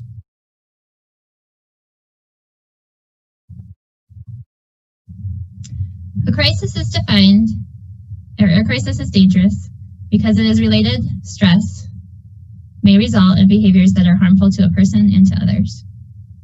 Part of the danger of a crisis is that people won't often seek help as they're unwilling to admit that there is an issue or a problem. There are no quick fixes in this crisis, but there are opportunities. Often a crisis provides the catalyst for an individual or an organization to re-examine policies, procedures, and to identify tools and methods for taking a healthier approach and to identify opportunities for continuous growth and improvement. I have clearly faced dangers and stressors in my life, and fortunately, I got the support needed, and I am able to see the opportunities that are available to me as a result of various experiences that I've had. For example, the incident that we had at our zoo with our keeper and our tiger brought forth many lessons learned, and we have learned that we can share those lessons with other institutions and improve making safe zoos safer. You have, anytime we have a dangerous weather event, whether it's a hurricane, a flood, or a wildfire, those always test our policies and procedures. And as we know, we are continuously improving those in the aftermath. And because of many of my experiences, I have helped co-start a group for mental health support in zoos and aquariums. As a compassion fatigue therapist and a critical incident stress debriefer, I work with organizations that deal with one of their worst nightmares. Far too often, these organizations are struggling because they have not been proactive enough in their preparedness. They've prepared and they've trained to meet the industry protocol, but too often they haven't prepared for more than just the event, all the things that will happen after the event, which are really important to get their people, their employees ready for. Just the event isn't all you can prepare for. Part of being prepared includes being able to know how to respond during the event in order to diminish the crisis and how to respond to decrease the negative stressors. It also means that we want to decrease negative reactions that people may have, and that's why the training is so important. It also includes that element that is the one that typically gets missed, which is the post-event preparation. Have you talked about and actually trained what it's like to come together afterwards to do a hot wash of the event, to provide that emotional support, to go through that? Understanding what post-event resources are available and making sure that you are selecting the right kind of response based on the type of threat that you've experienced. What are the best protocols that have already been discovered within organizations across the industry? What are the best protocols that people have used to help their employees get through a crisis. Proper preparedness and response to a crisis can diminish the impact of the traumatic stress. A crisis event reveals what we're ready for, so let's be better prepared and hope that the crisis never occurs. One of the things we refer to here is getting that preparedness, the 5 T's. So the first of which is threat. What is the threat or the theme? All right. And each industry has its own unique challenges that it will come across. But is it threat to life? Is it threat to an animal? What is that threat or that theme? Is it a man-made threat? A system failure, that fish that jumped out of the tank? A natural disaster, a fire? Is it a water, a flood, as Aaron talked about earlier? What are the primary issues or concerns that that threat will pose? What are the circumstances and special situations that we need to be ready to address? Then the second one is triage. Who needs assistance immediately? Based on whatever scenarios we have, what have you thought about in regards to how to provide the right triage for your employees and for the volunteers or the people that might be in that location? What type of assistance is needed? How can it be prioritized? And how will you make sure that there is an ability to activate a response to the resources in a timely manner? Types. What type of help will you need? Obviously, it's going to be based according to what threat you've experienced. Could it be law enforcement? Will it be EMTs or fire rescue? Will it be counselors or crisis canines? Will it be that you're looking for relief staff or vets or volunteers? Do they need to be increased for that time to give your staff a break? What are your mutual aid agreements that you may already have with an existing organization so that you could get support if there were really a very large scale event to be dealt with? Have you built that relationship in advance? And have you practiced what it would look like and more than just on paper? What is the timing? When will that assistance be most helpful? Getting the guidance on the timing for both the mental, the physical, and the emotional are important. And Jeff sort of talked about that with the fact that how do you do that fit for duty? What's the timing? What are your resources? In team, in types of threats, we need to look at the diversity or the multidisciplinary approach of the team members. Do we have people that have been internally trained to provide proper peer support, such as what Aaron is working on? That's the training that we provide to make sure that you have people within your organization that already know how to assist. What's the broader team look like? Because they have the bigger picture. How can this help the organization increase the chance that members have a less traumatic impact from this unexpected event? By utilizing the 5 T's as a method for time frames and how to be prepared, we set our organizations up for success. We set our employees up for success. Lack of proper response and awareness to these items can set up the agency and the personnel for longer lasting residual effects of what we call trans-crisis. So what makes this industry vulnerable? Uncommon, some things in terms of personalities, but across the board, not so much.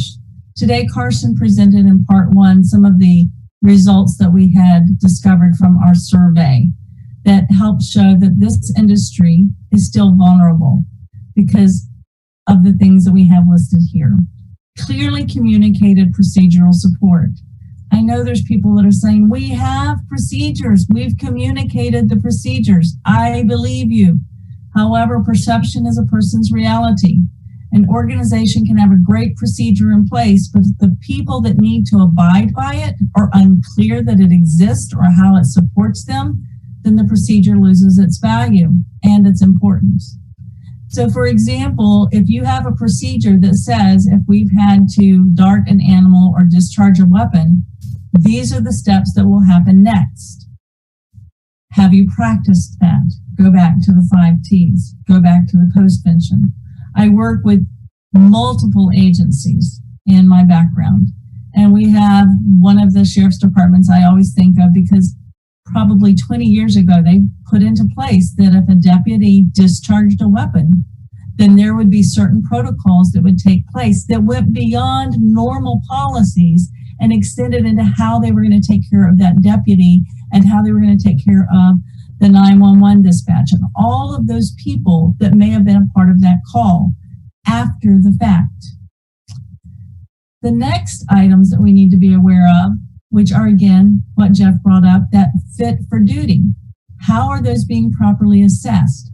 What kind of plan is being built or is in place before you ever need the service? The lack of consistent support services. We don't know what we don't know. What support services exist internally? Do you have an employee assistance program? Or externally? What's your relationship with the first responders? What do they know about how to access your location quickly? What do they understand in regards to protocols that you have? What's the availability of a necessary resource? Again, this can be internally, such as trained peer support professionals, or it can be a resource such as an employee assistance program that can respond on site immediately. Does your EAP service offer that? That they can immediately get someone to your site within a matter of hours or in less than 24 hours. What is the training? The training refers to the fact that the agencies are accustomed to doing drills and to train for an event over and over. But is that where the training stops? Again, does the training continue on so that we understand what's going to happen post the event? So in working with the American Red Cross and with the critical incident teams that I've worked with, one of the things that we do is once an event has been handled, there is still further training on this is how you handle the people after the crisis is over. It doesn't just end because we did the training. And then there's the responsibility for the human-animal bond. What is the understanding of the people that will provide that service and support? How can they be a resource and respect and appreciate the depth of that relationship that the people in this industry have with the animals and the creatures that they care for? Do they understand the heart of how these people feel about their career and their profession? Will external support services understand what it means when someone says, but the coral is dying? Do they understand the compassion and the desire to work with known deadly animals? So we need to fill in the gaps. We know what a crisis is. We've maybe not evolved to understand all of the potential threats, but we've identified key threats, and we know that it can happen at any time in any industry. So why is this industry still vulnerable? And it's a reminder of the fact that we have to use what we know. We have to learn from best practices. Erin brought that up, that she has experienced something, and so she wants to help others grow from it so that their experience doesn't have to be as severe or as traumatic. So we also need to know that we are learning more about what we don't know. We're asking more questions. We want other agencies to learn and to grow. We want to take a look at doing things a little bit differently. Today, after we presented the part one, Carson and I were talking about the fact that some things that his zoo had done proactively during COVID-19 to try to make sure that they were filling in the emotional gap for their staff, seeing what they could do to give them a little bit more of a break at times when it was all possible to do so. These things are important, but we sometimes forget to do them. We're continually preparing for the unknown. So who are you in your industry connected with that is continually preparing for the unknown? It can be your safety people. It could be that your safety people are in contact with emergency management or first responders who are constantly reviewing a variety of different scenarios to work on to make sure that hopefully that event never occurs. But if it does, you're prepared, your agency and your people are prepared, and they understand what will happen and how they will be able to get the help that they need. So please make sure that you are connecting not just internally, but externally. Some of these smaller zoos, I think, can sometimes feel very alone if they haven't taken proper precautions to help build up services.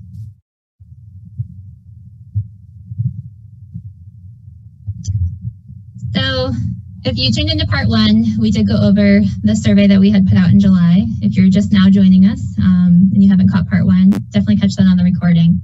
But in July, we put out a survey that just kind of gauged where people were at with their engagement of their institution, how they were with their own mental well-being, and kind of what services are provided to them. So one of the questions that we asked was, does your institution provide services to assist with mental well-being? We had over 1,400 people answer that question. And I was pretty surprised to learn that 21% were actually uncertain what resources were available to them, and 15% said no to the question. Of the ones that said yes, we asked if they had utilized these services in 2 years, the last 2 years.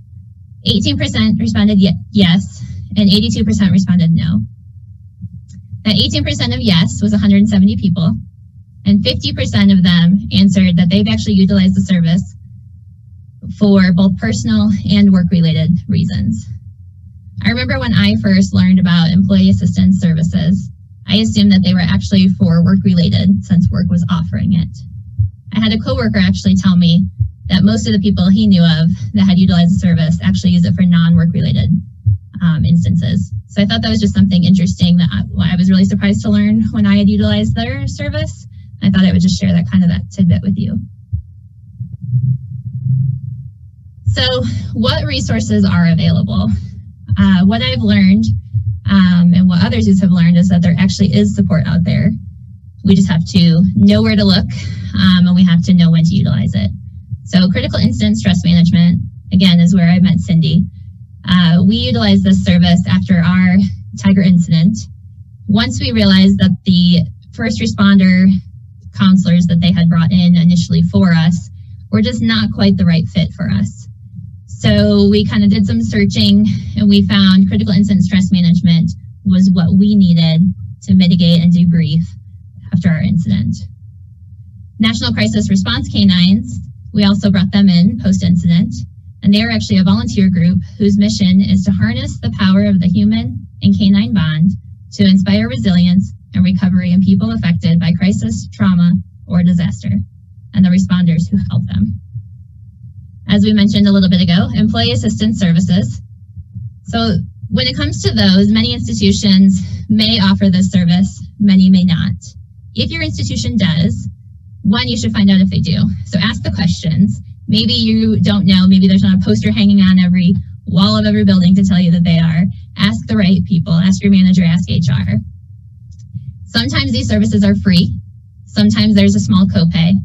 Sometimes there's a limit to how many you get for free or for that copay.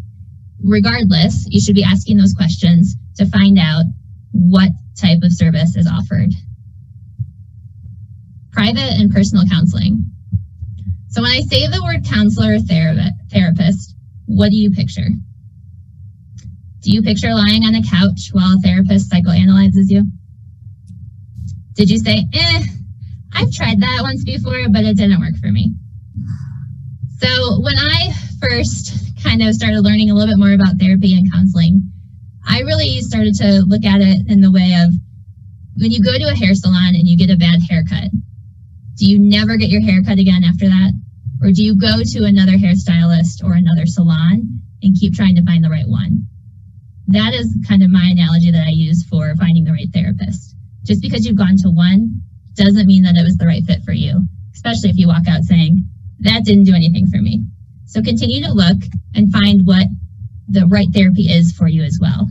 So questions to ask with that would be, if you have experienced a traumatic event, you want to try to find a therapist or a counselor that specializes more in PTSD, as you may be suffering from some of those effects. You really probably don't want to see someone that just does marriage counseling. Support groups. So there are numerous grief support groups. There are some through churches, there are pet loss support groups, and there are even peer support groups. I have found that doing a group setting, there's a lot of power with being with people who have shared experiences as you. Mental health support for zoo and aquarium professionals. So as we've kind of already touched on throughout this presentation, my experiences have ignited a passion in me to bring mental health support to my colleagues, which is all of you. I have learned that I'm not alone, and I am very grateful to have partnered with others in the industry to form a group that can be a resource. So we have kind of formulated a small group of individuals right now to hopefully for you guys to utilize that will help grow resiliency for aquarium and zoo employees everywhere, or AKA GRAYS. We are established to utilize for deployment to institutions in the need of assistance, virtual meetings and check-ins, especially in this time of COVID, and are even developing trainings for individuals in the zoo and aquarium industry who are interested in being trained in critical incident stress management and psychological first aid. So psychological first aid, PFA. It's an evidence-informed approach that is built on the concept of human resilience. PFA aims to provide supportive and compassionate presence in order to assist in a healthy recovery following a traumatic event, a natural disaster, public health emergency, or even a personal crisis. PFA is intended to help those that have experienced it, one, stabilize so that they can de-escalate, decrease their stress symptoms, which have been triggered by the fight or flight response, to provide them a sense of safety so that the stress does not worsen.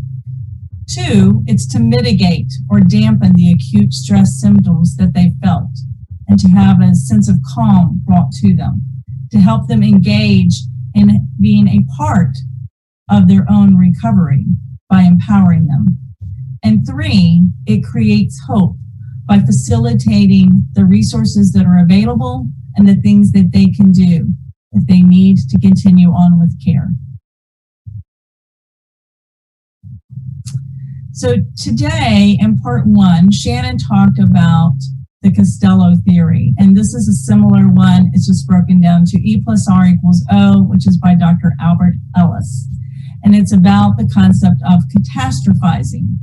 So we know that crisis and stress are related, that eustress is that positive stress we discussed earlier, and distress is that negative stress that we discussed.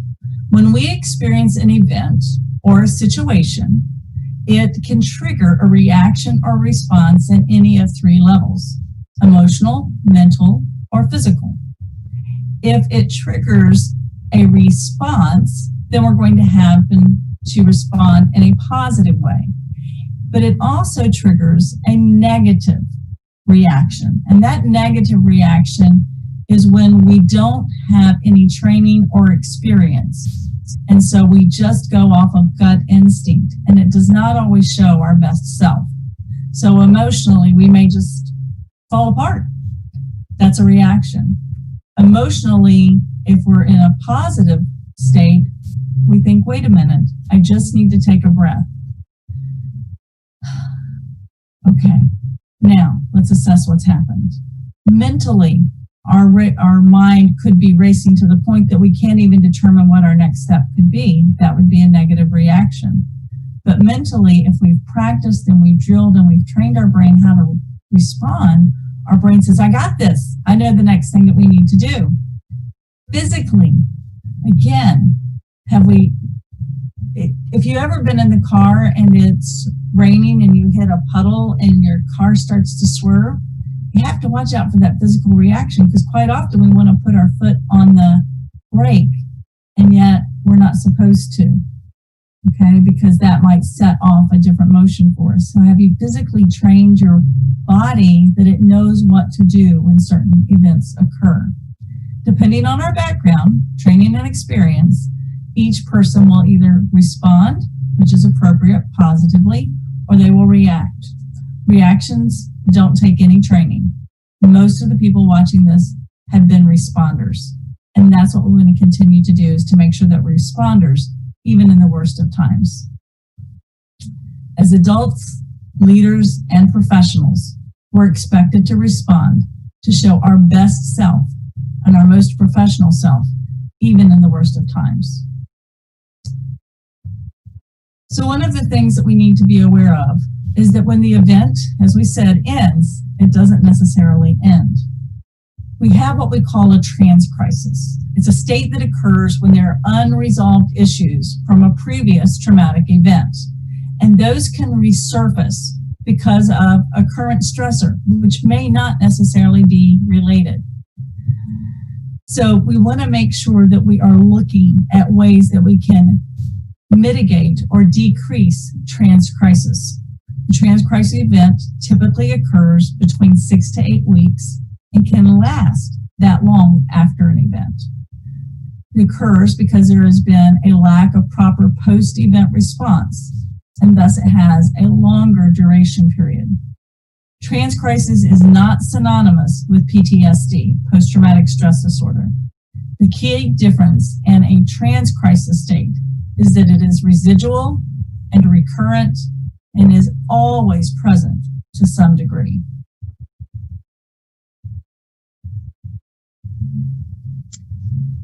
So it's important to know what are some predictable experiences that occur in the trans crisis period. Cindy discussed with leadership items that they could watch out for and debrief some methods to consider to be proactive and decrease the situation. So do you notice within yourself or your staff that there's a lack of enthusiasm, maybe no patience? We also have low morale. These could also be symptoms of low morale. Tired all the time, don't want to talk about what we do, begin to show signs of neglect for yourself, family, and work, an attempt to avoid pain and sadness. These are all things with being less productive. Job dissatisfaction.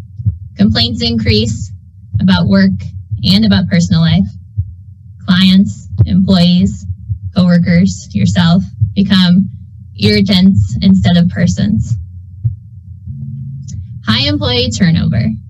We see this quite a bit in many institutions throughout this industry. You have distancing of yourself from your friends and your coworkers.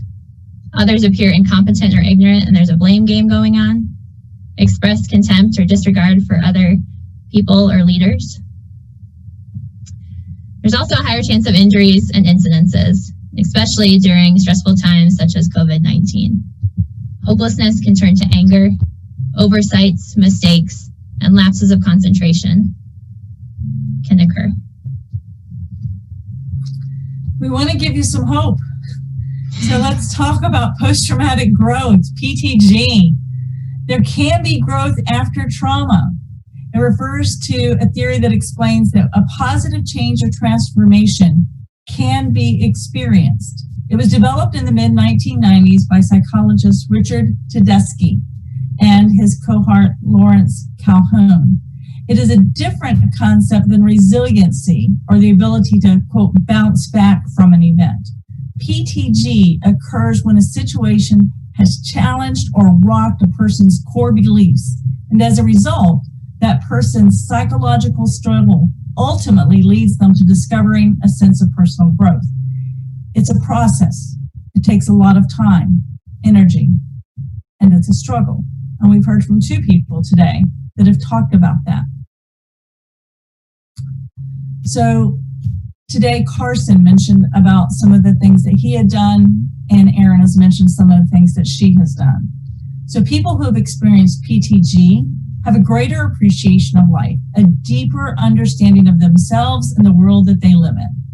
Thus, they begin to change some of their priorities and make time for themselves. And Shannon did a wonderful job today in part 1, discussing different things that we can do for ourselves. You don't have to do them all at once. Just pick one of the things that she mentioned and start integrating that into your life. Healthier relationships. The fact that we need to have clear understanding of what makes a healthy relationship and which we can set boundaries and parameters to keep ourselves in our best place. A greater sense of personal strength, knowing what we're capable of accomplishing, recognizing new possibilities and new pathways in our own life, to view the potential of what is there and to not be afraid to step out into the unknown and try something different. Increased resilience. Someone that has achieved PTG is likely to be resilient if and when a future trauma strikes. But a resiliency mindset can be taught even before a trauma occurs. So we've seen a switch over the years from reactionary medicine to many of us embracing a proactive approach by implementing preventative health schedules. We do routine checks of animals. Exams are on a schedule to ensure that we are thoroughly looking at our animals that are in our care. We can catch things that are hiding and something that's going on inside that we may not see outwardly.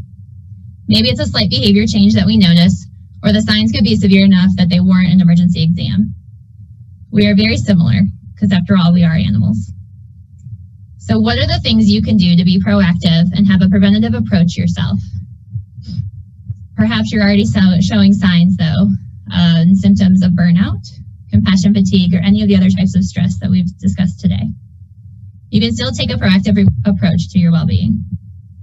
There are things like improving your self-care, like Cindy just mentioned. Shannon touched a lot on this morning. So again, tune into that if you haven't yet. You can increase the amount of exercise you're getting in a day, and maybe just do some journaling or add some yoga to your routine. Even just drinking more water and eating better are all parts of self-care. Debriefs. We often do what we classify as debriefs after we do drills, and we try to talk about what went right, what went wrong. I think we can implement something like that more in our institutions when we have good procedures, bad procedures. Maybe there was a frustrated guest that came into the zoo. Let's just sit around, figure out what went right, figure out what went wrong, and communicate more. Goes along the lines of talk about it. Keep the conversation going. If something happened, again, whether it was good or whether it was frustrating or whether it was really bad, let's talk about it and learn from it. As we know, often at these conferences, we'll have lessons learned shared, especially in things like the Safety Summit. They'll share lessons learned, and then whoever was in the audience gets that great benefit of hearing what those lessons were. But quite often, that's the only time it's presented. We don't keep that conversation going. But could we? Asking for help. I think as humans, this is one thing that we all struggle with, and I find it happens quite often, especially in the animal care world. But we can learn our limits, and we can learn when we can ask for help and ask where we can get the help.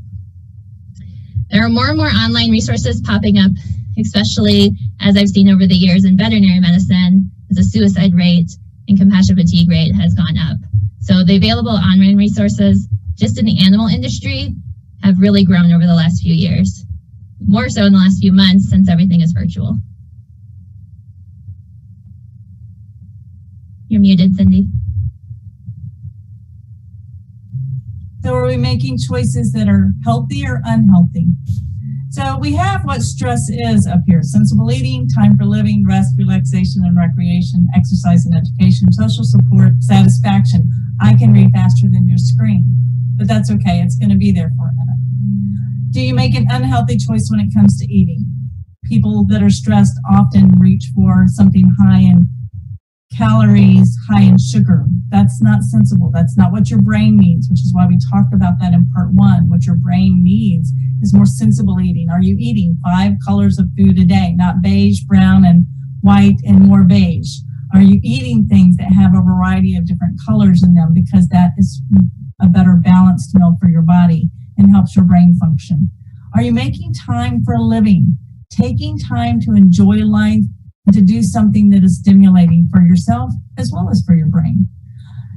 Shannon talked about the importance of that rest, relaxation, and recreation today. The fact that we need to be making sure that we're getting the rest or trying to find ways to get the rest, however we can do that. Exercise and education, making it a regular part of our life. And again, Shannon mentioned that about what are you doing to continually learn? Because remember that we need to be doing that. I talked about how exercise can release stress hormones for us and help us get all extra cortisol that may be built up in our system. Social support from our friends, our family, and our colleagues. And then satisfaction, to express ourselves in a way that is emotionally fulfilling personally and can enhance our quality of life and those that we love. If you change the way you look at things, the things you look at change. Wayne Dwyer. As an industry, we are changing the way we look at events. We are becoming more proactive, better prepared, and more supportive and supporting the staff mental well-being. This isn't a one and done. It's a fluid and living process that will help this industry and the people in it. As we add clarity, we help to show that we value them as well as the animals that they care for. So now it's about making the 3 C's happen. It's about choice, chance, and change. What are the next steps you will take to decrease the vulnerability that exists in your specific agency? What can you do to be inspiring, not only to yourself, but to your team and to your institution? What will you do to take a look at what resources are out there and then actually use them? How will you go about asking questions? You know that you need to be responsible for yourself. So make the choice today to not let this just be a workshop that you attended, but to make it a workshop that you're going to make a difference for you. Take the chance, have the discussions, keep the discussions going weeks, months later. Use the resources that we're doing so that we can begin to change and improve this industry, because you matter and so does the industry. I always like to say you are no good to others, including the animals in your care, if you're not being good to yourself. Thank you all. Thank you all for joining us today. I will click through real quick. I'll go back to the thank you page so you can have our contact information. But we do have a series of resources as well that you can go ahead and jot down if you get a chance. I know that these presentations will be available some way, somehow after the fact. Like we've all said, they'll be recorded after as well. But we will open things up for questions. Aaron, we have just about 6 minutes, so I'll read one question to pose to you and Cindy. And the question is, wondering how we can do a better job of helping staff who are still working and dealing with the ongoing mental health impacts of the pandemic.